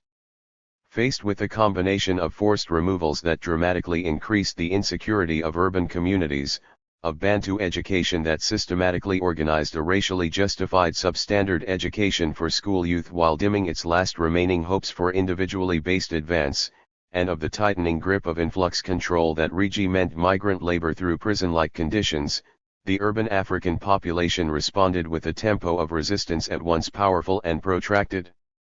Sufficient to send the apartheid state reeling into a crisis whose proportions far eclipsed that of the post-war revolt to which apartheid had originally been a response. But relatively spontaneous acts of resistance, however dramatic, could not lead to sustained organization on their own. For that to happen, a decisive change in the very perspective of resistance was necessary. A historical shift. The year 1949 had marked a turn in nationalist agitation irona constitutionalist to popular methods, from petition and representation to boycott and demonstration. Sharpeville nipped this development in the bud and called its wisdom into question. With organizations banned and leaders whisked into jail, activists moved into exile.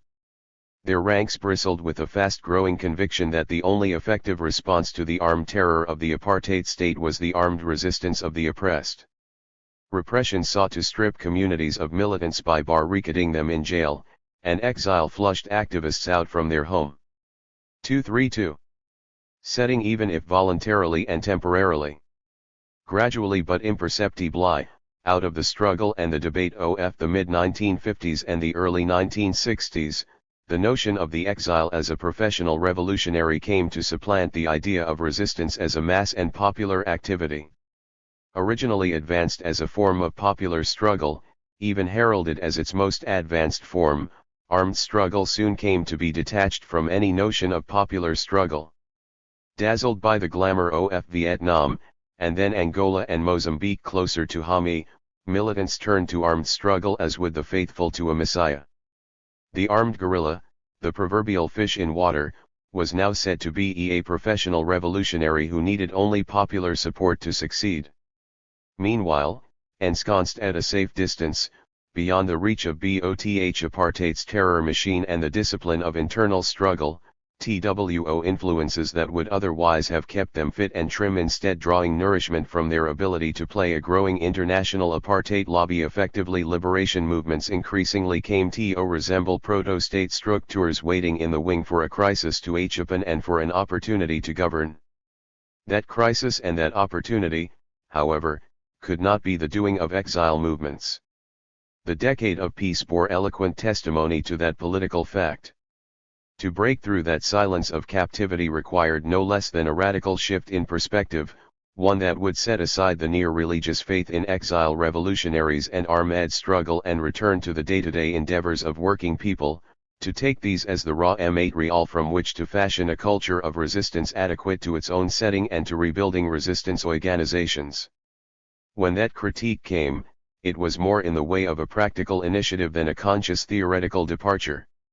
Even when their actions signaled a departure of epical significance from the imperatives of armed struggle, its youthful bearers continued to pay homage at the altar of armed struggle. The youthful activists of the 1970s systematically forged a new path of liberation, even if they did not do so consciously. They remind one of the great populist movement of late 19th century Russia in whose flow middle-class intellectuals merged with the people. The populists of 1970s South Africa too came from a youthful student generation. Surprisingly, they were both black and white. The black student activists were in their tens of thousands. They spanned the entire gamut of the educational panorama, from primary institutions to secondary ones and to university. Increasingly, they moved under a single banner. Black consciousness, BC. The white student militants were but a trickle, the left wing of the white student movement. SHUT out of black consciousness organizations and black townships, THE community, prophets outcast, they searched for a constituency. And they found it in the ranks of those migrant workers who were the moving force behind the strike movement of 1973. Durban 1973 and Soweto 1976 were the two events that symbolized, dramatized, and concretized this shift in the perspective of resistance, for in spite of their obvious differences the bearers of the Durban strikes were mainly migrant workers, whereas the militants of the Soweto uprising were a more socially amorphous group among whom the student youth stood out. There were some basic and significant similarities between the two events. Both relocated the locus of struggle from the external, exile, to the internal, home, the agency of struggle from professional revolutionaries to popular strata, and its method from armed violence to nonviolent agitation. Together, these signified a fundamental shift in the very conception of struggle.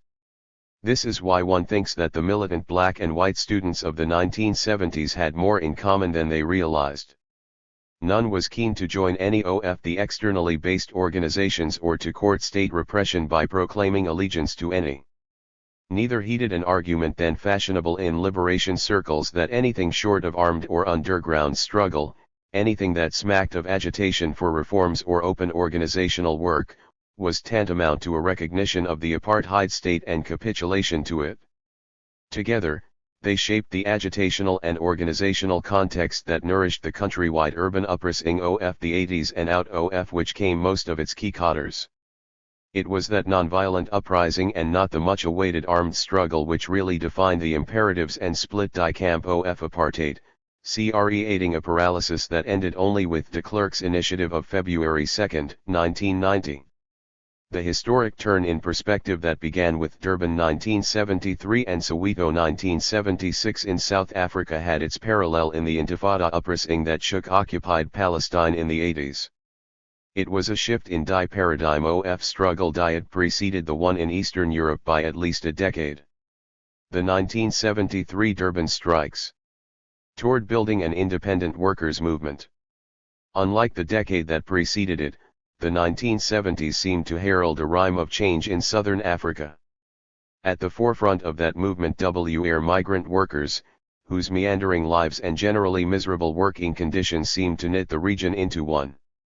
Just when the armed struggle registered its most spectacular gain with the collapse of Portuguese colonialism in Mozambique and Angola, a parallel movement signifying the onset of an era of internal popular resistance could be. 234. Discerned. In December 1971, thousands of Ovambo contract workers in the South African-managed Namibian cities of Walvis Bay and Windhoek struck against the migrant labor system. In the following month, this protest grew into a general strike involving some 20,000 migrant workers. Linked to it was an insurrectionary peasant struggle in the densely populated northern Bantustan reserve of Ovamboland. In 1972 were the Durban strikes. The industrial areas of Durban provided employment to a larger number of workers than any other single urban center in South Africa. This industrial workforce tended to be concentrated in larger factories, mainly textiles and metal. Beginning in October 1972, tire strike spread from one industrial area of Durban to another, then throughout Natal, and eventually across industrial centers in the whole country. At its peak, from January to the end of March 1973, thus known as Durban 1973, more black workers were involved in strike action than in the previous 12 years after Sharpeville 24. The strike movement was like a magnetic spark that attracted a variety of hitherto dispersed forces and welded them together in a single effort whose organizational outcome would be the independent black workers' unions. At the core of this were the workers themselves, migrant. Despite their semi-skilled status, 70% of African workers had a monthly income below the monthly household subsistence level of R78.18 for 1973. The very slogans used by the protesting workers, Sifunamali and Asinamali, the absence of Renali, money, reflect a stark reality.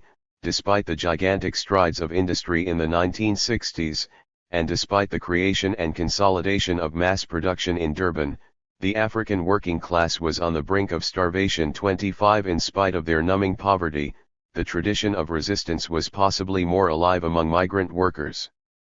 Certainly, the decade of peace had a longer stay in most urban areas than in the reserves. The compelling force with which these workers broke onto the industrial and political scene in 1973 made them the focus of a number of initiatives from different quarters. The first of these were older organizers from the ANC and the Communist Party-linked South African Congress of Trade Unions, SACU, of the 1950s. Many of these veteran worker leaders had just been released from political imprisonment. 2. The second were young university-based intellectuals. Mostly white, they were without any historical link with black industrial workers. They were able to forge that link with the assistance of black organizers from the old SACU unions who gave them access to black workers. 27. The white student radicals came from the Wages Commission of National Union of South African Students, NUSAS, the parent white student body from which the first black consciousness militants had 235 broken away. Shunned by black student militants and without an anchor in the townships, they looked for alternative avenues of involvement. Established in May 1972, the University-based Wages Commission, in the words of one of its founders, brought together white students who were increasingly critical of the dominant liberal opposition because they believed it was ineffective and focused on race rather than class exploitation. 28. Around the same time as the Durban strikes of 1972-73, they set up a series of service organizations in key industrial centers, the General Factory Workers Benefit Fund, BF, in Durban, the Western Province Workers' Advice Bureau in Cape Town, and the Industrial Aid Society in Johannesburg. 29 Like the Benefit Fund, which was formally established to provide social security for workers employed in Durban and Pietermaritzburg, it was through the handling of menial but very important complaints, payslips, workmen's compensation, UIF, etc., that these activists had some influence amongst the workers.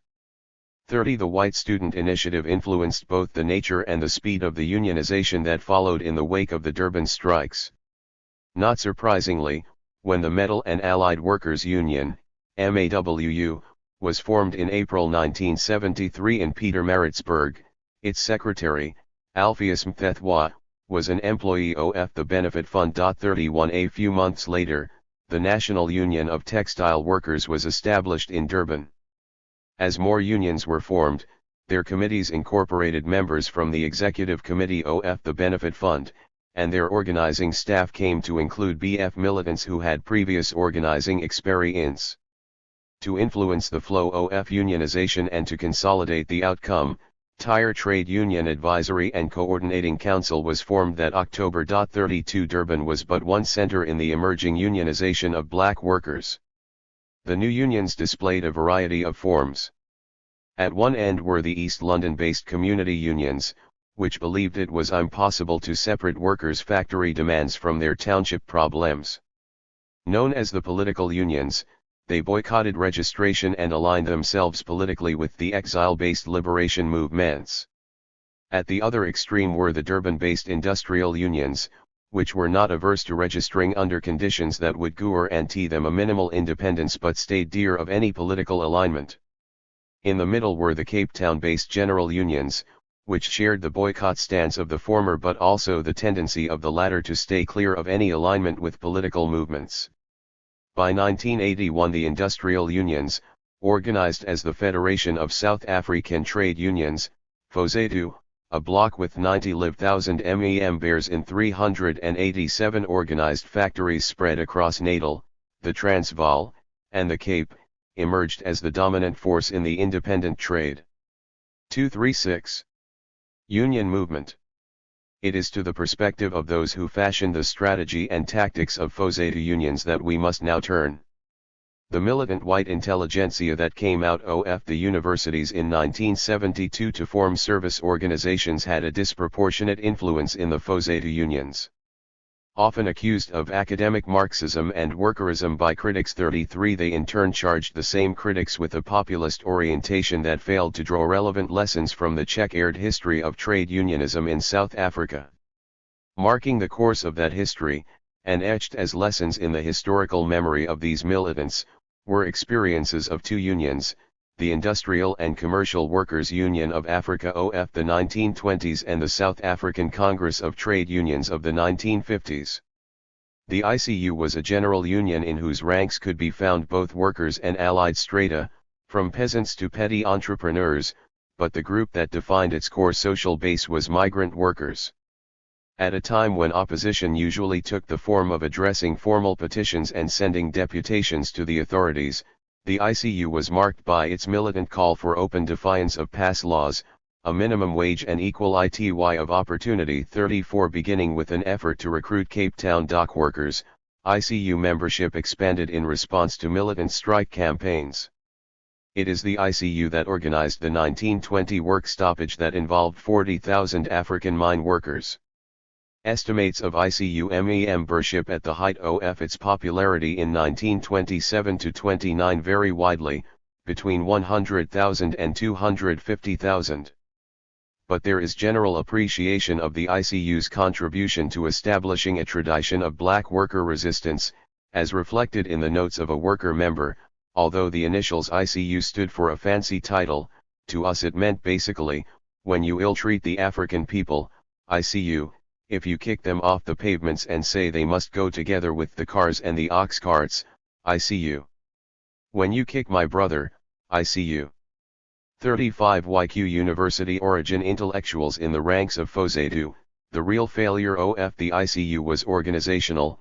it failed in its efforts to gain recognized trade union status in South Africa. 36 That failure was the outcome of methods of organization that put too much stress on the leadership while failing to organize the membership in durable structures.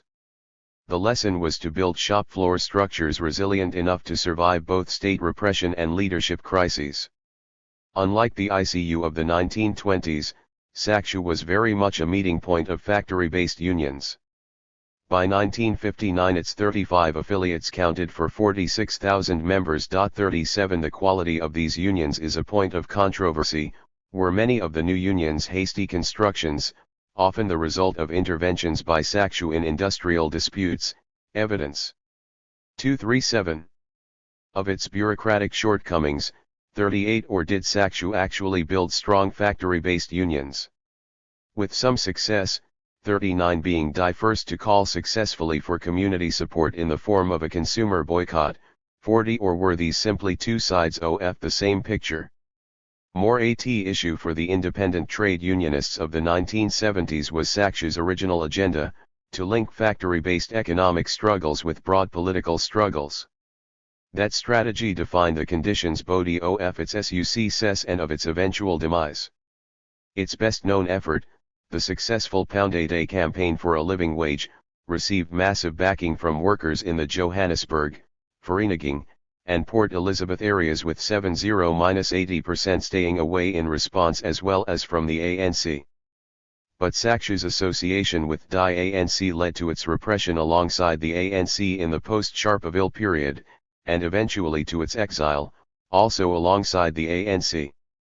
A full-time organizer from the early 1980s recalled the debates of the period.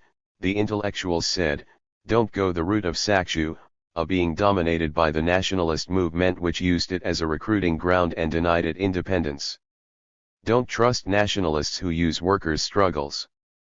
41 Unions must be wary of the nationalist movement and maintain their independence. That indeed was the lesson that Fosetu intellectuals drew from the experience of SACU. 42 Intellectuals who become activists have had to learn time and again that no amount of drawing lessons from the past can immunize a movement against old controversies reappearing in changed contexts, and so it turned out to be with intellectual activists in the independent union movement of the 1970s. Of the two issues that proved contentious in the decade that followed, one was a matter of tactics, the other of strategy. The former concerned the question of engagement with the employers and the state, the latter of alliance with community-based and nationalist organizations. Was engagement with the state tantamount to collaboration, as the exile-based movements argued and internal populists echoed? And was any alliance with nationalism a capitulation of worker interests to middle-class aspirations, as workerists claimed? Or did both engagement and alliance depend on conditions and circumstances, thereby depending more on the terms of engagement and alliance than their mere fact? Put differently, was not engagement a prerequisite to expanding the legal space for action and organization in the short run, and alliance necessary to changing the very form of the state that defined the legal space for popular activity in the long run? Whereas the tactical question was resolved in the short run, the strategic question proved to be of longer-run significance. At the outset, the workerist trend tended to predominate in independent. 238. Dent union circles. Its strength flowed, first, from an astute grasp of imperatives facing a weak and embryonic union movement. How else were workers going to be persuaded to join trade unions except by the assurance that trade unions lead not to repression but to actual short-term gains? Rather than being a reformist capitulation or an unacceptable compromise, the struggle for concessions would surely be a source of strength that would allow the unions to grow and fight even more ambitious battles. But short-term gains could not be won if one avoided any negotiations and engagement under any conditions. 43 The non-collaborationists argued that to operate openly was to be a stooge of the state, recalls a workerist organizer of the period. 44 We had a totally different tradition, we didn't mind using any structures provided we could maintain our independence. Workers' independence was everything that Western Marxism taught us. The workerist perspective made much sense from the point of view of its predominantly migrant social base. It was not only that the struggle for short-term gains was particularly vital for migrants earning below subsistence wages while being pulled under by the twin demands of subsisting in urban areas and remitting a portion of their earnings to their families in the reserves. It was also that the workerist aversion to linking up with community struggles had a diminished impact on the lives of migrants, whose links with townships were both tenuous and ambiguous. As we will see, workerists and populists alike had a notion of community that was restricted to townships. This limited perspective would return to haunt them a decade later in the era of hostile-based violence. In the meantime, however, workerist-dominated unions steered clear of community and political organizations alike, practicing little more than a form of peaceful coexistence with them. Thousands of workers in Natal could thus belong to FOSETU affiliates and at the same time, find their political home in Nkatha. In line with this cautious approach, when the KwaZulu administration requested in 1982 that its civil servants not be organized, FOSETU obliged. 45 through a negotiated accommodation with the powers that be and a deliberated distance from the political opposition, the workerist-dominated unions gained breathing space and room for organization. Through persistence and patience, they built an independent trade union movement, as the phrase goes, from the bottom up. It was a contribution of historic significance, but it was also one that was to pull the rug from under their own feet.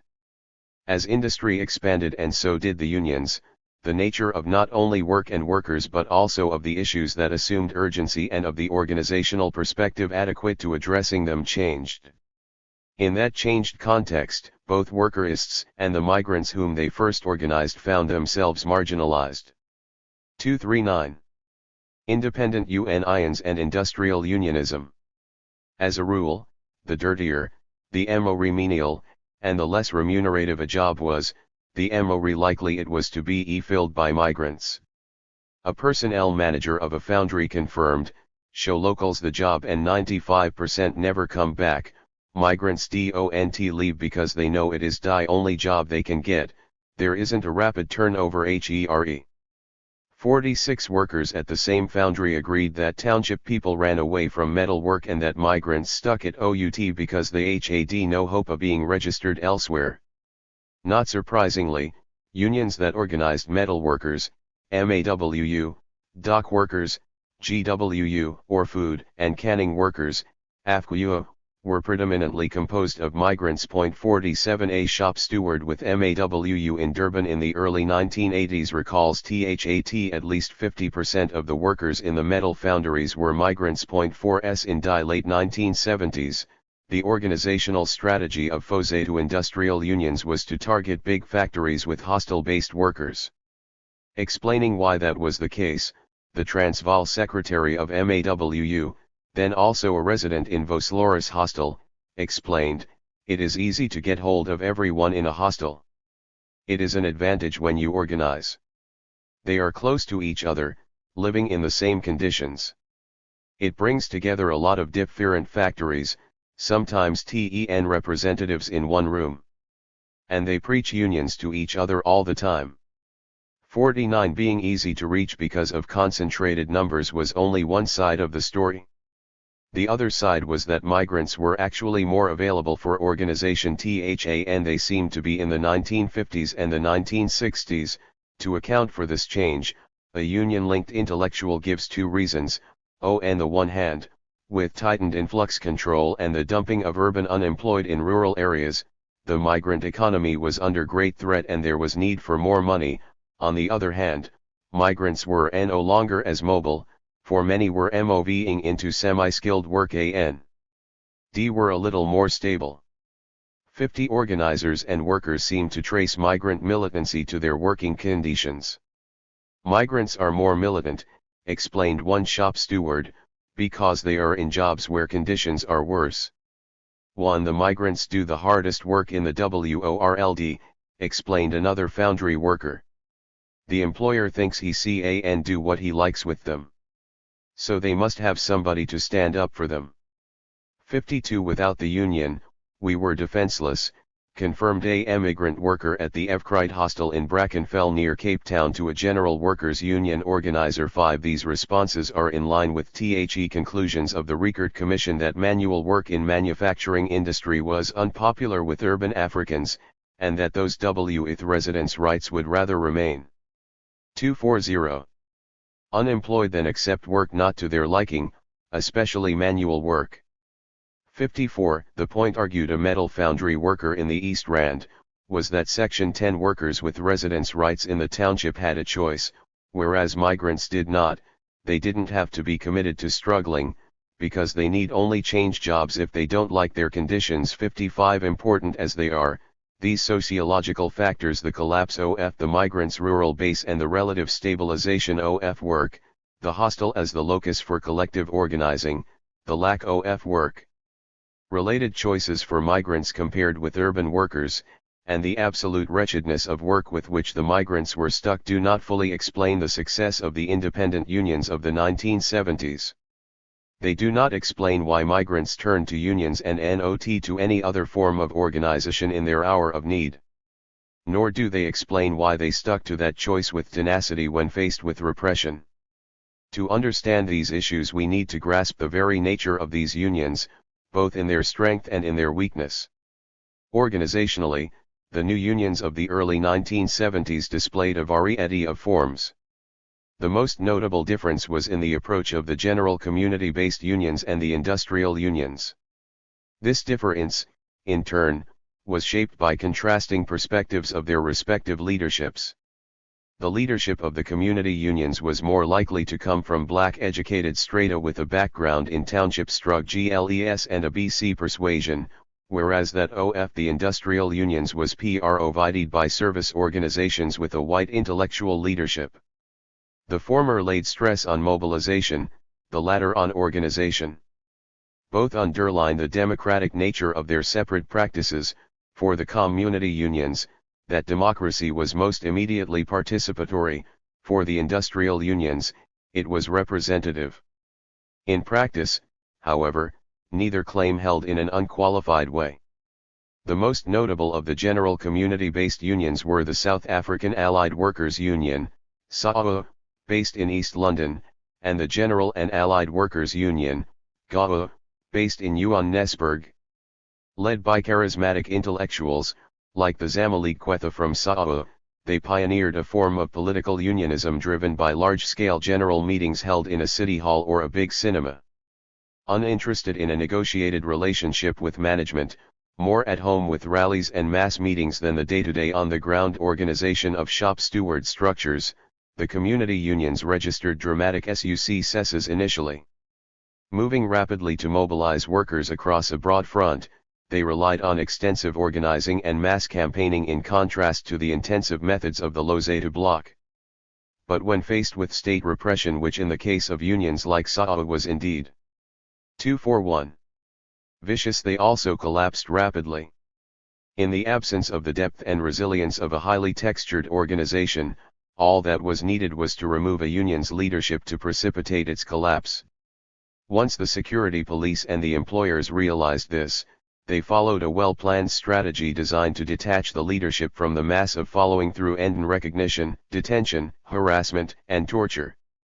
Although the organizational deficiencies of the community unions are openly and critically discussed in South African literature on the experience of the 1970s and early 1980s, the same cannot be said of the industrial unions that became the driving force of Fozatu when it was formed in 1979.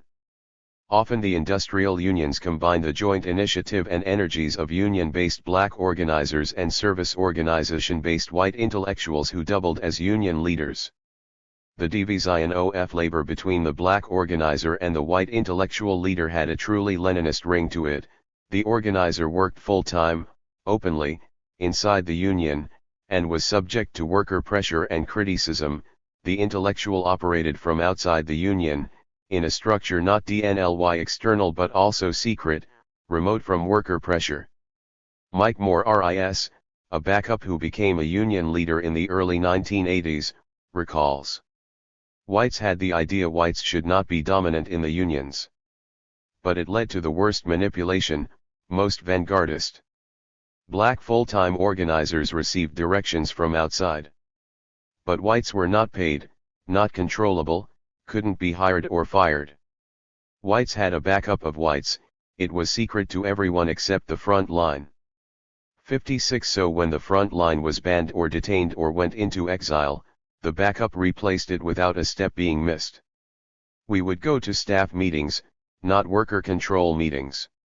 Real decisions were taken at meetings of banned people, not really in open committees.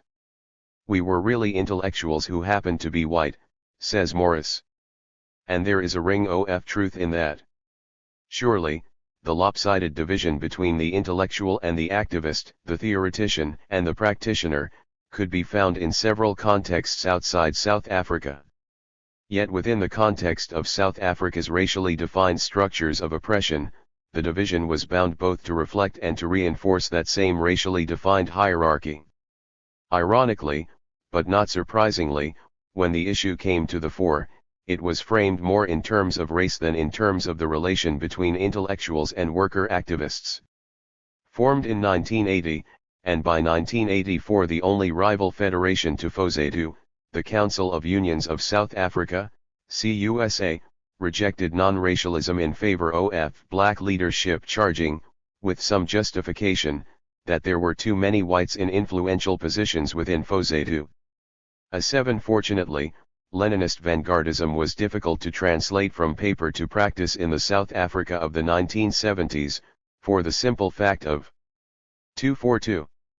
African Union organization in the period before the law allowed African, or non-racial, unions to register was that a union needed a strong plant-based organization with active support and participation of the membership to survive. 58 Because discussions with management usually exclude union officials, factory negotiations became the preserve of shop stewards, who not only had to develop the skills and resources for the purpose, but also had to cultivate sufficient support on the shop floor to execute decisions effectively. This single fact may have saved the industrial unions from their own vanguardist leadership.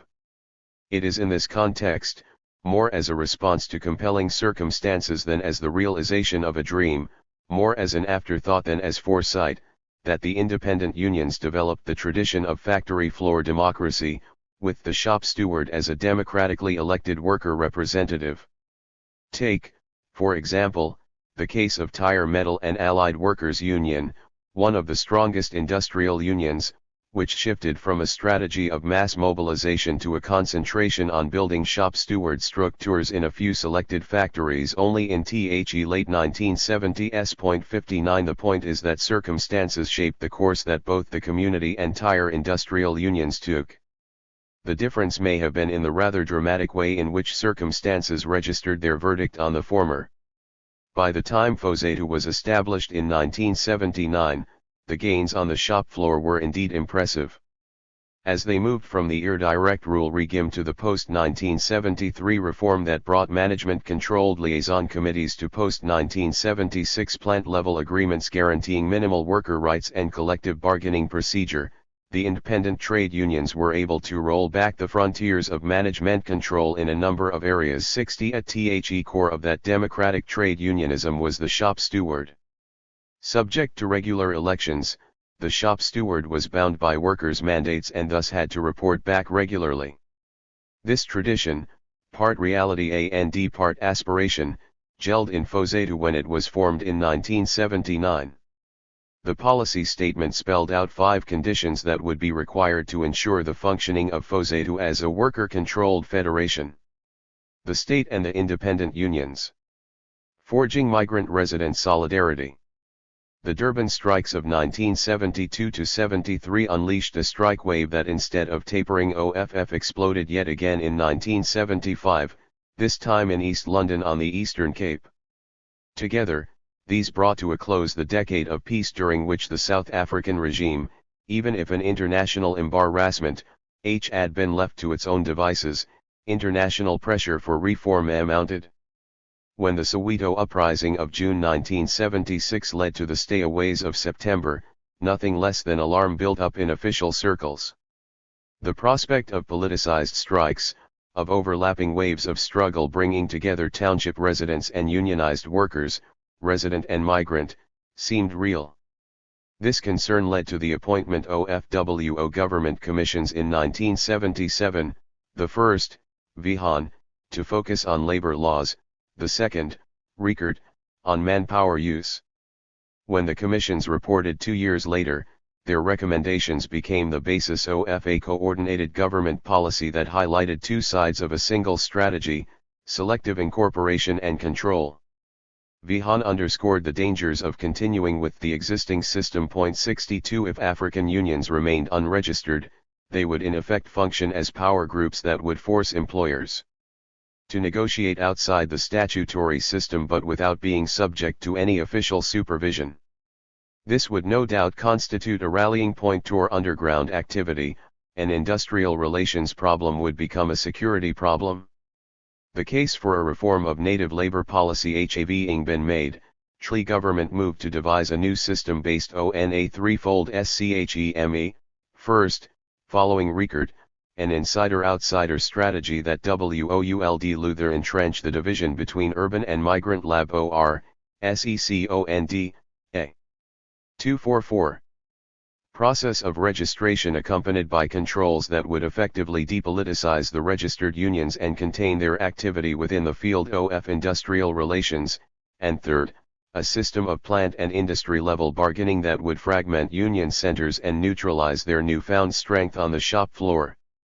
At every level, rights were to go alongside responsibilities, and privileges along with controls, but not for all. The point was to identify the main fissure in the mass of African laborers being organized by the new unions and to deepen it through a set of reforms whose effect would be to contain one side by isolating the other. That crack was the divide between resident and migrant labor.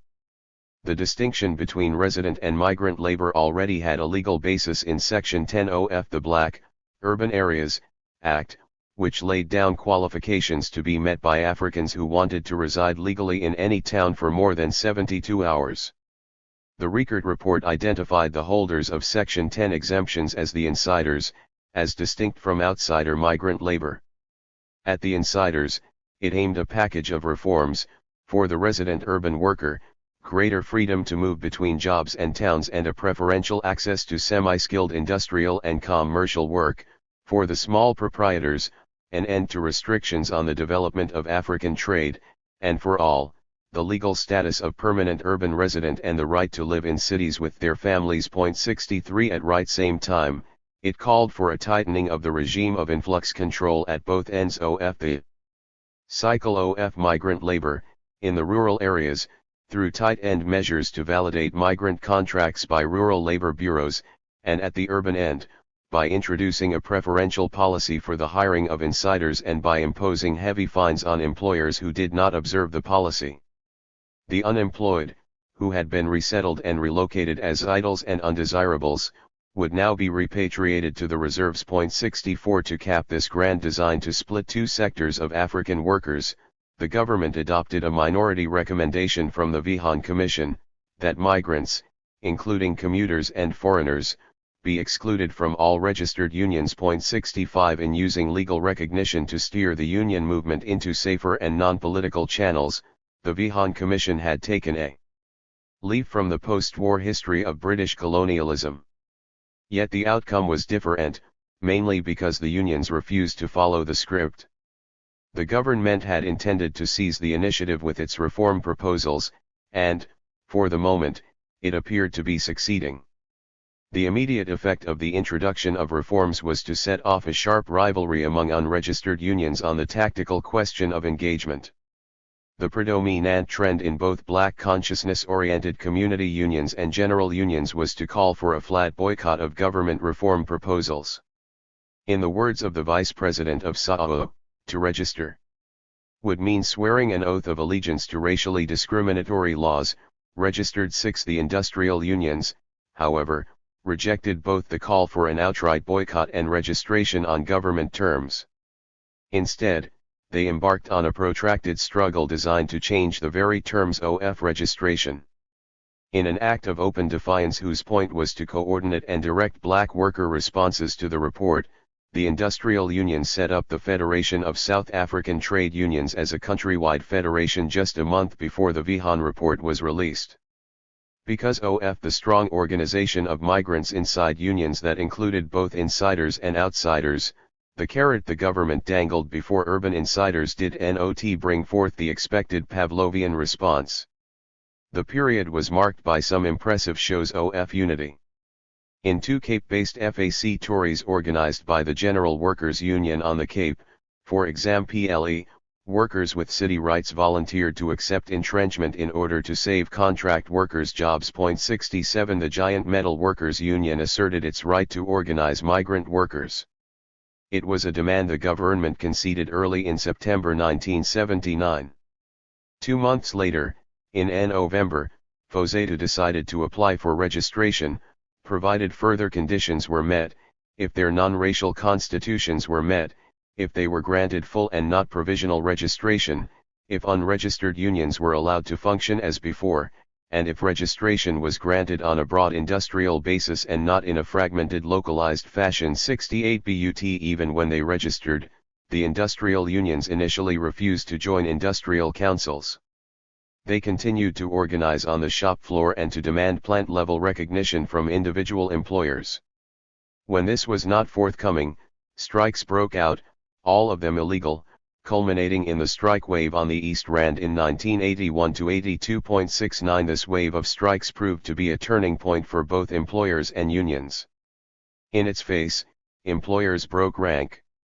Whereas the Steel and Engineering Industries Federation, CFSA, stuck to the official position of no plant-level bargaining, individual firms such as Barlow Rand called for a more pragmatic approach, negotiating with unions if they were representative, even if unregistered. 70 The first plant-level agreements were signed during the strike wave of 1981 to 82. Ironically, the rolling strikes on the East Rand also showed unions the limitations of a strategy that would concentrate on individual plants at the expense of a industry-level perspective. As strikes broke out in factory after factory, the union found itself overstretched and unable to coordinate the strike wave, which broke up into isolated struggles in different factories. For many, like MAWU, the lesson was that centralized bargaining would allow them to organize workers across the industry around common demands, thus overcoming the problems experienced in the 1981 246 strike wave.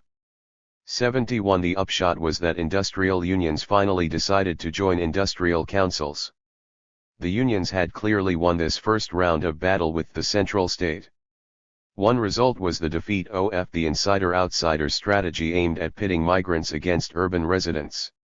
Yet the irony of the decade of the 1980s is that the split did occur, not because of a conscious political strategy on the part of the state, but as the result of subterranean social processes whose import and consequences the union movement did not prove equal to grasping. During that decade, the manufacturing unions gradually moved away from their hostile base. It was partly a response to the changing nature of work and workers, partly a result of changing perspectives within the union leadership. Migrants marginalized. Structural change in manufacturing coincided with union demands for upgrading skills and stabilizing jobs. With an increase in the scale and capital intensity of production in the 1980s, firms became more interested in a stable workforce and in continuity of production. The other side of the stabilization process was a contraction of the labor force. Employers took advantage of the change toward a better skilled but smaller workforce to deal with strikes and strikers. They moved towards mass dismissals, holding out for trials of strength. By the end of 1982, workers were being laid off in the metal industry. Over the next 8 years, the industry's workforce was reduced by a quarter. Those who suffered were those most vulnerable, the unskilled, and the migrant. 72 A corresponding change was taking place in middle-level union leadership. The young, the educated, and the urban were beginning to take command. As early as 1977, comments Phil Bonner, a labor historian active in FOSETA circles, we observed the beginnings of change. We could see students whose education ended with the Soweto uprising coming into factories. They were more political and militant in a different kind of way. There was a definite ideological input of this group. It was more BC oriented. 73 The change really came after 1979, after Vihan and the decision by unions to register legally, which proved to be a turning point. Legality opened the floodgates of membership as thousands joined eagerly. Fozetu membership, 95,000 as late as 1981, multiplied manifold in the next few years. By the time COSATU was launched in 1985, it had a signed-up membership of 500,000. As union membership expanded dramatically, the numerical weight of migrants also diminished dramatically. The unions began experiencing an acute need for a new type of leader, particularly one with some education. Continues Bonner, younger, urban militants began to move into leadership. Migrants went along. There were no strong pressures then. More and more factories were becoming less migrant. Above all, shop stewards and particularly branch leadership were more dominated by educated younger people. Every gain the union movement registered brought a new problem in its wake. Collective bargaining was no exception.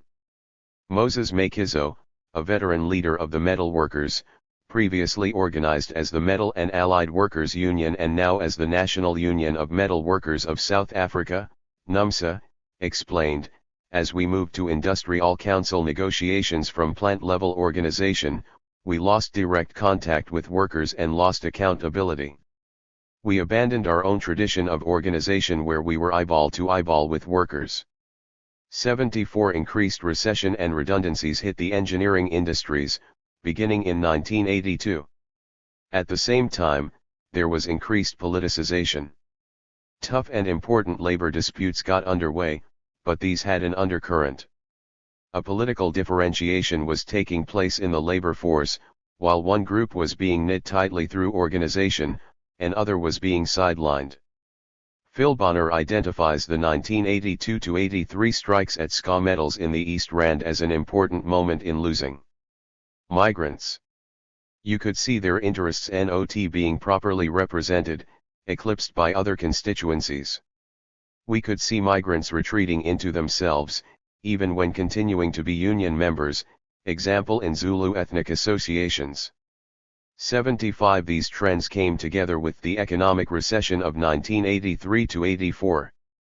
By 1984, unlike in the late 1970s, few leaders stayed in hostels. 76 In those early days, a militant worker fired by management would just as immediately be recruited by the union as a full-time organizer.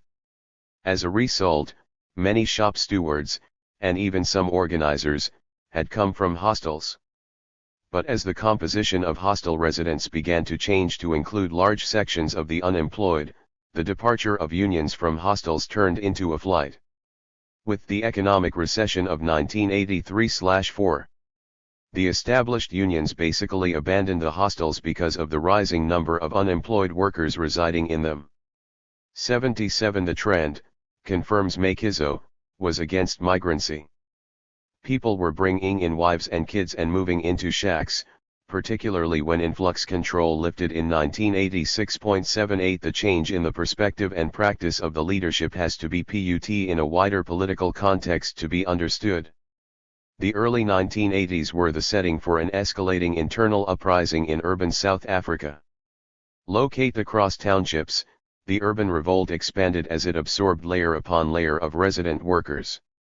The real shift that took place from the mid-70s to the mid-80s was the political displacement of 248 migrants from the mainstream, and even forefront, of the broad movement against apartheid. All other changes tended to reinforce the central political shift. The growing strength of urban residents in the unions, among both members and shop stewards, gave rise to demands that unions move beyond strictly workplace issues to issues affecting the welfare of workers. These pressures were felt most acutely in the East Rand, where rapidly expanding unionization, particularly of metal workers, was dramatically increasing the strength of Fozetu unions. It was a demand made most effectively within the ranks of shop stewards, at first through organizational initiatives that tended to bring together shop stewards on a community basis, and later through a broader demand that the trade union movement throw in its lot with the mass movement, particularly as expressed in the formation of the UDF in 1983. The first attempt to break through the organizational confines of the workplace was the formation of Shop Steward Councils, SSCs, in Northern Natal and the East Rand. The Germiston Council in the East Rand brought together shop stewards in the Wadaville-Catalhong area. These extra-constitutional structures were organized in response to a compelling need, for when the strike wave hit the East Rand at the end of 1980, there was an acute shortage of organizers. With only 2 FOSATU organized factories, workers decided to form a Shop Stewards Council and plan organizational drives themselves. Thus was formed the Germiston Shop Stewards Council in April 1981. Its members met once every 2 weeks, and leading shop stewards held planning meetings every week in between. Through joint deliberations, they tried to devise a common strategy and organize common action. By the end of 1981, shop stewards from 23 factories were attending these weekly meetings. A strike in any one of these factories was bound to have a ripple effect through the mediation of the council, as indeed it did in the Germiston area in 1981. The emergence of shop stewards councils created a structure that for the first time straddled the community and the factory. 79 Even if its members were elected representatives from the shop floor, the council was community-based. It brought together shop stewards in all unionized factories in a particular area. Inevitably, their Thursday evening meetings were not confined to grievances arising from the shop floor. Other common concerns reflecting life in the community, such as rent, the clearing of shacks from township backyards, and pensions, were also taken up. As experience accumulated, the SSCs devised their own guidelines. These expanded the objectives of SSCs, now to forge links with community organizations to encourage solidarity between the community and the workers' struggle. 80 The reach of council soon tended beyond trying to win community solidarity for workplace demands. The trigger that got SSCs to champion community-based issues directly was the threat to demolish shacks in some of the East Rand townships. With a serious shortage of township houses and hostel beds, many workers had no option but to live in shacks. Soon the SSC was discussing ways of leading resistance to demolition. 81 In the process, the councils ended up highlighting the need for community-based structures. Calls to link work-based class action with community-based mass accession had been made as early as 1976, but they had not always been successful. Problems encountered in the process suggest the ambivalent character of the relationship between one section of the township population, students, and another from the workers' population, host Elbist migrants. This came out dramatically in the 1976 Soweto stayaways. In their August call for a stay-away, students seemed more concerned with ensuring that all sections of the community honor it than with organizing different sectors for a concerted effort. Their tactics varied from persuasion, tearing up parts of the railway line which takes workers from Soweto to Johannesburg, stoning buses which car ride workers to the city, to jeering at workers who were seen going to work. 82 Often, when persuasion did not work, coercion became the order of the day. Thus, when residents of Mzimite hostel in Soweto refused to heed the strike call, students simply set sections of the hotel on fire, in the process burning several rooms occupied by migrants. Not surprisingly, they fell straight into a police trap, for the police had been waiting for precisely such an opportunity. A week before the proposed stay-away, police had addressed hostel residents, had asked them whether they had come all the way to stay away from work, and had promised police protection to those who wanted to go to work. 83 Police protection is precisely what they got when, according to the Johannesburg Star of August 24, approximately 1,000 migrant workers from the hostel carrying butchers' knives, pangas, tomahawks, instrumentu, sharpened spikes, carries and stones went into action. By the 26th, 26 persons were dead and 107 injured. 84 For 2 weeks following the end of the stay away on the 25th, Soweto remained an arena of conflict. Toward the beginning of September, large numbers of workers left the hostels in fear of revenge attacks. Did the conflicts take place because the hostel workers were Zulus, as many observers have seemed to suggest every time hostels were engulfed in violence? One needs to ponder a number of facts before accepting this as a convincing explanation of events, at least in 1976. First, only 5% of hostel residents in Mzimite were then Zulus. Also, there is no proof that they were the ones who attacked township residents. Second, similar tensions surfaced in 1976 and 1977 between townships around the Cape and hostels in Langa and Nyanga, where residents tend to be Xhosa rather than Zulu. 87 Even more compelling is the experience of the next Soweto stay away, which was organized from 13 to September 15, 1976. Not only were there fewer signs of violence this time around, but hostel residents actually supported the stay away. Could it be because the Soweto Students' Representative Council, SSRC, had distributed leaflets in Zulu, Soto, and English throughout Soweto calling upon the workers to stay at home? And even consulted the remaining hostel residents. The students' conviction that they were the vanguard of THIRD struggle could not have melted away so quickly, and yet it did thaw in the face of experience. Certainly, both Soweto and the townships around Cape Town had been only marginally touched by the strike movement and the wave of unionization that had engulfed Durban, the East Rand, and East London in 1972-74. As unionization grew, however, it came to influence the perspective of township-based militants everywhere. The grassroots civics that developed in the early 1980s took a leaf from the experience of shop stewards in independent unions. They moved from spectacular but one-sided mobilization to organizing street and area committees. 88 By 1987, 43% of Soweans were reporting the existence of such committees in their part of town. 89 Without this on-the-ground web-like organization, neither rent nor consumer boycotts could have been undertaken in a sustained manner or on a widening scale, as they indeed were during the 1980s. From the self-important conviction that they were the vanguard of the struggle, students turned to looking for effective allies by the mid-1980s. The leaflet that the Transvaal Region of Congress of South African Students, COSAS, addressed to workers calling on them to support the 1984 stay away spoke in a language very different from that employed by the students of 1976. Workers, we students are ready to help your struggle against the bosses in any way we can. But today wo need yoursupport 90 when Neil Ajet, a food and canning workers union, FCWU, organizer, died of torture in February 1982, at John Vorster Square, Johannesburg's police headquarters. The Fozeta unions called a countrywide stay away. This 30-minute work stoppage was a midway point in the confluence between workplace and community-based action. Although the issue over which it was called transcended workplace grievances, the action was limited to the workplace. The turning point in the United Student Worker Action was 1984, the year the South African Defence Force entered the townships.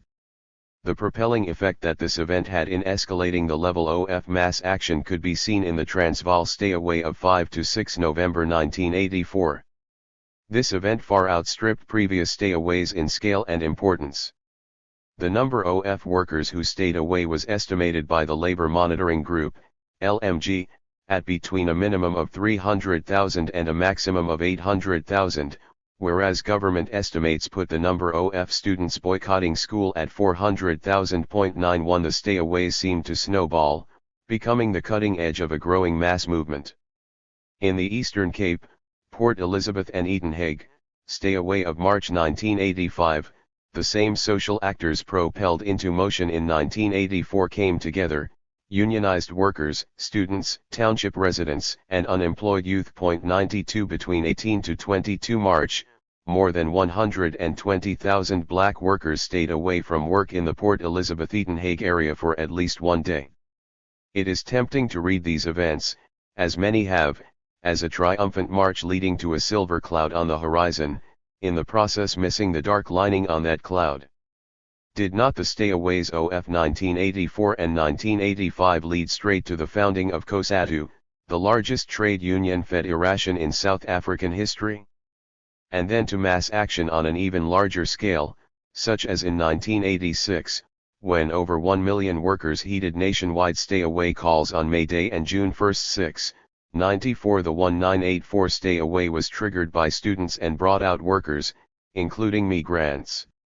Phil Bonner recalls it as the time when the needs of the two constituencies began fracturing. 94. By the 1985 stay-away, there was a growing debate within the FOSATU leadership about the wisdom of unions linking up with community-based organizations to launch joint action. The vice president of FOSATU criticized the stay-away as not 251. 252. Being in the interests of the working class. Instead, he argued, it was non-workers who ultimately benefited. White chain stores registered record takings on the Friday before the Black Weekend, black traders and shebeen owners made a killing during it, taxi drivers did extremely well since there were no buses, and only workers have lost out altogether. They lost a day's pay, some lost their jobs, and they were left weaker and more divided than before. 95. The debate was often acrimonious. With the 1983 formation of the United Democratic Front, the leading coalition of populist groups, and the refusal of FOSATU to join its ranks, its pitch increased. Unions affiliated to the Federation, said Joe Foster, FOSATU's general secretary, had members who supported a number of political organizations including the UDF, the National Forum and Inkatha, and to side with just one organization would divide their membership. 96. But FOSATU was caught between WO stools. Afraid of being outnumbered and swallowed by community-based organizations, which were preponderant within the UDF, it still could not ignore growing pressure from its own ranks to take action transcending the workplace. Its attempt to do so alone, such as the 1984 campaign against the tricameral parliament, only increased the pressure from within. Not surprisingly, the UDF-FOSATU debate turned into a debate within union circles, with opposing sides going at one another with increasing abandon. In this context, the debate between workerists and populists developed, each accusing the other of caricature and name-calling. Leading workerist intellectuals argued against those progressive trade unions who emphasize the need for intimate connections between the trade unions and the community. 97. This call, they argued, really reflected the relatively uncomplicated need of smaller industrial areas served by a single township where the union has the resources to push community issues. For example, in the rural areas of the Western Cape, the FCWU has taken on this role. In Edenhague in the Eastern Cape, there is likewise a close relationship between the motor unions and the community organization, all but one of its executives being Volkswagen shop stewards or members. When this strategy is mechanically applied to the more complicated situation in the larger industrial areas served by several dormitory suburbs, different problems arise, for here the community turns out to be nothing of the sort. It is several communities often segregated by race. An excessive orientation towards the community in such a context can lead to serious problems, dividing workers along racial lines, reflecting the apartheid-imposed parameters on community life in South Africa. The conclusion was inescapable: the more the unions linked up with communities, the more they would be infected by community-based problems, reproducing community divisions in the workplace as well. Hence, the only place to forge non-racial as opposed to multiracial solidarity in South Africa, concluded Phil Bonner, would appear to be the factory floor. The call for transcending localized action was not going to be stemmed by pinpointing the problems of united action, for the basis of this call was not an uncritical defense of any and every united action. Rather, it was a practical understanding of the limits of localized action, as all key strata increasingly confronted not local adversaries like employers and school or community authorities, but the central state. Leading workerist unions like MAWU began to feel the pressure, both as a demand that the political line of the union be reconsidered and as attempts to form breakaway unions. The most notable was the 1984 split in MAWU.98. Many of the advanced shop stewards who were directly involved in the running of the SSC, or playing leading roles in the union and/or the federation and benefiting from education programs, joined the breakaway United Metal, Mining and Allied Workers of South Africa, UMASA, out of a sense of frustration with MAWU. One leading shop steward argued, "The situation of the worker in South Africa is that they are oppressed and exploited. The struggle goes beyond the factory gates. Workers must address themselves to the problem of rents, shacks, electricity tariffs, schools, recreation, etc." In FOSATU and MAWU, workers have been openly discouraged from taking up these issues and political organizations have been openly criticized. We recognize that the trade unions are not political organizations. But for them, MAWU, to say no politics in the trade union is nothing else but to keep their politics of reformism inside the trade unions. It is a tribute to FOSATU's structures and principles, comments the COSATU historian Jeremy Baskin, that this challenge that began with its shop stewards on the Transvaal led to the transformation of FOSATU from within, and not to the growth of a rival trade union center. 99 The formation of COSATU in December 1985 with 500,000 signed-up members and the National Union of Mine Workers, number, as its largest affiliate was certainly the eclipse of the workerist line and the ascendancy of those populists who had called for the primacy of unified political action. Ironically, the impetus for unity had come largely from workerists. 11 In retrospect, the formation of COSATU seems a time for sober reflection on the previous decade's experiences rather than an occasion to rally for a final confrontation. The failure to carry through such a comprehensive sum-up meant that weaknesses surfaced in the midst of seal brat ions, as crevices in what many had presumed was a solid organizational wall. Phil Bonner had been right in saying that there was not one 254 model community for which one had only to find a fitting prescription, but he was wrong to think that the diversity of communities was limited to a racial diversity. Both workerists and populists shared a weakness: their notion of community was limited to the township. It reflected the urban dimensions of the struggle that had unfolded in the wake of Durban 1973 and Soweto 1976. Neither had a notion of community that could embrace the rural, let alone the most problematic expression of the rural in the urban, the hostels and its migrant residents. Ironically but not surprisingly, just as militants from within unions and community organizations, civics, alike were strengthening the link between community and workplace, a clear split was emerging between the workplace and the community as migrant workers understood it. It is instructive to read responses recorded by a team of researchers who interviewed hostel-based workers in a factory in the Thokoza area on the Rand in 1990.101. The team found the link between union organization and hostel life to be virtually non-existent. The interviewees felt that hostel issues were directly ignored by the union. One worker explained, "No, they don't come to our hostel. We meet here in our workplace, that's all. It's not because they ain't afraid to hold meetings in our hostel, it's just because they are not interested. That's why we had a conflict with them, because they always went to meetings in the township and make decisions that would affect us without consulting us. That is especially during stay-aways, so that is what makes us not recognize their calls for stay-away." The community workplace split was, as the populists had rightly warned, also a split between economic and political concerns. When we posed the question of COSATU's alliance with the ANC and the SACP, noted the research team's report, many saw the activities of the union as being restricted to tire workplace and thus they were unaffected by, or saw no significance to this alliance.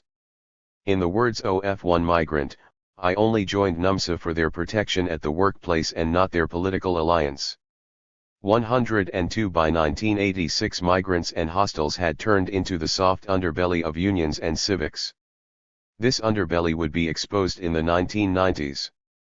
In the face of state violence, sometimes initiated but other times fanned by third forces, unions would be paralyzed. Worse still, civics would lose perspective.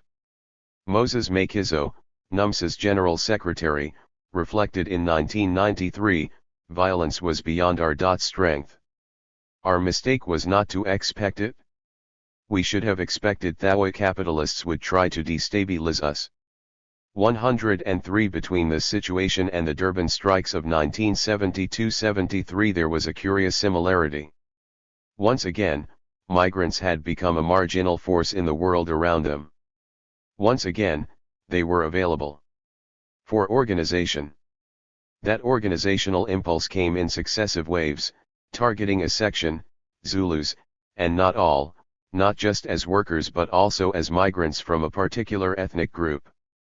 It came first as a company union, the United Workers' Union of South Africa, UWSA, then as a cultural movement, Inkatha, that beckoned them to their rural roots, and finally as the Inkatha Freedom Party, IFP, a political party that tried to harvest their alienation from township militancy. Each wave, however, seemed to leave behind a trace of dissatisfaction. Not surprisingly, migrants who had been at the helm of FOZATU unions in the late 1970s did not prove to be an inert force, available to every next suitor on die horizon. Instead of simply embracing every external initiative, this time they took their own initiative. Perhaps that was their greatest tribute to FOZATU's decade-long endeavor. The 1990s. Migrants as traditionalists. In 1990 the ANC was unbanned along with other exiled political groups. All political forces understood that the political map of South Africa was soon to change. They moved into place to begin, as it were, a chess game. The initiative lay with those possessed of a wider vision, for the unbanning had the opposite of a ripple effect. Moving inward from an outer rim, the force of the transition seemed to take on board every group and tendency, if only to take stock of it. Like a litmus, it seemed to test every claim, if only to discard those found wanting. Widely expected to usher in an era of peace, the transition was marked by spurts of violence. The focal point of the tension was immediately the triangular relationship between townships, hostels, and shanties. Its strain and stress exploded into bursts of violence, gripping the Natal and the Reef on the Transvaal. At the center of this violence were hostel dwellers. In the first half of 1993, I interviewed many of these, initially as part of a Durban-based COSATU research team charged with understanding the needs of hostel dwellers. That effort bore little fruit. Organizers from COSATU's cultural group undertook to introduce us 3 researchers to hostel residents. A workshop was organized, to be followed by several interviews. But the workshop never took place, for no more than a few hostel residents turned up. With the assistance of a union organizer, I persisted for the next month, but little happened. I was able to meet 1 male resident of Dalton Hostel and 10 women living in the Thokoza Hostel. When I expressed the desire to go into the Thokoza Hostel, my hosts found it a difficult proposition to realize. Hventu 256. Ally I was smuggled in as a cabinet mover, for precisely 20-minute utes. I could not pretend to be a nonchalant mover if I stayed any longer. I met the 10 Thokoza women workers for several evenings of long conversations, as I did the one organizer assigned to me. Eventually I realized the reason behind my difficulties. Both Thokoza and Dalton were considered Inkatha hostels. It was not safe for an ANC or COSATU-linked person to operate openly within their confines. A little discouraged, I moved to Johannesburg. I had 2 options before me. Every hostel on the Reef seemed to be clearly earmarked, ANC or IFP. It would be easier to gain access to ANC hostels, but it would surely be far more interesting, I thought, if I could gain entry to IFP hostels. Through sheer chance, I made a contact through a friend in the Johannesburg Civic Association. That contact was the secretary of the newly formed Transvaal Hostel Residents Association and turned out to be a key that would open many doors for me, for with the secretary, I was able to meet and interview several residents in 2 hostels, Wolhuter, Jep, in Johannesburg and Mzimite Lope in Soweto. Both Wolhuter and Mzimite were considered violent hostels. Both had been in the Flair-OF conflict in the Transvaal over the previous year. Both were occupied mainly by Zulu migrant workers, whether employed or not. Through conversations with some of these hostel residents I was able to glimpse the plasticity of tradition. Inmates in a limbo. A hostel is obviously not part of a migrant's workspace. But neither is it quite a worker's domestic space, for one's family is not allowed in a hostel. Conditions in the hostel are not subject to collective bargaining as are those on the shop floor, but then neither is the hostel a private domain free from employer interference.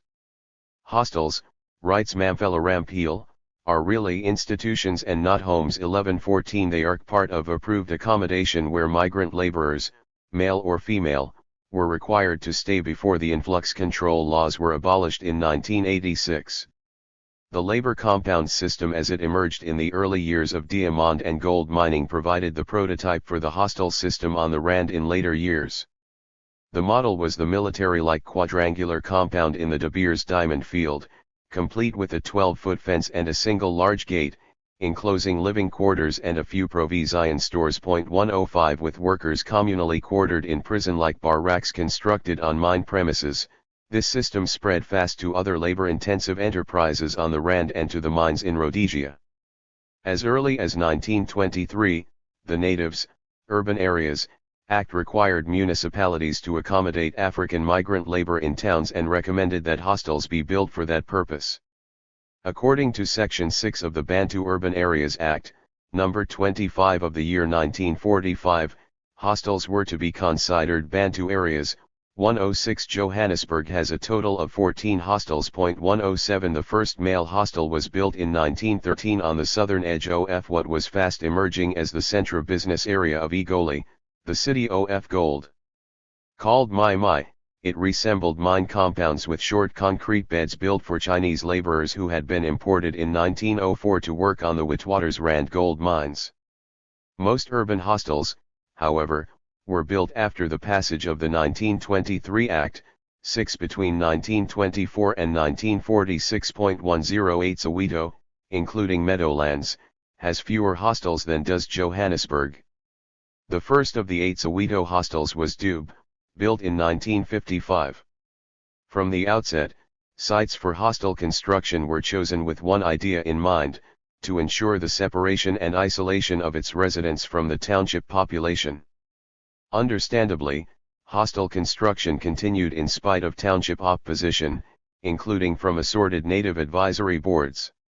One of these was Mzimite Lope, built on the southeastern side of Meadowlands. By 1974 the West Rand Administration Board estimated that no less than 20% of all male residents of Soweto over the age of 18 lived in urban hostels. 109 It is incredible that the new unions never came to grips with the concrete situation of hostels. Even in the early stage when migrants were the bulk of active members in several unions, most considered the hostel as no more than a physical site for organizing workers around shop floor issues. A few did try to raise hostel-specific issues. One of these was the General Workers' Union, which in 1984 waged a bitter and protracted struggle around the issue of accommodation and the rights of workers as tenants at Everite Hostel in Brackenfell near Cape Town. 110 Yet at no time were hostel residents an insignificant number or their conditions anything less than scandalous. Figures on hostel accommodation vary. South African government sources put at 402 the number of hostels under the control of provincial and local authorities throughout the country. The figure excludes all mine company hostels and some private ones, which are not registered with local authorities. Of this total, 135 are in the Transvaal, 216 in the Cape, 35 in Orange Free State, UBS, and only 16 in Natal. The distribution of hostels, however, does not reflect the distribution of hostel beds. Although fewer in number, Transvaal hostels tend to house a larger number of beds. The above source estimates the distribution of beds at 297,158 in the Transvaal, 50,158 in the Cape, 26,125 in Natal, and 24,904 in the OFS. But the number of hostel beds is difficult to 257, 258 pinpoint with accuracy. Unlike this official estimate, which puts the total at 308,345, a CSIR study estimates it at 529,784, with 59% in the Pretoria-Witwatersrand-Vereeniging region. 111 The number of beds, however, is in no way equivalent to the number of hostel residents. A bed holder is a relatively privileged person when compared with others who may use the same bed. In the 4 Johannesburg hostels owned by the Transvaal Provincial Administration, TPA, for example, a recent study estimates that an average of 1.21 people share each bed in a single 24-hour period. 112 According to the chairperson of the Hostel Residents Association at Wolhuter, 1OF the aforementioned 4 hostels, there are roughly 5,000 others living in the hostel besides the 3,218 bed holders. 113 The bed occupancy rate in the Cape Town hostels has been estimated at 2.6 per bed, and in Dalton Hostel in Durban the rate is said to be as high as 6.114. How do all these people fit in a bed that is no larger than a wooden bunk or a concrete slab? Bed occupancy rates obscure the distinction between bed holders, bed users, and squatters within the same hostel. The bed holder, the owner of the bed, is the person who controls its use. Conversely, a bed is the only space over which its holder has effective control. The bed users actually share the bed with the bed holder, and a squatter simply puts up in any vacant space in the hostel. The bed user pays the bed holder in services, ranging from cleaning to sex. Squatters pay the hostel administration. In the Khoza Hostel in Durban, for example, there are 689 bed holders but more than 1,000 squatters. 115 A bed holder pays a monthly rent of R17.10, a squatter R15. The hostel population is a varied lot. Many of the migrant workers are hardly temporary. The Hostel Residents Association found that the average length of stay in the Johannesburg hostels was 5 to 6 years. In some instances, though, people had been there up to 30 years, some of them were even second or third generation residents, handing down a bed from father to son. 116 Rampeel found that the average length of stay in Cape Town was 26 years for male bed holders and 12 for female ones. 117 Long-term hostel residents, however, does not necessarily mean that links with the countryside have been weakened.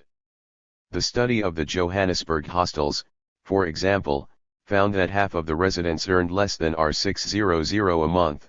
Of this, R253 was being sent home every month to support families. 115 There is a large unemployed population in every hostel, some have just arrived from the countryside and are looking for a job, and others have been retrenched.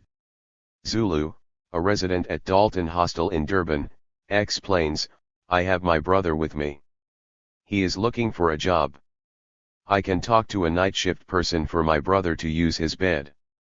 People usually help. 11 such persons survive on temporary work in the area, or they 259 take to hawking in the hostel compound, selling anything from cigarettes to drugs to alcoholic beverages to muti, traditional medicine. It is the visitors," says Zulu, "who often become tramps. Once influx control was abolished in 1986, the unemployed gained entry into hose telephones. Their proportion increased with the onset of violence.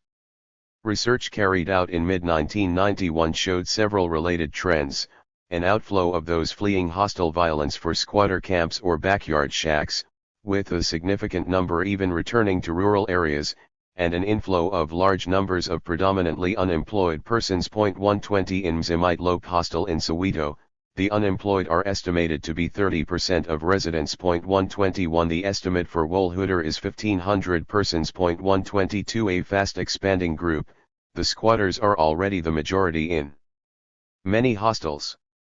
Although bed holders are the long-term migrant population of the hostel, visiting their homes in reserves at regular intervals, the same cannot be said for the squatter population.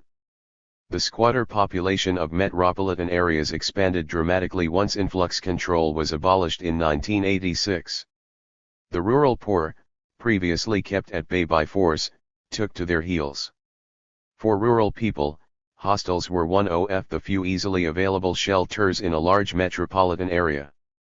As they arrived in town, refugees fleeing violence or drought or just day-to-day misery naturally headed for points where they could find family members, relatives, village mates, or anyone who was familiar to shelter them while they learned the ways of the city and found a niche in it.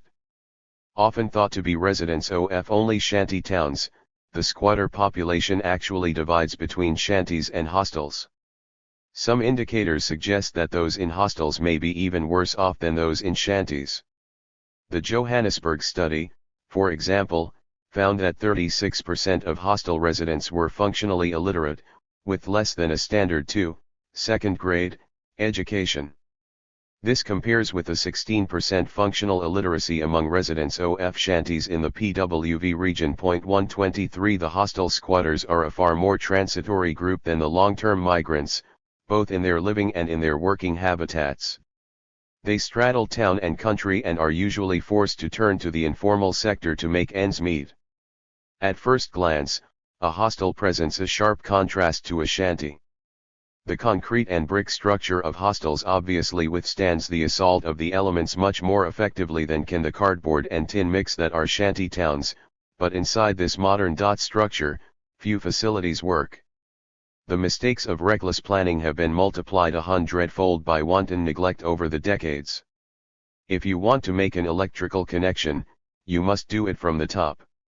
If you want air to circulate, you must keep the windows open and risk the cold. Having built the hostel, the municipal authorities left its maintenance to the wits. 260 of occupants, who are responsible for its daily cleanliness and all repairs. In an exceptional act of regard for the welfare of hostel residents, the provincial authority built a swimming pool at Wolhoeder in the early 1980s. This illustrated their remote understanding of what DI residents most needed. We only used it once, when it was clean, says Tembanksumalo. 124 Space is scarce, and there is hardly any privacy. For the privileged population of the hostel, the bed holders, the private domain is the bed area, usually 1.8 square meters of space. I am a member of the ANC Women's League, Burial Society, Church. I have a lot to read. There is no desk, nothing. You just sit on your bed and eat. The bed is your cupboard, your chair, your table. You come whitey your pot and put it on your bed, complains Christina, who lives at Thokoza Women's Hostel in Durban. Because of the absence of any privacy and the openness of communal facilities, hostel residents are an easy target for thieves. In some hostels, the concrete slab that is the bed operates like a bunk, which pulls up to reveal a hole the wardrobe. Many hostels, however, like Thokoza in Durban, have no such arrangement. In such a situation, personal property must be left behind with the next shift when a resident goes to work. If clothing is washed and dried on a line, it often must be secured with a chain and a lock to prevent its theft. If one wants to change clothes, one must do it in front of others. The fact that residents often sleep in shifts means that there is always someone asleep and someone else awake.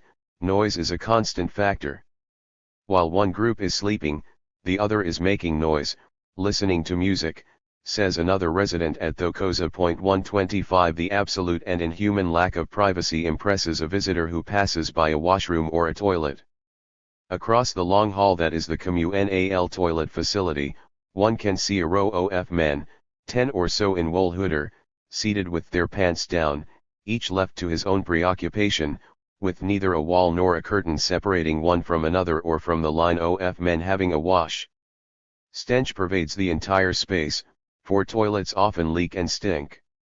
The kitchen, too, is communal, which means one must wait one's turn to cook and eat, and if the line is long and the hour late, one must choose between a meal and sleep for the night, or, more likely, the lights have gone off and one can no longer cook. In that place, said a former hostel resident, We were like cattle in a kraal. 12 When asked whether they would be prepared to pay more for privacy in a toilet or a kitchen, half said they would be willing. 127 The answer indicated the level of their desperation rather than of their earnings. The lack of privacy goes with filth. As if to compensate for the subhuman conditions in which they live, hostel residents often dress immaculately. The contrast between personal cleanliness, even meticulous. 261. Ness, and die squalor that is the communal facility is striking. It was easy to think that this reflected the contrast between the personal and the communal, and so I too wondered until I got to Mzimite. Built in the 1950s like all Soweto hostels, Mzimite contrasts sharply with hostels like the ML in Alexandra built in the 1970s. The ML was designed with a single-minded focus on social control, complete with iron gates and fence, not only to enclose the hostel from the township, but also to cut off one section of the hostel from another. The gates between sections are electric and have control panels that can be used to shut off a section in case of trouble. Mzimite resembles a housing scheme for a poor community in its layout. There is no fence, no gate, attempts to build one have never succeeded. Toilets are communal but smaller, 4 in a row for one block. I saw 2 such communal toilet facilities. The first was unlocked, could be used by anyone, and was leaking, blocked, and smelly. Another was locked, with a key for each family, spotless, even if 2 of the toilets had no tops to sit on. The system of labor control in the hostels was a small version of the indirect rule system on the reserves. 128 A hierarchy of mine officials was created to resemble that of chief, headman, and heads of homestead in the reserve. In this system, the chief is the white hostel manager, the headman is the native Induna, and the heads of homestead are the door-based Isabanda. Unlike Dai Induna or the police boy who was appointed by the hostel manager and paid, the Isabanda was elected and unpaid. Both came from a particular ethnic group, since hostel residents were both concentrated and divided on an ethnic basis. The system combined the autocratic powers of Dai white hostel manager with elected native Isabanda. The latter, door representatives, were Yusu ally elderly men known for their fairness and wisdom. The point of the system was twofold: to control movement in and out of the hostel and to keep peace between inmates. This reality, a modern barrack-like structure in which the Induna, headman, was the chief compound policeman and therefore chief assistant of the white hostel superintendent, also has to be understood as a fantasy of the hostel administration, who hoped that the hostel would be an extension of the reserve in which migrants would continue to live their lives as in tribal harmony, sleeping in communal quarters at night while submitting to tribal discipline during the daytime, so that the world outside may continue as a white world. To what extent did the world inside the hostel correspond to this fantasy?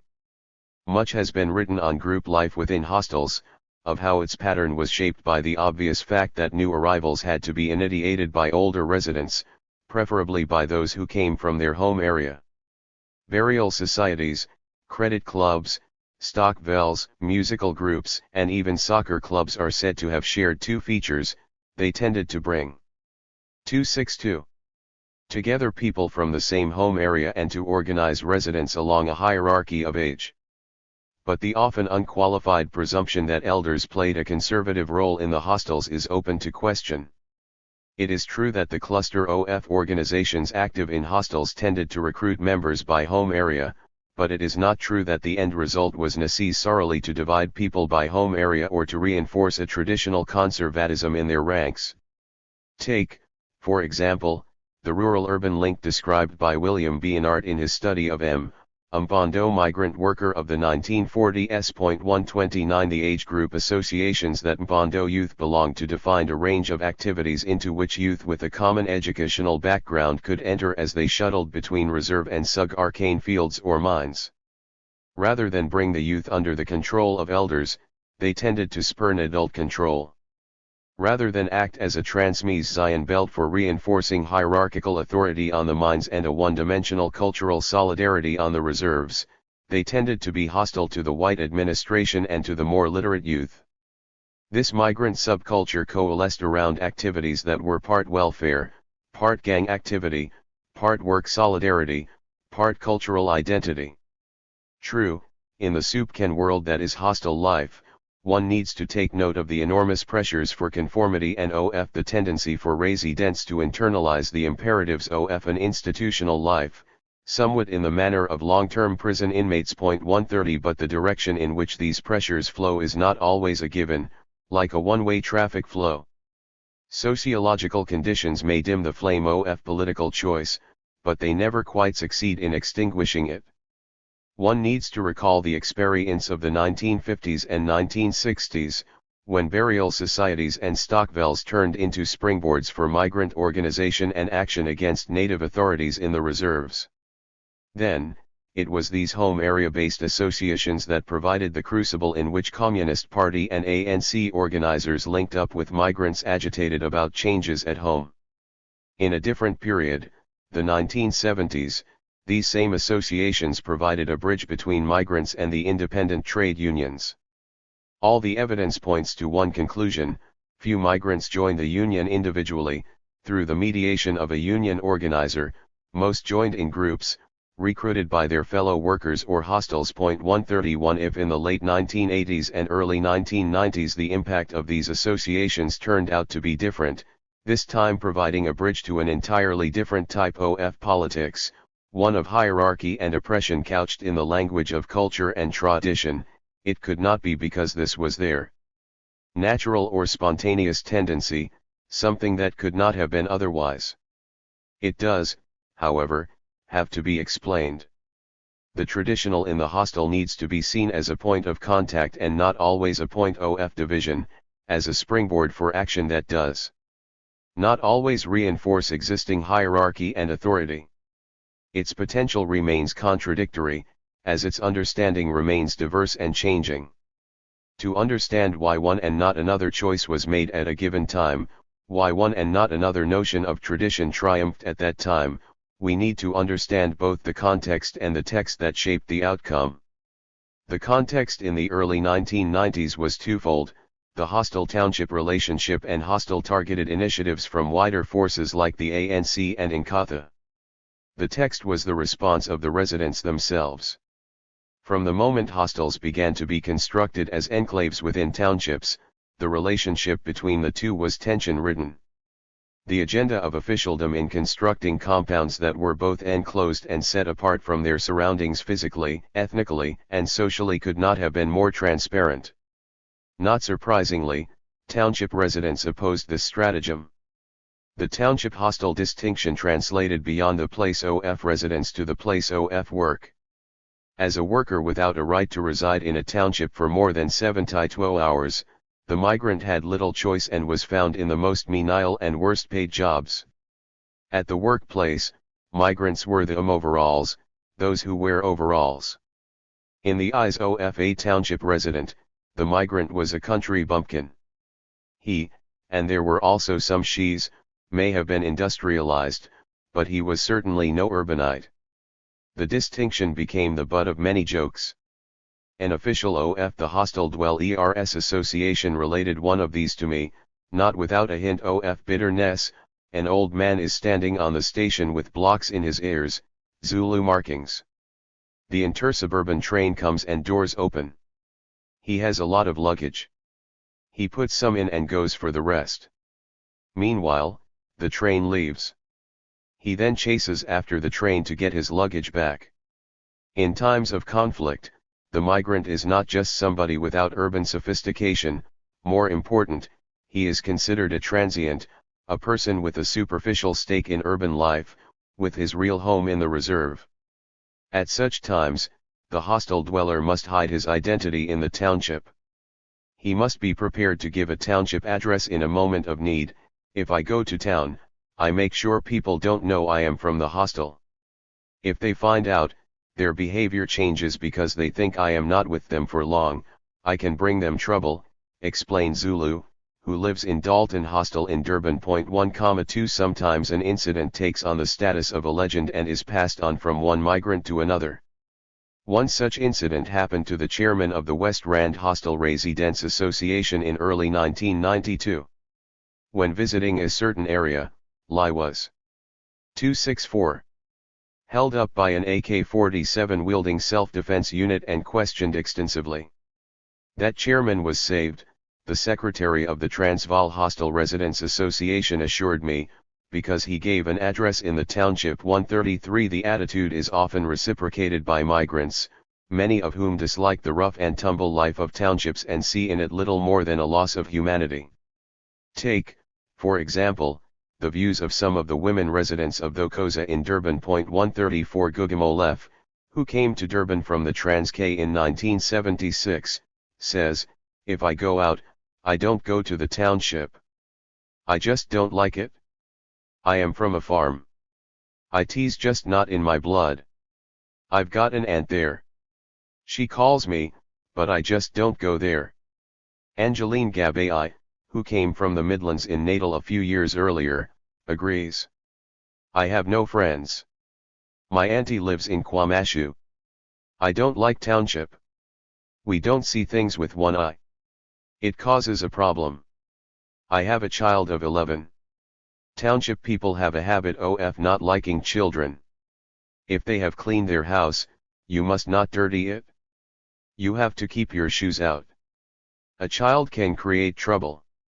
The fact that hostel dwellers are usually single and male tends to exacerbate conflicts with particular sections of the township population.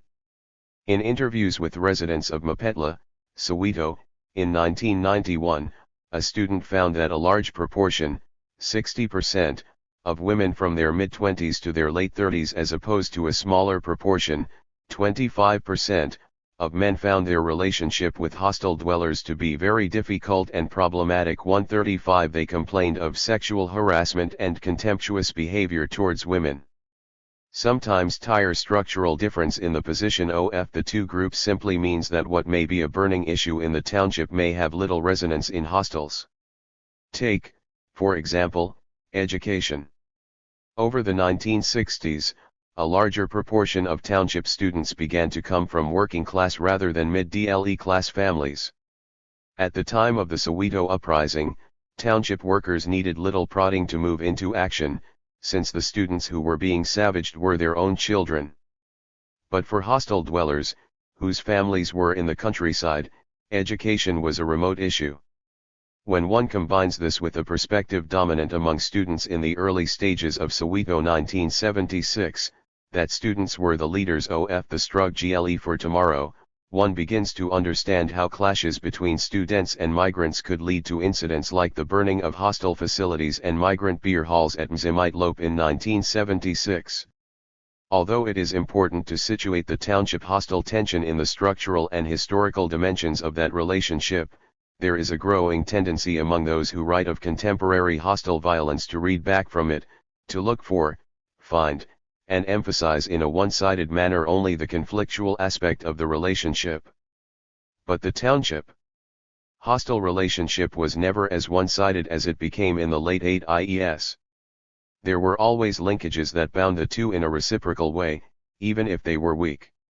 It is true, as Mamphela Rampeel writes, that except for beer gardens, hostels have no public facilities of their own and depend on the limited public resources of the surrounding townships for all their needs: schools, clinics, churches, playgrounds, post offices, police stations, shops, etc. 136 But in spite of its construction as a unifunctional sleeping area, hostels never remained just that. The hostel was a source of services for a section of township residents. 137 It was a microcosm of a rural area, which provided urban dwellers with services otherwise difficult to find. Hostel dwellers brewed cheap country liquor, and township dwellers flocked to hostels to enjoy various exotically named concoctions: Antabazasize, mountains of sorrow, Izingodo, the forest, Uhambanobani, who is accompanying you, Umkamboti, African wine, and Kumbekil, stand still. If hostel dwellers could have access to Western medicine only in a township, township residents too could also easily avail themselves of herbalists and diviners in hostels. Before the decline in services shut the hot water tap in many hostels, township males flocked to the hostel to use showers which were unavailable in the township. If playgrounds were to be found in townships, hostels were the venue of tribal dances every Saturday and Sunday, events that township residents of all ages and both genders witnessed and enjoyed. At the same time, the hostel was a sanctuary for shady characters avoiding the police for one reason or another. Gambling was rife in hostels, as was the smoking of daga, marijuana. Relations between townships and hostels changed dramatically, first with the township uprising of the 1980s, then with the onset of hostel violence in the early 1990s. As the township uprising unfolded in its many dimensions, the unintended effect on hostel life was often negative. Rent boycotts, combined with apartheid decentralization reforms, brought municipality finances to an all-time low, and corrupt councillors sucked dry whatever meager funds were available. Services collapsed. As hot water stopped coming, pipes dried up, and maintenance ground to a halt. Whereas township residents could take the organization created in the course of the uprising as a starting point for taking collective control over common facilities, hostel residents were left standing by as the hostel structure began to crack. The hostel-township relation became even more one-sided. With the end of influx control in 1986, illegality ceased to be an effective form of administrative control in hostels. Regular blackjack nightly raids in search of illegal residents ceased. Although replaced by municipal police, the presence of repressive forces diminished. A few years later, when the violence began, both the hostel administration and 265. 266. The police fled the confines of the hostel, as did a section of the hostel population. Criminals and smugglers were now in a position to take refuge in a hostel. In some cases, they were even poised to take control. The hostel, for example, could be a chop shop to which a stolen car could be brought, taken apart, and then sold, all in a matter of a few hours. It gave a peculiar twist to the hostel-township relation, but this twist was the result of a historical process. Those who read that outcome as evidence of a long-standing insider-outsider split were guilty of reading the past from the present, of deducing history from empirical reality. This reduction of Soweto community into two communities, the outsiders and the insiders, argues Babylon Zekatwain, is too simplistic. 138 Official efforts to divide township insiders from migrant outsiders were an entrenched and long-standing part of South African state policy. There were many mediations between policy and its translation into reality. One such mediation was the resistance of those who were meant to be so divided and stood to lose by it, either in the short or the long run. We have seen that the independent unions fought hard and successfully the post-Vihan attempt to translate this distinction into a law that would make illegal the unionization of migrants. They fought hard for the unity of labor, migrant and resident, on the shop floor, but union attempts to restrict organization to the shop floor could not hold in the face of apartheid, which defined for the worker a state of unfreedom in every aspect of his/her existence, whether at work or at home. Although the workplace proved to be an effective starting point for worker organization, allowing unions to pick issues they were equal to handling, to define an enclave in which they could build and grow, it could not hold as a limit to that organization. Once defined as a static limit, it was seen as stunting growth. The more worker organization and strength built up, the more the limits of that distinction appeared artificial and constraining. Ultimately, the shop floor community divide was considered a regrettable legacy of an earlier era. The COSATU unions warmly embraced community issues. As unions moved to link shop floor with community issues, in the process joining hands with community-based organizations, there arose a problem because they did so selectively, for there was not one single homogeneous community, but several distinct and heterogeneous communities. Ironically, as they embraced township-based organizations and as the center of gravity of popular revolt moved firmly into townships, unions withdrew from hostels. If union organizers erred through inaction, we will see that the homecoming exile movements, particularly the ANC, put forth a series of hastily changing demands, from emptying hostels so they could be occupied by returning exiles to converting them exclusively into family units to fencing off violent. 267. Hostice, demands that seemed as so many direct threats to the fast-changing hostile populations.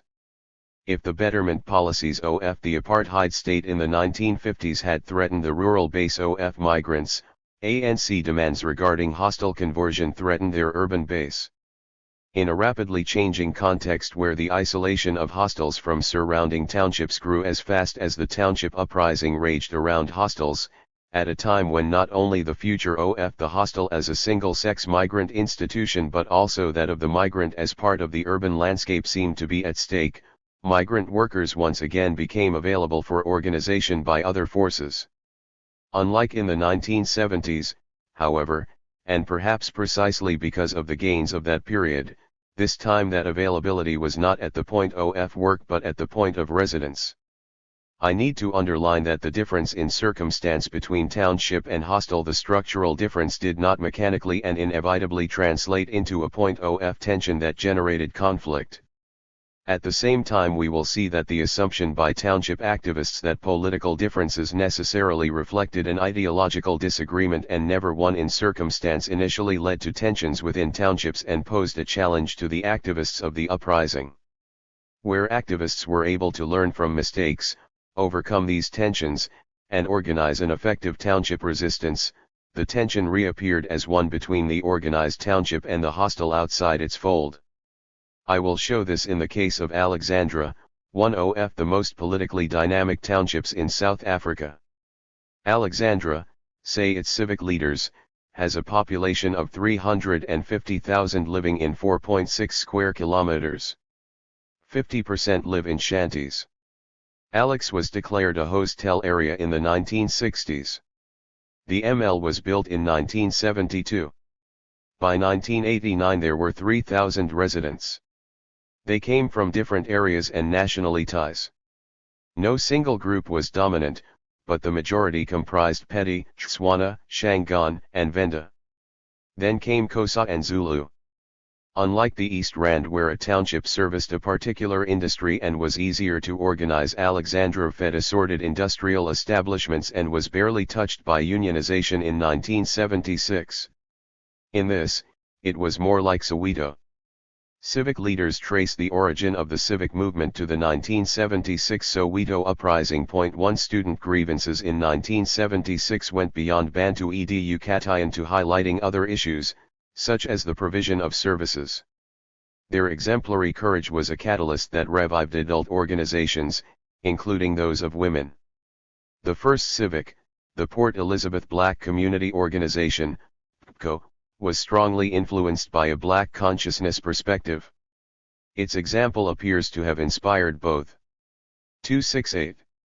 The Soweto Committee of 10 and the Alexandra Action Committee, the precursors to civic organization in Soweto and Alexandra. Several key activists in the civic movement came from trade unions. In Alexandra the best known was Moses Makizo, who personified the course the independent union movement followed in the first decade of its growth. He arrived in the Johannesburg area in the late 1960s as a migrant seeking work in the gold mines. Later, when he worked in a Toyota plant and lived in a single-sex hostel, Makizo was recruited by MAWU. No sooner had he risen to being a shop steward in the union than Makizo was fired by the company in the course of a wage strike. It was then, in 1980, that the union took him up as a full-time organizer. Makizo's involvement in community action developed around 2 issues, housing and security. Union members lived in appalling conditions. Rent payment to township councillors seemed a thankless one-way flow, since no services were provided in return. The local authority was propped up by a security management system consisting of police and vigilantes. Through regular raids designed to identify both illegals and those who had not paid rent, they kept residents in the grip of terror. It was difficult to live in Alexandra if your documents were not in order, Makizo told the court that tried him for treason years later. 140 We would have to wake up at midnight and go to sleep in the veldt so the police who raided 2 or 3 times a week would not arrest us. The civic movement came to fruition as the government tried to stem the growing township uprising of the mid-1980s by clamping a selective emergency on the most troublesome communities, defined as oil spots. One of these was Alexandra. That emergency helped us to reach the very people we had failed to reach before, the non-activists, because anyone on the street could be detained, explained a civic activist of the time. 141. Ungovernability was the context in which community-based organizations began to build organs of people's power. Its starting point was an interim structure set up in 1986, called the Alexandra Accession Committee. AAC, 142 The AAC was a formation of activists, many of whom drew inspiration from the success of trade unions in building factory-level structures around shop stewards. Under the leadership of Moses Makizo, by then also the General Secretary of the National Union of Metal Workers of South Africa, the successor to MAWU, the Alexandra activists set out to form yard, block, street, and area committees. Prior to 1985, we had ad hoc structures, an activist from the period recalled. In 1985 we began organizing democratic structures. People in Alex Live huddled together. 20 families share 2 bucket toilets, 1 water tap. Communal services create tension. So, we formed Alexandra Action Committee, a forerunner of the civic, to elect yard, block, street, area committees, and then to organize the civic from the ground up. Every 3 streets formed an area. An area committee is 17 persons. Once every 3 months, the executive and the area committees met in the Central Executive Committee as the decision-making body of the civic. 143 In the course of that protracted confrontation, Alexandra blew up in early 1986. A 6-day war pitted residents against vigilantes and police.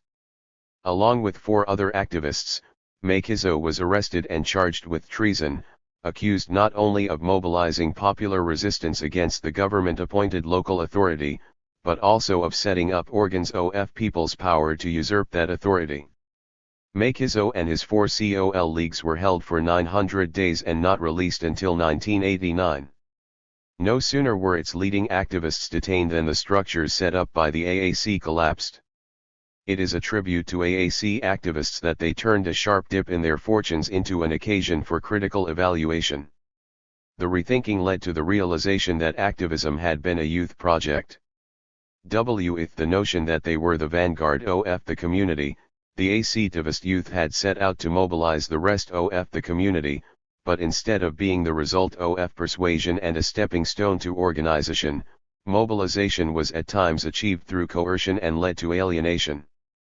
Prior to 1985, we were operating in a haphazard way, recalled Richard Ndakane, the General Secretary of the Civic in 1993, in a self-critical mood. 144. Part of that reappraisal was the relationship between the community and hostels. There were times we would call community meetings without hostel dwellers, continued Richard Ndakane. Prior to 1985, relations between us and hostel dwellers were alienating. After 1985, the civic realized we couldn't wish the hostels away, and they were not there out of any fault of theirs. That's why we organized them also. We knew they would be affected by the boycott. That's why we went in to organize hostels. 146 The Alexandra Civic was unusual in arriving at the decision that it needed to organize hostel dwellers. 147 Philemon Makitila, who had lived in the hostel as early as 1976–77, when he worked as a driver in the bus transport company and was a chief head steward in the Transport and General Workers Union, was charged with organizing the hostel in 1986, but his effort was cut short by the state of emergency. When conditions improved in 1989, he started to reorganize. We created a hostel committee of 17 members democratically elected by all the hostel dwellers, said Makitila. There were 4 floors in Mandala hostel. Each was divided into blocks, and in turn into kitchens. The hostel committee was the apex of a pyramidal structure that led from kitchen to block to floor. The civics decision paid off. The elected hostel committee represented a broad cross-section of residents. Of 17, more than half were Zulu-speaking. Most of these belonged to Inkatha. 148 When Inkatha organizers visited the ML and Mandala hostels in October 1990 to militarily organize the Zulu hostel dwellers, they were driven out. 149 Alexandra was able to avoid much of the violence that spread across the reef in the aftermath of unbanning in 1990. But violence did come to Alexandra in 1992, and its focal point was the hostel.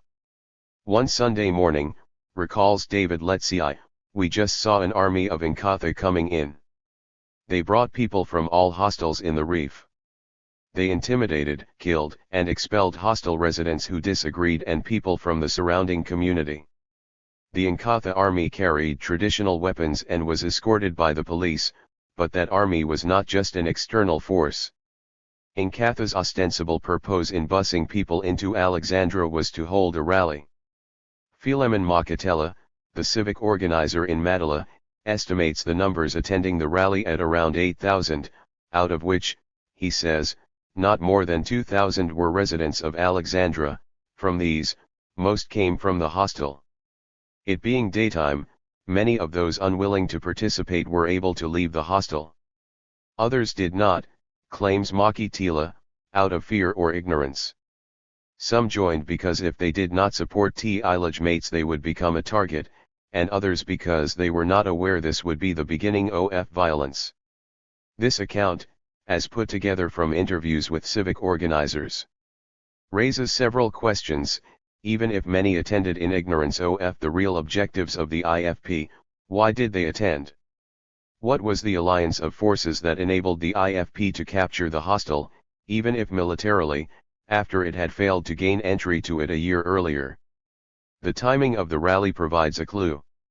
It followed on the heels of the civics signing an AC accord with the Transvaal Provincial Administration in February-March 1990. 1.150 Part of the accord was a demand for upgrading hostels to family accommodations. From the time we signed a regional accord and before we could report to the community, explained Ngel Anting-Ain, the Assistant General Secretary of the Civic, the violence began. We were taken unawares. 151 The idea that all hostels should be upgraded to family accommodations came from the civic and was first mooted in 1986. When the emergency ended in 1989 and the civic turned to organizing hostels, civic organizers put the idea before hostel residents. The reception was mixed. People from rural areas were not happy, recalled Makatela. They wondered whether they would be forced to bring their families or be kicked out. The civic organizers were skeptical of the legitimacy of the opposition, holding the low level of education of rural migrants responsible for their failure to agree fully. It is very hard for such people to understand what we mean by upgrading a hostel into a family unit and to understand the rights of people. To its credit, the civic responded with a revised position. We offered alternatives, family or bachelors. They were satisfied. Yet the regional accord the civic signed in 1991 contained no trace of that alternative. The compromise of 1989 was replaced by a flat call for an end to single-sex accommodation in hostels. Why?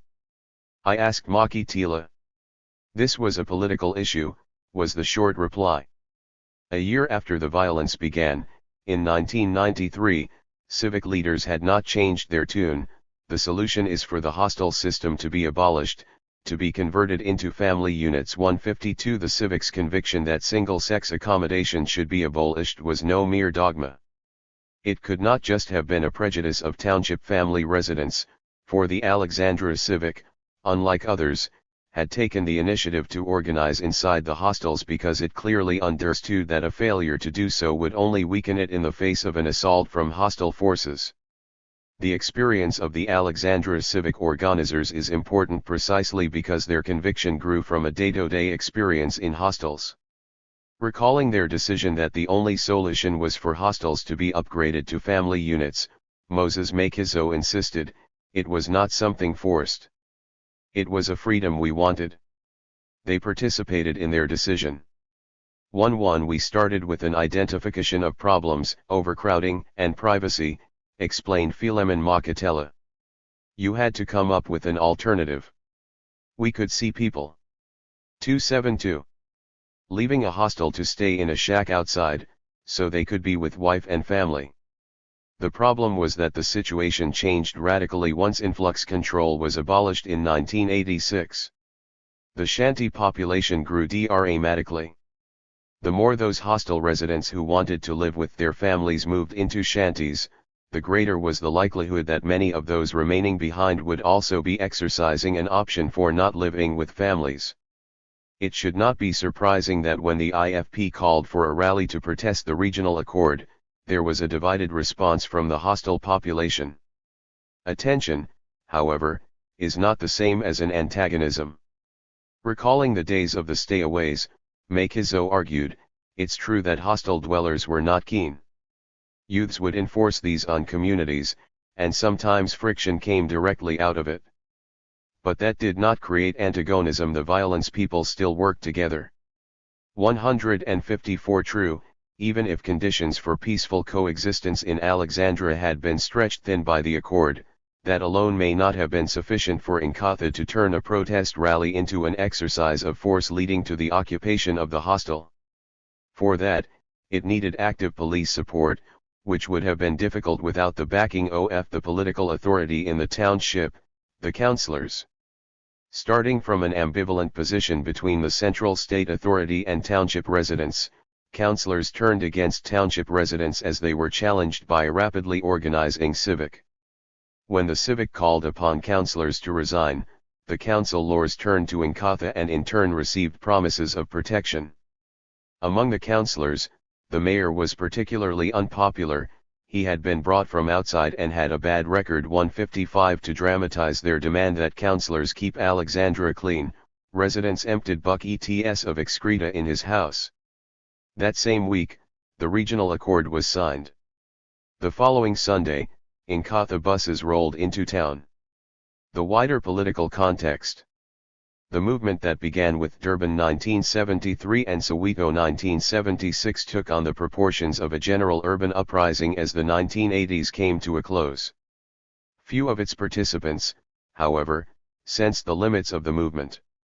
Few recognized that this protest, no matter how torrential, was confined to townships.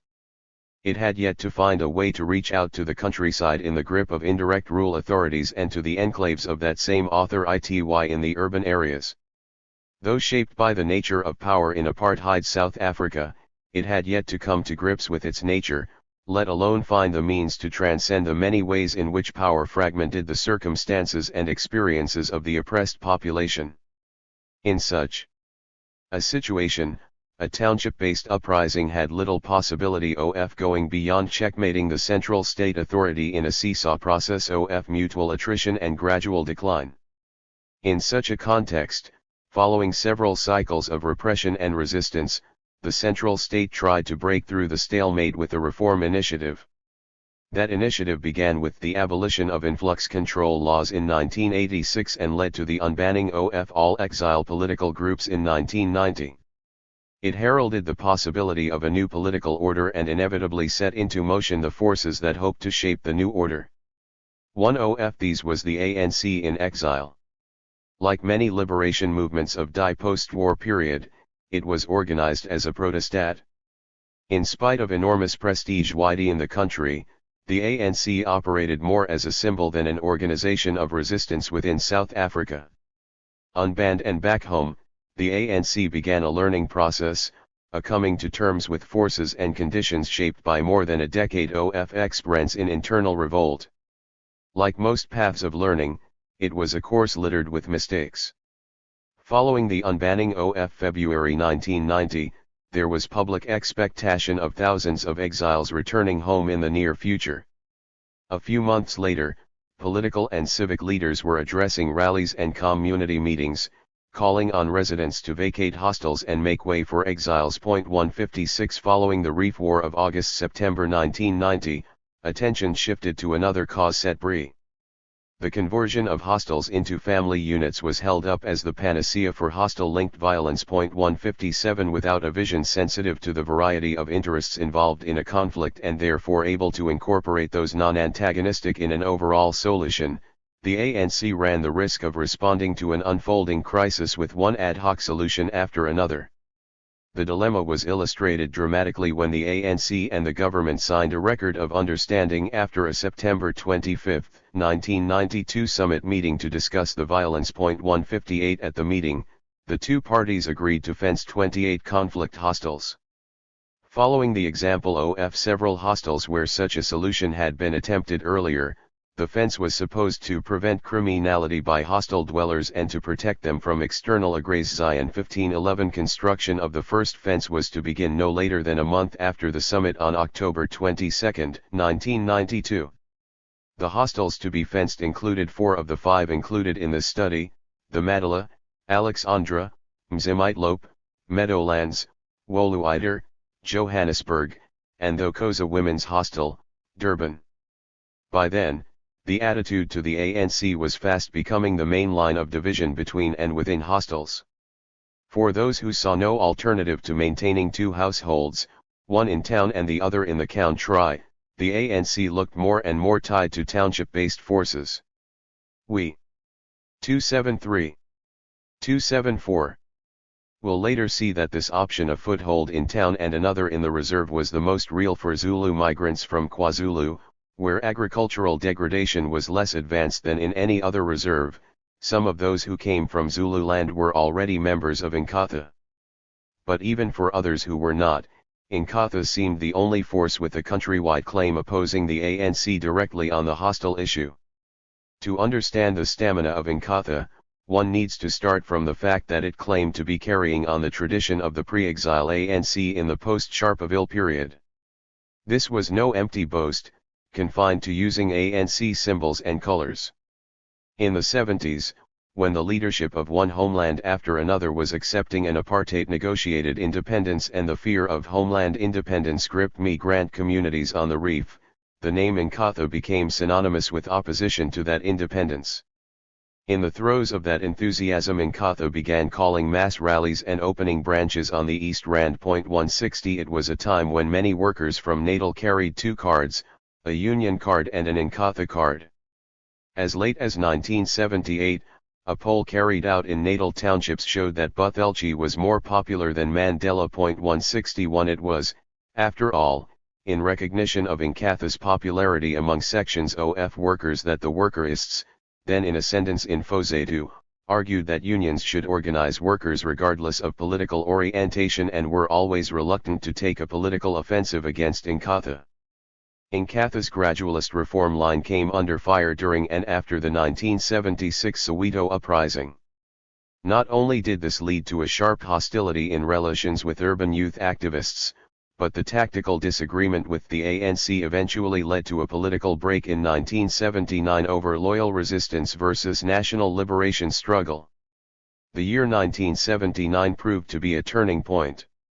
Following it, Inkatha set about using the homeland state structure at its disposal to build a single-party political organization to rival the ANC in Natal. That endeavor brought it into a head-on clash with the growing urban revolt. In the first half of the 1980s, Inkatha clashed with urban youth time and again, with Kwamasha school children in 1980, the University of Zululand students in 1983, and Durban Township youth in 1985. 162 The youth-led urban revolt did not really grip the townships of Natal until the mid-1980s. To understand both why this was so and the total ity of Inkatha's response to it, one needs to recognize that black township administration in Natal was a direct extension of the indirect rule apparatus in KwaZulu. It was neither as localized nor as fragile as similar administrations on the Reef or the Cape. As late as the early 1990s, KwaZulu townships in Natal were run by councillors, half of whom were 275 elected and the other half appointed by the KwaZulu government. 163 Given its control over a host of rights necessary to pursue life in a township, such as granting trading licenses or house sites or places in schools, Inkatha was well placed to coerce the allegiance of residents when necessary. The lesson Inkatha learned from the resilience of its township administrations in the face of the growing revolt was to extend the apparatus of indirect rule from townships to surrounding shanties. With an annual flow of rural refugees estimated at 100,000 throughout the 1980s, Greater Durban was considered, in Anthony Minar's words, one of the fastest urbanizing areas in the world, its squatting population second only to Mexico City. Targeting this recently urbanized population, Inkatha began weaving shanty dwellers into a tribute-driven administration run by a hierarchy of warlords and indunas, headmen. The fact that the largest state-built township, KwaMashu, had been excised from the Durban municipal area and incorporated into KwaZulu in 1969 helped, for in KwaZulu, all that an African person who wished to settle on a patch of land needed was permission from the local induna. This bit of custom allowed the Inkatha-placed or recognized induna to extract regular tribute from all squatters and in turn provide them with protection in the form of a private army of imps backed by the KwaZulu police. Often the tribute went beyond providing gifts or tax to getting a member of the household to serve as one of Diurnpi's. 164 on the reef, Inkatha adopted a different strategy to suit different conditions. It sought out those opposed to or ambivalent about the unfolding township rebellion and promised them protection in return for membership. The first group comprised councillors and business people.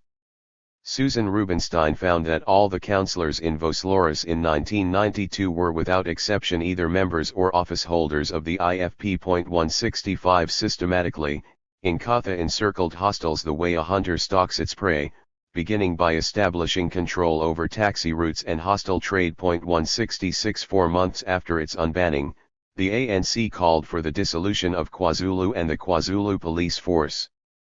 That same month, July 1990, Inkatha officially turned itself into a political party.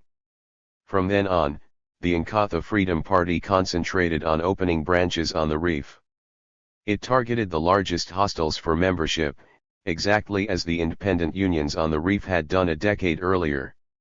Without the SE rise of ANC demands regarding hostels, first that they be vacated for exiles, then that they be converted into exclusive family units, and finally that the violent ones be fenced, it is difficult to believe that the IFP could have secured more than a toehold in most reef hostels. But simply to argue that the IFP was an unintended beneficiary of ANC decisions in 276. A fast-changing situation is to fail to explain why a section of hostile residents embraced the IFP and why that embrace turned ambivalent. To understand that is the purpose of the final section of this chapter. Inside tradition.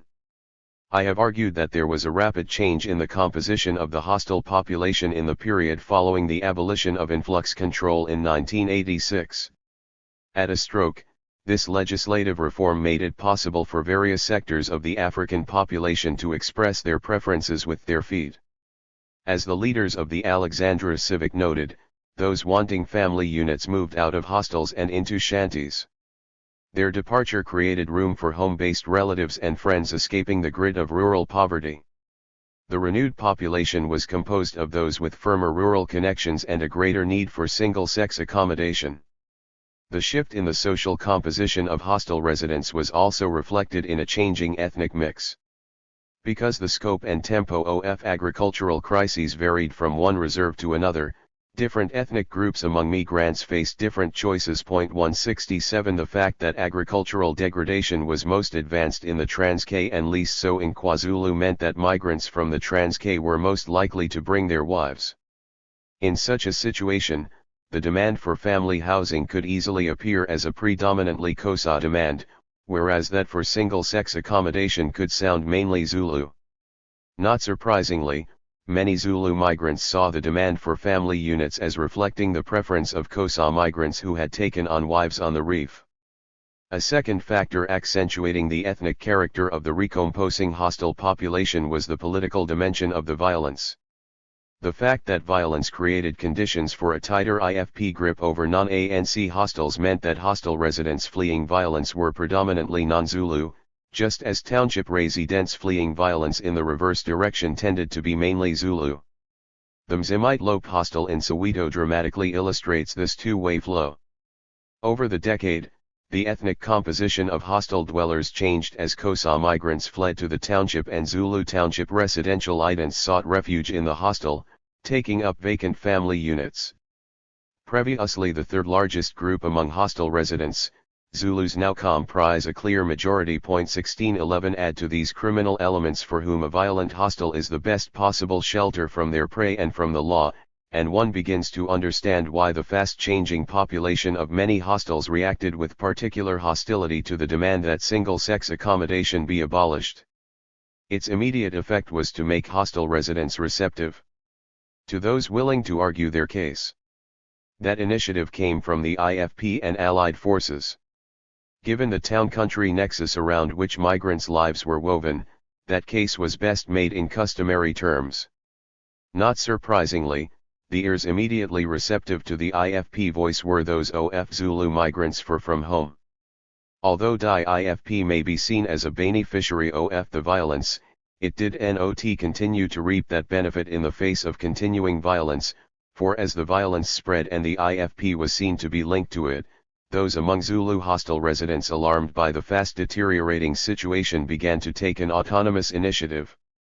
In this context, autonomy could not and did not mean autonomy from the ANC, whose supporters had already been driven out of IFP-linked host telephones in the first phase of violence.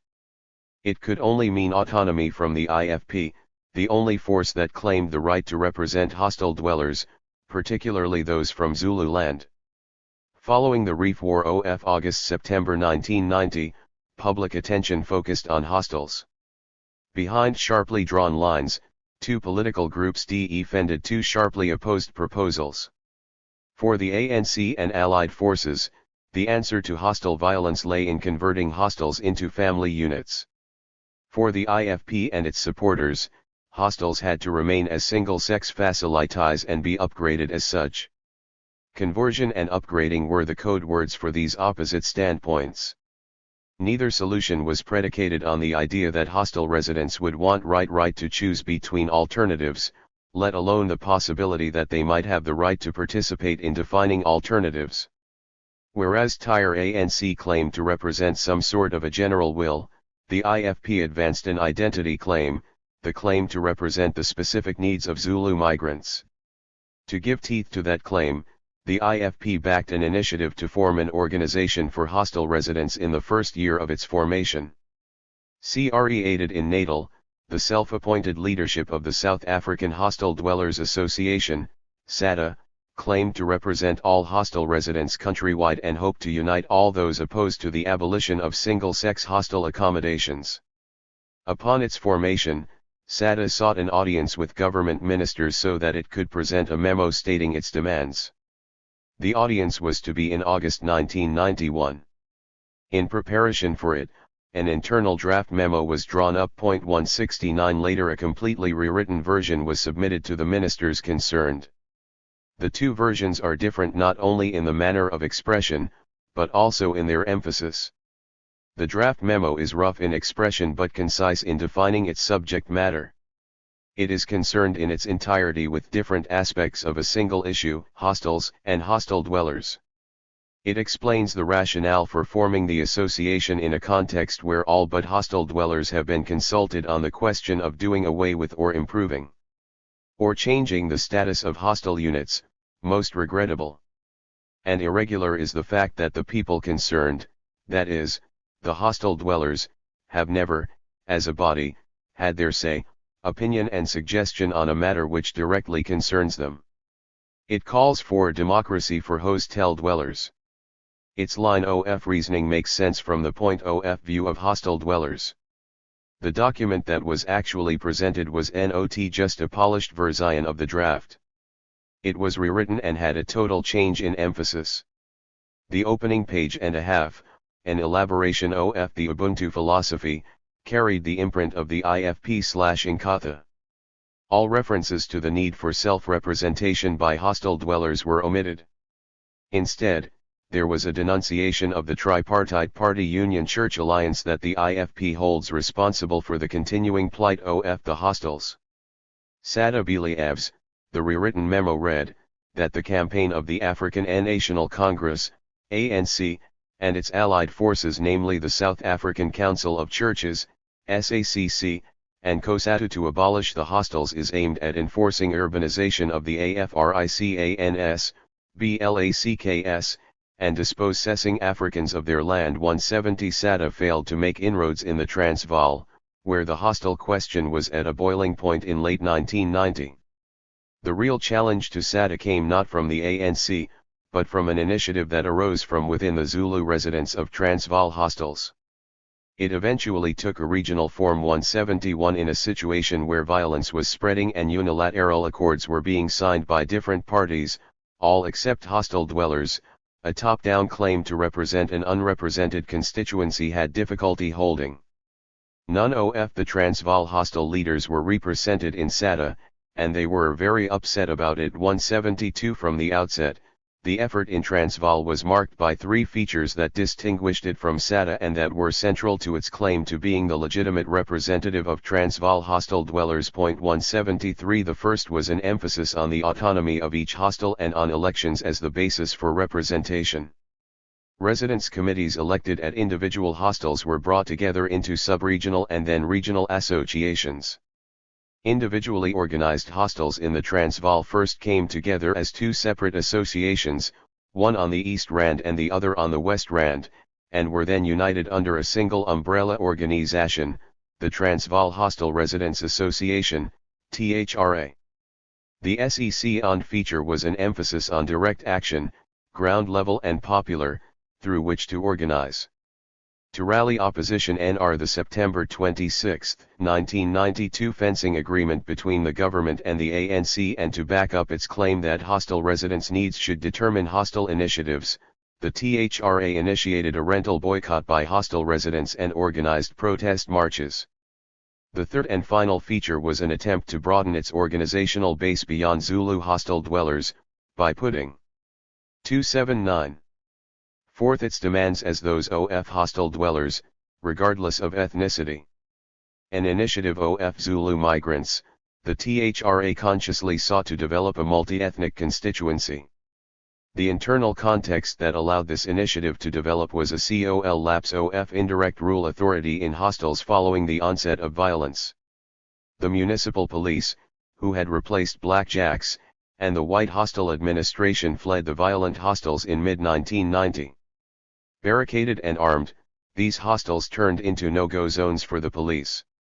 But as criminal elements moved into hostels for protection, they gained an upper hand in organizing the internal life of hostels.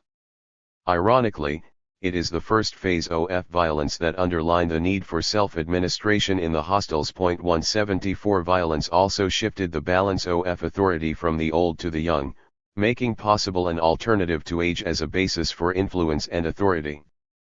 Through these experiences, the secretary of the Transvaal Hostel Residents Association claimed, hostel residents got convinced that they needed a representative body. 175 We began organizing in 1990s, and when they said hostels must be demolished, recalled Tembanksumalo, the chair of the Residents Association at Wolhuter. 176 Even under the indirect rule administration, there had existed a committee structure based on room, floor, and the hostel itself. All that remained was to turn upside down the principle on which these committees were established. Instead of being the appointees of the white hostel manager, the committees were now elected. Where did the idea of electing committees come from? I asked. Once the residents felt they needed their own association, they picked up the cue from civics. They felt they needed their own civic. 177 The non-ANC, Zulu-dominated hostels organized first, because they felt threatened. The pro-ANC hostels, like the 5 at Sebokeng, were represented by the township civic. Why not use existing structures, such as the IFP committee in the hostel? It was felt, responded Stein, that the hostel association had to be as apolitical as possible, because many hostels have multilingual residents. For example, the Thembisa hostel has many Pedi-speaking people from northern Transvaal who don't necessarily support the IFP. Wesley Dlamini, chair of the Meadowlands Hostel Residents Association, which did not organize until 1992, confirmed. We felt that at that time hostels were a national political issue. As hostel residents, we wanted it depoliticized. We wanted to talk for ourselves, not to allow political organizations to speak for us. 1x The elected residents committee, however, is not the only organized hostel group with a direct influence on how the hostel is run. There are at least two others, the traditional leaders and the local IFP, or A/J committee. Every traditional leader comes from a particular area. He is the eye of the chief from that area, Dlamini explained. He is to make 280 sure they behave well. Through various activities, from ensuring that someone is buried through burial societies to organizing traditional functions and meetings to promote traditional heritage, they link rural and urban life so that there must be a balance. They act as fathers of the area. If the IFP committee or we have a problem or there is a conflict of interest between us and the IFP, they solve the problem. Appointed by the local chief, the Induna was the extension of the indirect rule authority in the rural area. His job was to look after the men in a particular area, to assert control, and to protect the particular chief's interest in the cities. 179 Violence had a dramatic effect on the role of the traditional leaders. Between organizing traditional dancing on Saturday and Sunday afternoons and training young men in traditional weaponry, their main function was to ensure the security of the area. 180 I met Albert M. Kias, the chief Induna at Wolhuter. A robust and tall man of 64 years, he first came to the reef from Natal in 1951, worked his way up as a metal worker, and by 1993 was a foreman at a construction site. He said his main duty was to sort things out when there is fighting. I asked for an example. In 1991, the world started changing. Everything started moving. The violence started. All the Zulus must be finished, the Xhosa nation said. Now the Zulus starting to stand up. How come the king to be finished? Here, I started to tell the people, you must not move, Zulu or Xhosa, must stay. If you move, there will be no place for you after the violence. The hostel is very strong because it defends itself. Even if someone comes, my people can fight. My responsibility is to make sure the people defend themselves. 181 As the indirect rule structure under the hostel supervisor collapsed, the Indunas became the instrument through which the indirect rule structure from the countryside, particularly KwaZulu, was strengthened in Transvaal hostels. In the throes of the violence on the reef, the Induna system was in fact elaborated into a full-fledged military structure. Under the chief Induna, a hostel was divided into regionally defined impis, regiments, each with an impi captain or fighting leader, who in turn had section headmen who controlled squads of Mbatho, warriors. The terminology is derived from rural Natal and is evocative of the structure of the pre-colonial Zulu military machine. The violent hostels were effectively organized for security. The security system covered not only the hostel, but also the corridor that linked it with the world outside. In Meadowlands, for example, this is the road between the hostel and the suburban train station. A mobile car patrol monitored any armed movement between the hostel and the station. There was a 281 system of self-policing, complete with warning systems. Any visitor from outside was asked to follow a particular route when going to the hostel. Unlike the elected residence committees, which tend to have roughly the same structure in different hostels on the reef, the structure of traditional leaders varies from one hostel to another depending on the ethnic composition of the resident population. At Wolhuter, where the residents are predominantly Zulu, there are two Zulu Indunas, and the Se Zulu Induna is the chief of all Indunas. The Indunas from the other nations are helping hands of these two, the chairman of the Residents Association explained. 182 But at Meadowlands, where the Zulus are roughly half the population, the leader of the Traditional Leaders Committee is democratically elected by everyone in the hostel. 183 The third leadership structure within the hostel is political. This is the local committee of either the ANG or the IFP. In the Zulu-dominated hostels, It is die latter.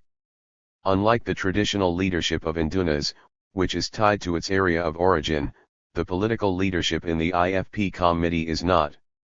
Like the hostile committee, the traditional leadership tends to take a hostile-focused view of things, whereas the political leadership necessarily thinks of die hostile as one cog in a larger IFP structure.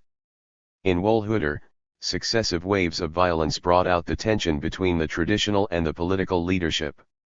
In spite of their key role in organizing the hostile security system, the Indunas at Wolhuter fully backed hostile residents when some of them took a peace initiative to the nearby Kosa-dominated Selby hostel, with whom fighting had been recurrent over most of 1992.184 peace committees were formed and joint prayers followed. The IFP, however, was not enthusiastic about a locally worked out peace and felt that its powers were usurped. The Jacob Dlomo initiative from Wolhuter took place in August 1992 and became the basis of a wide-ranging peace initiative. What's your solution for the violence? I asked Nkais, the chief Induna at Wolhuter. He answered, between the elected hostile committee and the IFP leadership in the hostel. Hostile residents realized they were caught in a wider political battle, one out of all proportion to the importance of the immediate hostile issue and one they could not hope to influence directly. Whereas the IFP was calling for upgrading hostel accommodation entirely as single-sex quarters, the ANC wanted the hostels either to be demolished or to be converted wholly into family quarters. A strong and growing feeling among residents was that their circumstances varied and that they needed not one alternative but a range of alternatives, a choice, which would not be possible unless they took matters into their own hands. The conclusion that the interests of a political party and those of hostel residents may not always coincide was arrived at not through a solitary encounter but through a gradual accumulation of experience. Critical to this realization was the experience with township councillors, who joined Nkatha when faced with the urban revolt of the mid-1980s. On one hand, Nkatha-driven councillors enjoyed a support base in the host telephones. On the other hand, they were corrupt and responsible for poor services, not only to townships but also to hostile residents. We as Residents Committee will see them councillors as useless, not providing what they are elected for, argued Wesley Dlamini, chair of Meadowlands Residents. But councillors are members of the IFP. So when we attack them, they say we are attacking the IFP. 186 matters reached a point of no return when one particular council, the Deep Meadow Town Council in Soweto, privatized the Deep Kloof Hostel without the knowledge of residents, who found out only when developers moved in. It was an incident that came to make the rounds of hostels around the reef and was sure to be cited in any discussion of relations between councillors and hostile residents. Yet whenever residents considered a rent boycott against the council, in the manner of the township boycotts in Nkatha and after 1992, the IFP would object. But in October 1992, when the Transvaal Hostel Residents Association proposed a rent boycott following the September 26 fencing accord between THEANC and the government and the IFP objected to the boycott as an unlawful tactic, the THRA simply went ahead. 187 After a boycott lasting 3 months, the THRA won its demands and began representing its members in the Regional Hostel Forum. The experience was summed up by the vice chair of the Meadowlands Residents Association. We regard the IFP as a political organization. They can't represent people on civic matters. We need a civic body to represent the people. 188 So when it came to discussions in the Regional Hostel Forum organized by the National Housing Forum, the Transvaal Hostel Residents Association maintained that the THRA and not the IFP was the legitimate representative for residents' interests. Hostel Committees Arc. A threat to political forces, including the IFP, concludes Sachstein from that experience. The Regional Hostel Forum has been postponed for 6 months for one reason or another. Hostel committees are not a surrogate for political parties nor civics. The argument of political parties is that our members stay in hostels and we have a mandate to speak for them. Our argument is that so do members of the Zionist Church or COSATU. Representation depends on issue. At the very organization of the association there was a very strong feeling of autonomy, that we are not a political group. Hostile leaders had felt manipulated by parties in the past. They realized that party policies don't always reflect the interest of people on the ground. There will be tension between national and local community matters. The whole question of hostels was going to national. 189 Tension, however, does not always lead to antagonism. This was the point that Moses Makizo had emphasized to me with reference to relations between civics and hostel residents. To weave tension creatively into an overall relationship requires recognizing a community as a heterogeneous social mix with non-antagonistic interests and accepting the legitimacy of its different components. It was a lesson that the trade union movement had found difficult to learn. Driven into a coma, their call for hostile autonomy opposed by political groups within hostels, it was a lesson hostile activists grasped the way a drowning person does a rope. Had lessons did you learn in the process? I asked several times.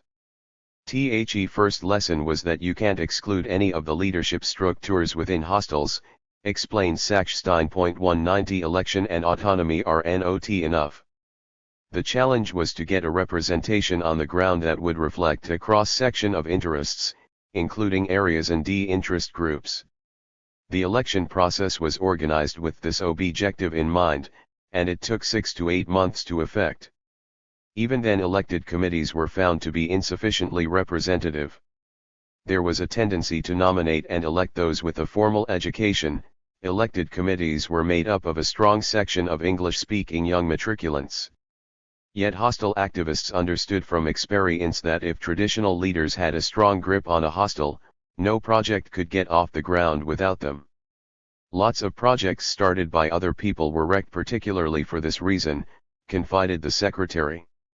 After much discussion, a decision was taken: some of the traditional leaders would have to be co-opted depending on particular circumstances within hostels.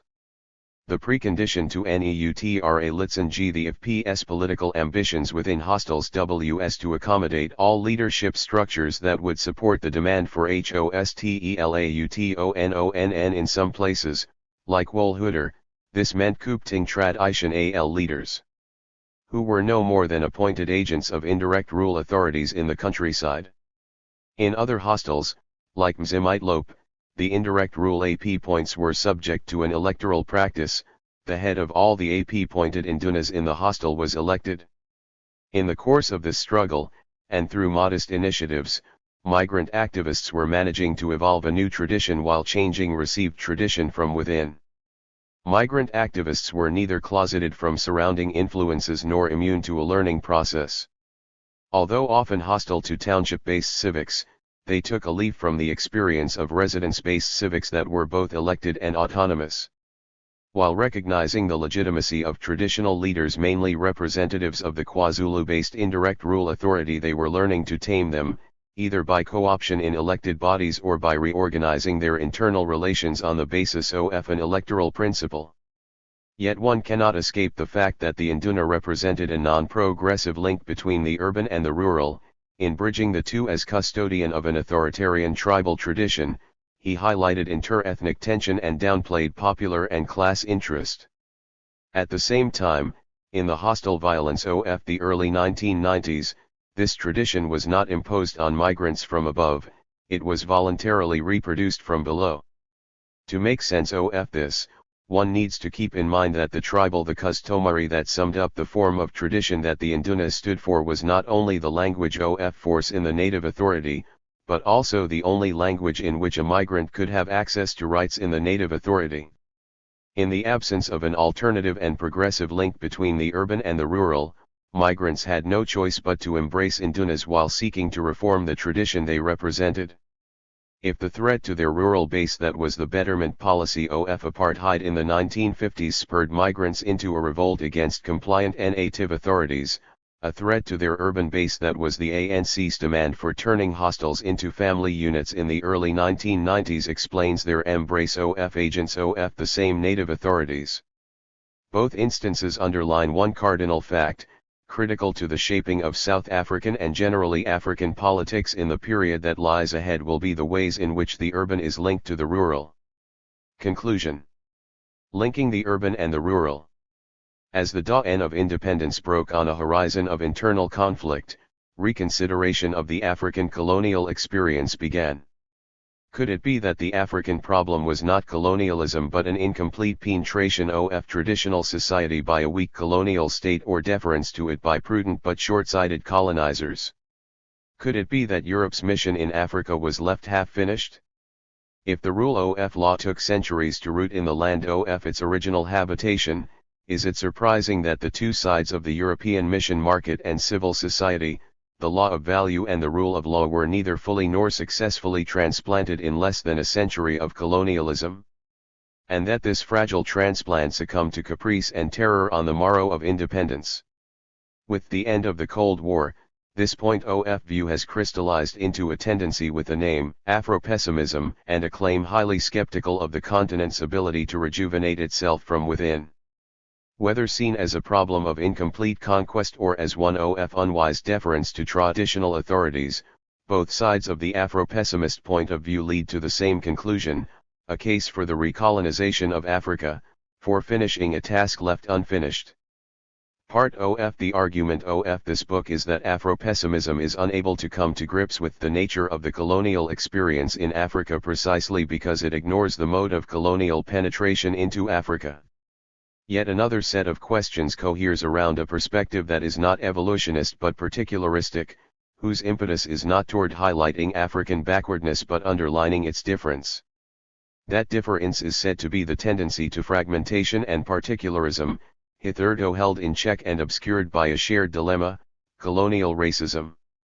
Was not racism the general aspect of the African experience, its colonial and external aspect, and tribalism its particular, indigenous, and internal aspect? Generally emancipated from racism with the end of colonialism, did not Africa once again come to be in the grip of a specifically African particularism, tribalism, ethnic conflict, and primordial combat?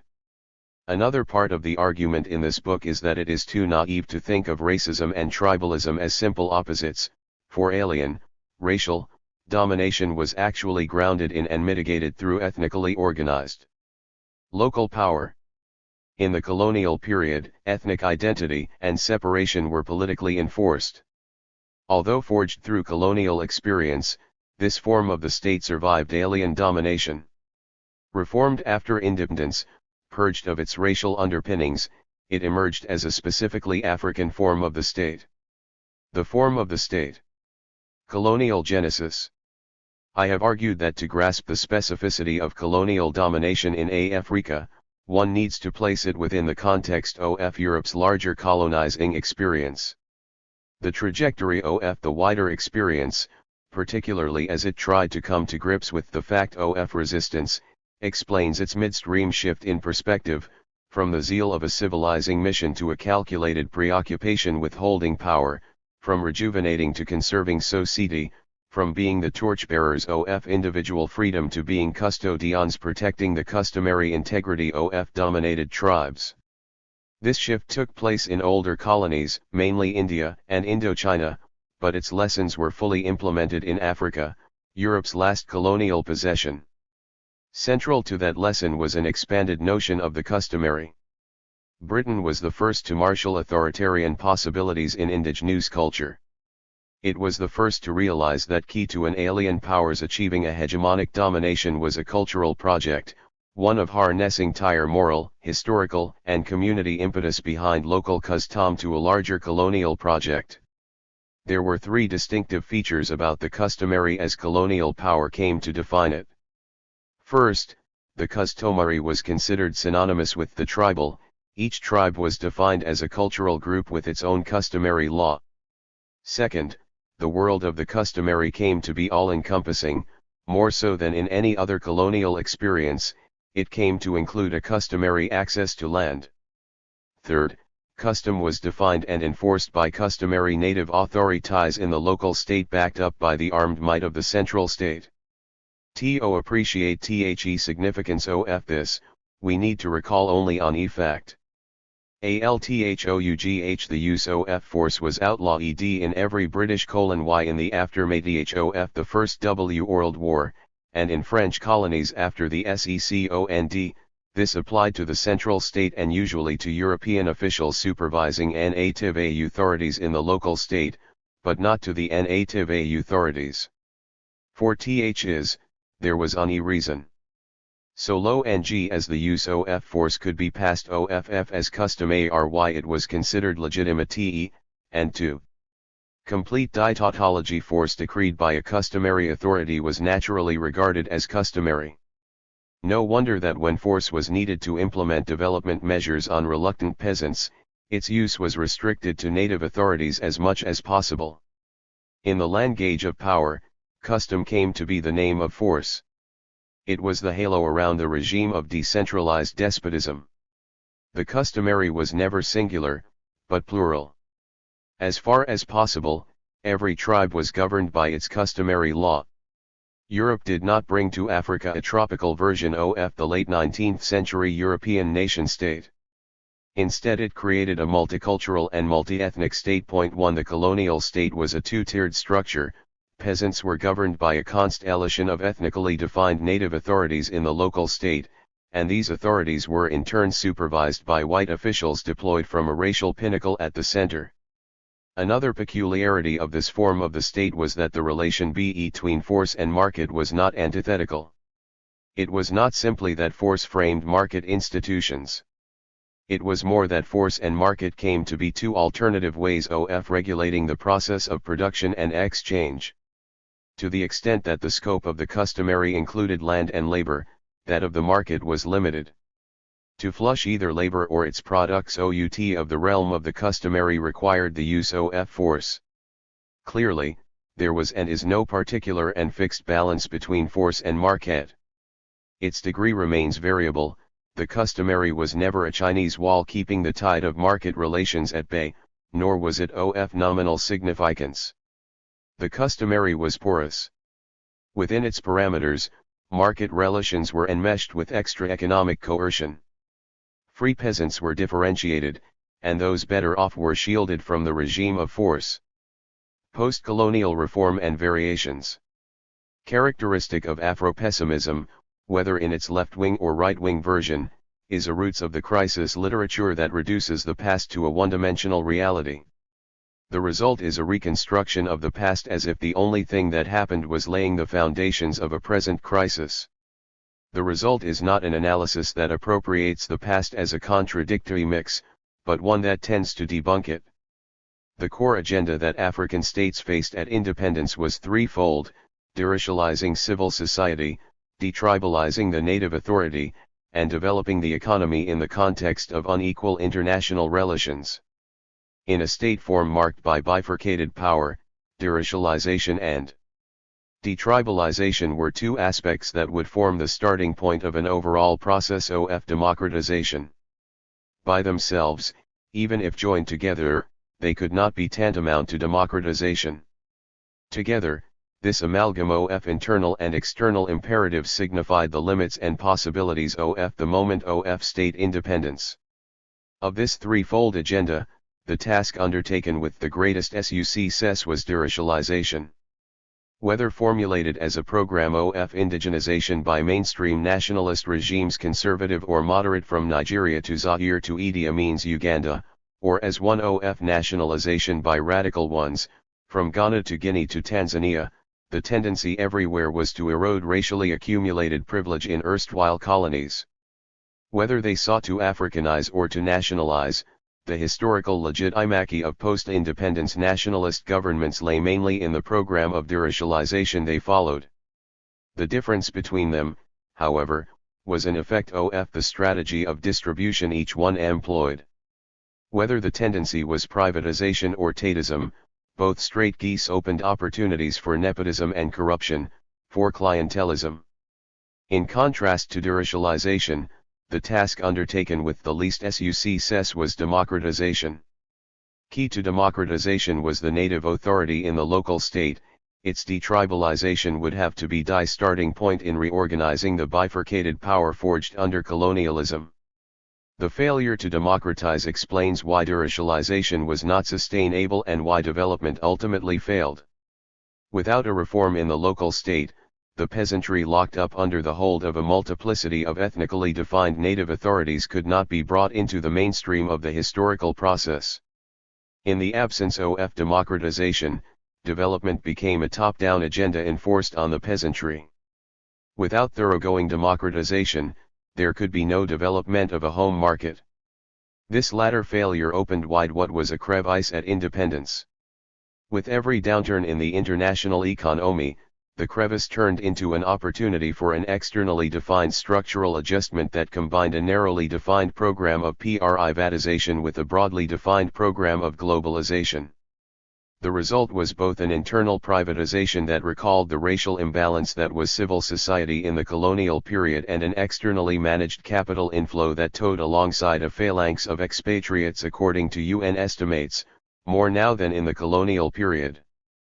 But if the limits of the post-independence period were reflected in a deracialization without democratization, one will argue that the Achilles heel of the contemporary second independence movement lies in its political failure to grasp the specificity of the mode of rule that needs to be democratized. Theoretically, this is rooted in an infatuation with the notion of civil society, a preoccupation that conceals the actual form of power through which rural populations are ruled. Without a reform of the local state, as I will soon show, democratization will remain not copyrightly superficial but also explosive. Mainstream nationalism. The mainstream nationalists who inherited the central state at independence understood colonial oppression as first and foremost an exclusion from civil society, and more generally as alien rule. They aimed to redress these wrongs through deracialization internally and anti-imperialism externally. The new state power sought to indigenize civil society institutions and to restructure relations between the independent state and the international economy and polity. In the absence of the detribalization of rural power, however, deracialization could not be joined to democratization. In an urban-centered reform, the rural contaminated the urban. The tribal logic of native authorities easily overwhelmed the democratic logic of civil society. An electoral reform that does not affect the appointment of the native authority and its chiefs, which leaves rural areas out of consideration as so many protectorates, is precisely about the re-emergence of a decentralized despotism.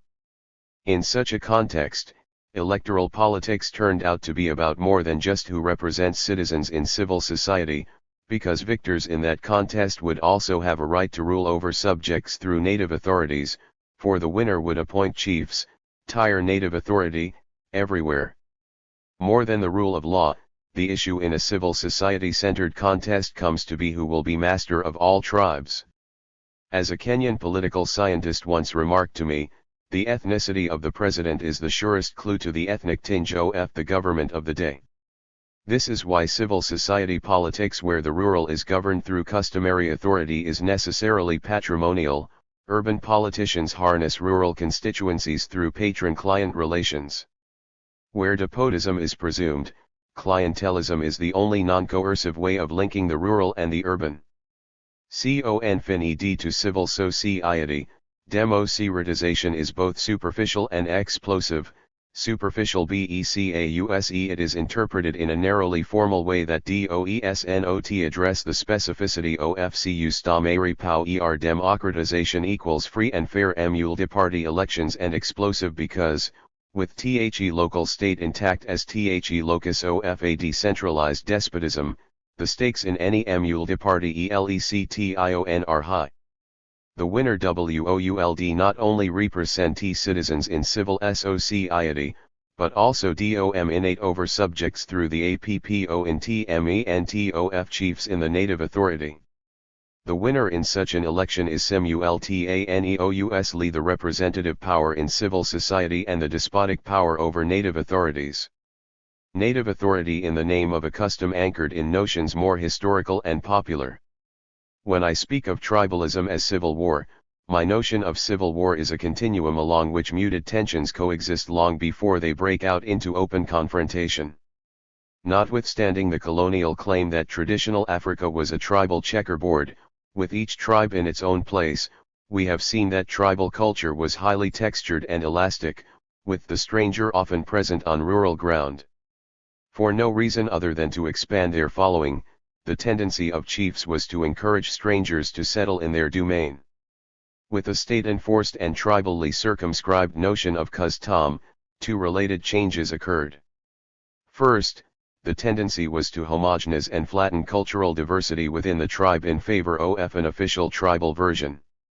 Second, the imposition of a tribal law as customary, to be defined and dispensed by a tribal authority, necessarily turned the simple fact of ethnic heterogeneity into a source of tension. If the rural movements I surveyed were all to some degree marked by ethnic civil war, only the experience of the NRA in Uganda brought out clearly the intertribal tensions that surface in peasant movements. As it sought to weld together a common oppositional movement in a context where settled and migrant populations rubbed shoulders, the NRA defined rights as an attribute not of citizenship but of labor.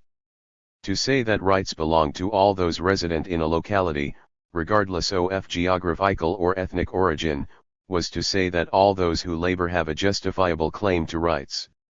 Once labor was understood as the life-sustaining activity of laboring humanity, and not as wage labor, the accent shifted from citizens' rights to human rights. To view rights as an attribute of labor is also to transcend the opposition between customary law and civil law, for the opposition notwithstanding, customary law and civil law share a common premise. Both see rights as an attribute of individuals belonging to a common land-based community. The difference lies in the definition of the community. From the point of view of customary law, that community is defined in ethnic terms, as the tribe. From that of civil law, the community is a nation, whether defined ethnically or territorially. Both subject and citizen derive their rights, customary or civil, through membership in a patrie, a tribe for the subject, a nation for the citizen.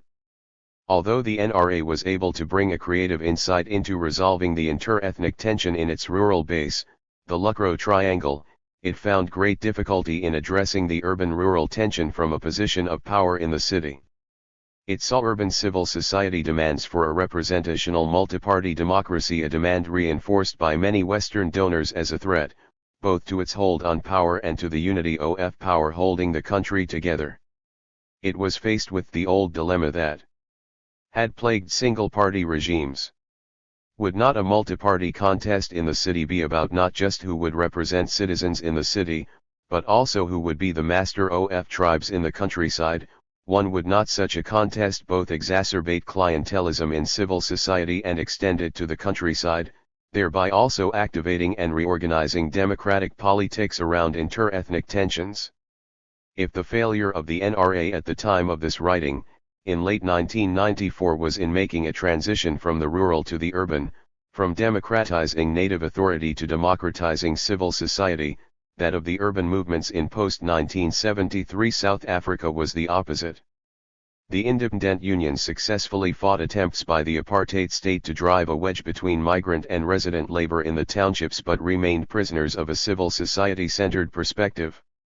Although they disagreed on many issues of principle, the workerists and populists inside the independent unions agreed on one thing: the community meant the township. If the IFP and, in retrospect, also the ANC succeeded in bridging the rural and the urban in the context of a multi-party contest, it did so at the cost of exacerbating inter-ethnic tensions in civil society. Whereas the IFP was an urban extension of a native authority-based organization that it sought to conserve, the ANC was unable to arrive at a program to democratize native authority. Instead, it turned to embracing those in the native authority who were willing to join it in an electoral alliance. The Ugandan case shows that the democratization of the rural and the local cannot be stabilized unless extended to embrace the urban and the central, and the South African case illustrates the other side of the same proposition. Without a democratization of rural customary power, urban civil power must inevitably degenerate. So long as rural power is organized as a fused authority that denies rights in the name of enforcing custom, civil society will remain an urban phenomenon. Surrounded by tribally organized customary powers, urban civil society is subject to a dual pressure, deracialization from within and retribalization from without. We can see this reflected in the dilemma the ANC faced in the 1994 elections. Without a presence in either the reserve or the hostile and without a program for democratizing customary rule in either, the ANC could reach the rural only from above, through native authorities.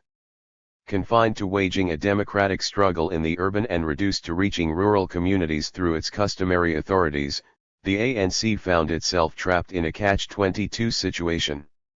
Its only option of linking the urban to the rural was through a tribal logic, either an intertribal alliance or an intertribal conflict, or more likely both, an alliance with those who are friendly, such as the chiefs of the Congress of Traditional Leaders of South Africa, Controlisa, and a conflict with those who are not, such as Inkatha. In either case, the structure of customary power would remain intact. This is the context in which THIRD 1994 election assumed a significance both civic and ethnic. Critical to the shape these elections came to assume were migrant workers, the social force that more than any other straddled the rural and the urban. Without a democratic reach to either hostiles or reserves, the ANC remained alienated from hostile workers, the very reason Inkatha raced to embrace those Zulu as the custodian of their customary rights in KwaZulu, a custom it promised to defend with arms if necessary. The more successfully Inkatha executed this project, the more the tribal logic of customary authorities came to contaminate urban civil society. As the hostile township shanty triangle was engulfed by violence in the early 1990s, this fact registered on popular consciousness with the impact of an explosion. Unable to isolate Inkatha from its social base, the ANC explored a tactical alternative to a fast-expanding conflict. To defuse an intertribal collision, it settled for an intertribal alliance from above. The promise of that alliance was a federated civic power. Its price was unreformed customary power in the reserves. The compromised federal solution of South Africa closely resembled the one arrived at in Nigeria after the Civil War. A methodological point. There is also a methodological significance to the argument advanced in this book. It is that issues of democracy and governance cannot be directly deduced from the analysis of a mode of production, nor can they be read off as prescriptions from a general theory of democracy. In grappling with the question of democracy and governance, I have both shifted perspective from the mode of livelihood to the mode of rule and argued that there is a historical specificity to the mode of rule on the African continent.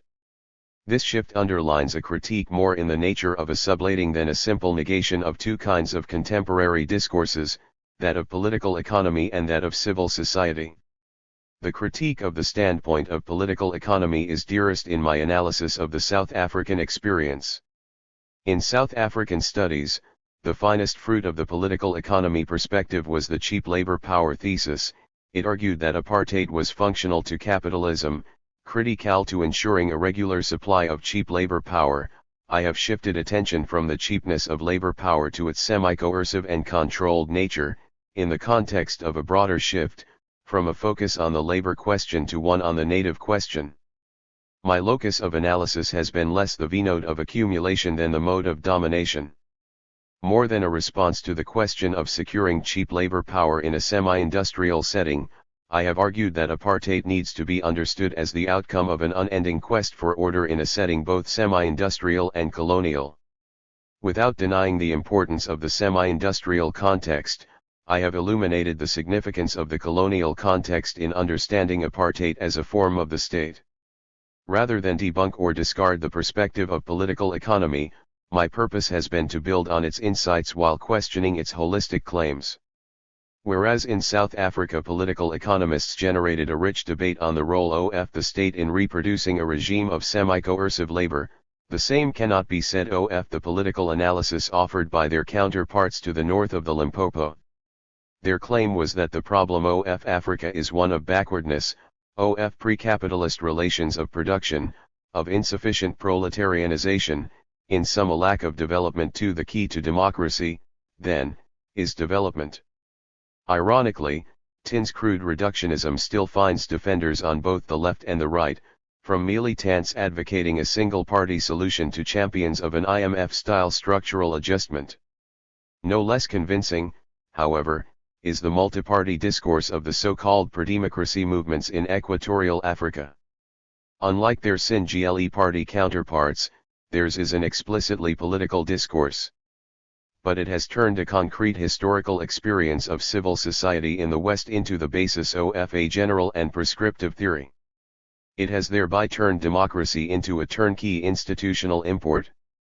Arguing that the problem of Africa is the absence or weakness of civil society institutions, it speaks the language of exclusion and marginalization, unable to unravel the form of power through which large numbers of Africans, in many cases the majority, are ruled. Both perspectives presume rural areas to be residual, signifying a lack and an absence. That absence may be defined as economic or as political. The rural may be seen as lacking in urban modes of livelihood or in institutions of civil society.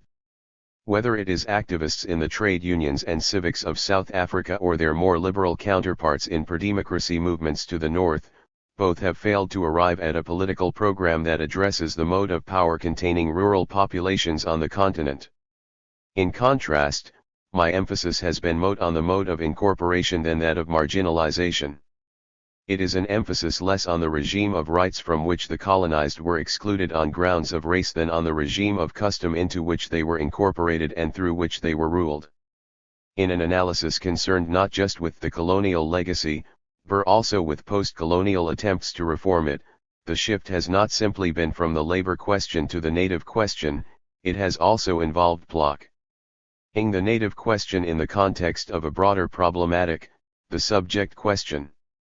In practice, this latter shift took place with independence, with the birth of a decolonized and deracialized state. With it, the dual ity native-non-native gave way to another, subject-citizen.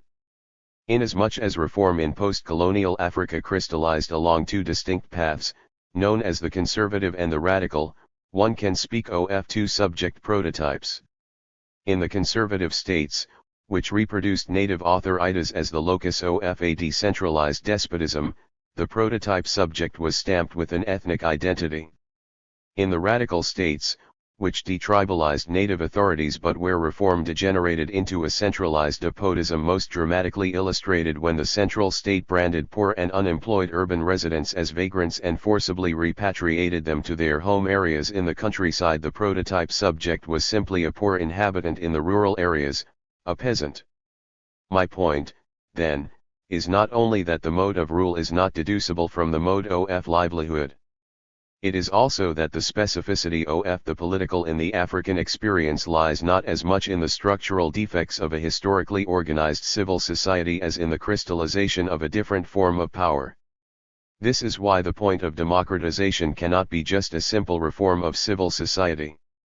It also has to be a dismantling of the mode of rule organized on the basis of fused power, administrative justice, and extra-economic coercion, all legitimized as the customary. The antidote to a mode of rule that accentuates difference, ethnic in this case, cannot be to deny difference but to historicize it. Faced with a power that fragments an oppressed majority into so many self-enclosed culturally defined minorities, the burden of resistance must be both to recognize and to transcend the points of difference. If there is a lesson in the experience of oppositional movements, whether rural, such as the Rwenzururu, DINRA, and the Sungasung, or the urban, such as the independent trade unions in post-1973 South Africa, it is that to create a democratic solidarity requires joining the emphasis on autonomy with the one on alliance, that on participatory self-rule with one on representational politics. In the specific circumstances of contemporary Africa, to create a democratic majority is to transcend two divisions that power spontaneously imposes on resistance, the rural-urban and the inter-ethnic. The way ahead. The point of this book is that any effective opposition in practice, and any theoretical analysis that would lead to one, must link the rural and the urban in ways that have not yet been done. This is why Uganda and South Africa are paradigm cases today. Uganda, though the home of the most serious attempt yet to democratize native authority, has been unable to address the democratic demands of civil society movements.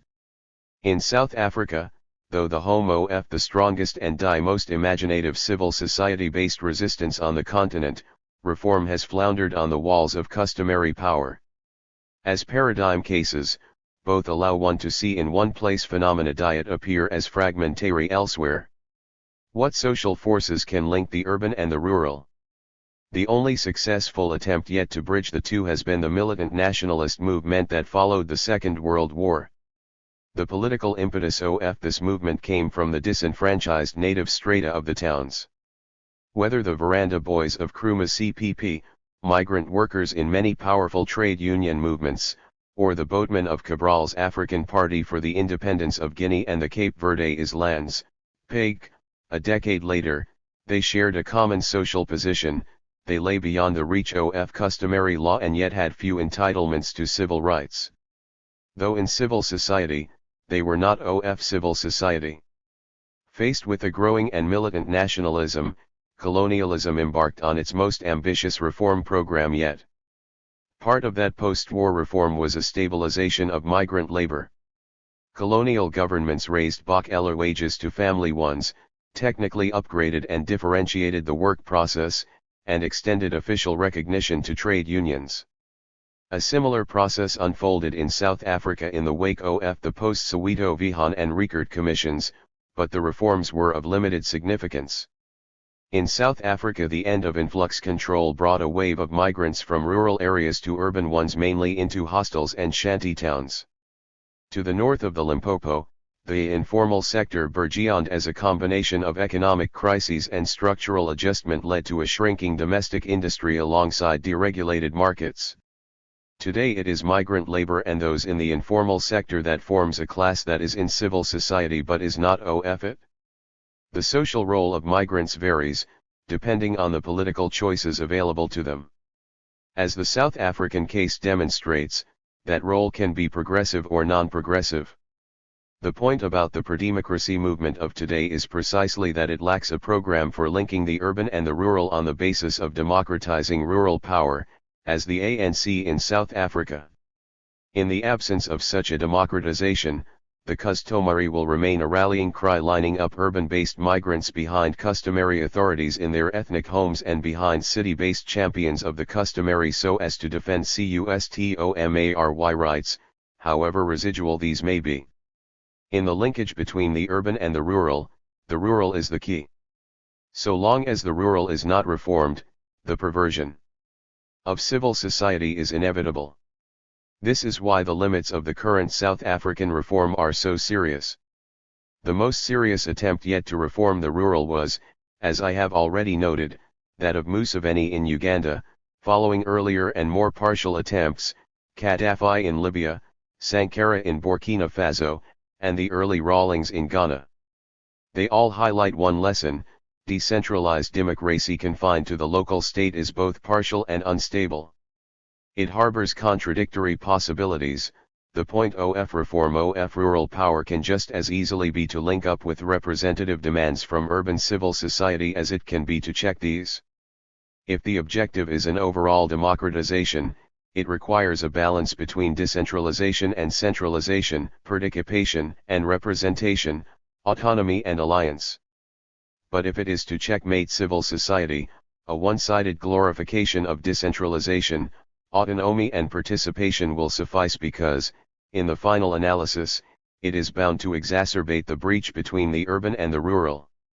Yet it is precisely such a tendency that is a growing orientation in left-oriented intellectual thought, on the one hand opposing and upholding participation against representation, on the other championing autonomy against alliance. If the experience of oppositional movements and the record of regime strategies reviewed in this book are anything to go by, this tendency needs to be seen as a negative development. Colonial legal theory justified the subordination of subjects to a fused power as the continuation of a customary law and gave it the name of indirect rule. In contrast, it termed as direct rule the racially defined exclusion of colonized persons from citizen rights guaranteed by civil law in a differentiated form of power that framed civil society. Post-independence governments seeking to overcome this duality took one of two alternatives, either preserving the customary in the name of defending tradition against alien encroachment or abolishing it in the name of overcoming backwardness and embracing a triumphant modernism. But if indirect rule characteristic of native authorities was anchored in participatory forms, however distorted, and direct rule over civil society in representational forms, however exclusive, then was not the point to transcend both through a creative synthesis? The reform of indirect rule systems in post-independence Africa built on the practice of participation without representation. In the second phase of radical African governments from Gaddafi and Sankara to early Rawlings and Museveni, this reform became the basis of dismantling authority in the local state without democratizing power in the central state. Each of the peasant movements considered in Chapter 6 tended toward participatory reforms, but none was able to stabilize these on the basis of participation alone. Participatory forms, empowerment, that stress the autonomy of a bounded group only to undermine any possibility of an alliance-building majority-based representation can justify and uphold the most undemocratic forms of central power. One only needs to look at the experience of self-initiated squatter settlements in South Africa. Many began with an emphasis on participation and ended up with a warlord. At the other extreme, there is the phenomenon of representation without participation. This is characteristic of a multi-party electoral reform whose target is the central state while leaving intact the decentralized despotism crystallized in the local state.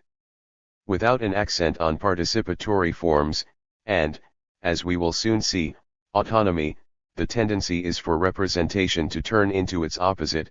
Instead of a representation of popular strata in the state, the representative turns into an agent of the state power to popular sectors. If democratic politics calls for joining participation at the loci level with direct representation at higher levels, a similar perspective also needs to be forged when it comes to the relationship between autonomy and alliance. The rationale for autonomy is the legitimacy and particularity of the local, then defragmentation produced by a one-sidedly localized perspective underlines the need for alliance as a way to transcend it. And if participation and representation, autonomy and alliance, cannot be viewed in a one-sided opposition, neither can the customary and the civil. In spite of the practice of native authorities to justify their writ as custom, the customary was never a single, non-contradictory whole. Not only the native authority but also many peasant movements spoke the language of the customary. For every notion of the customary defined and enforced by the state, one could find a counter-notion with a subaltern currency. A democratic appreciation of the customary must reject embracing an uncompromising modernism or traditionalism. As a start, it needs to disentangle authoritarian from emancipatory possibilities in both. The point is neither to set aside dualisms that mark social theory nor to exchange one set for another more adequate to describing the contemporary situation. Rather it is to problematize both sides of every dualism by historicizing it, thereby underlining the institutional and political condition for its reproduction and for its transformation. Although theory cannot by itself transform reality, without a theoretical illumination reality must appear a closed riddle. The fall of Soviet-type regimes in the late 80s was followed by an uncompromising critique of single-party regimes. In the African context, these have been followed by equally single-minded and prescriptive reforms embracing multi-party elections on the one hand and decentralization on the other. With every fresh round of lessons, however, we seem to lose historical depth. Once again, the impact of multi-party elections in the absence of a reform of rural power turns out to be not just shallow and short-lived, but also explosive. Too many presume that despotic power on this continent was always or even mainly a centralized affair, in the process forgetting the decentralized despotism that was the colonial state, and that is one variant of the African state today. In the absence of alliance-building mechanisms, all decentralized systems of rule fragment the ruled and stabilize their rulers. No doubt this is the great attraction of the current wave of decentralization and the historical amnesia accompanying it to Africa's current rulers. but for the opposition that must take stock of social fragmentation as its historical starting point, it makes more sense to appropriate critically the experience of militant nationalism of yesteryears than just to debunk it. The strength of that experience lay in its ability to link the urban and the rural politically. Its Achilles heel was the failure to ground the link in an ongoing process of democratic reform, one with a focus on reforming the bifurcated state inherited from colonialism. Once in power, militant nationalists pursued reform in both civil society and native authority, deracializing the former and detribalizing the latter. But they reformed each sphere separately, and they did so from above. As reform from above substituted administration for politics, a bifurcated reform strategy recreated the bifurcated state. That failure corrupted a hitherto political link between the rural and the urban into a coercive one, cutting the ground from under their own feet. So the attempt to reform decentralized despotism degenerated into a centralized despotism, the other and more unstable variant of the African state. The second round of reformers, those of the 1980s and 1990s, learned one lesson from their predecessors but also reproduced a limitation.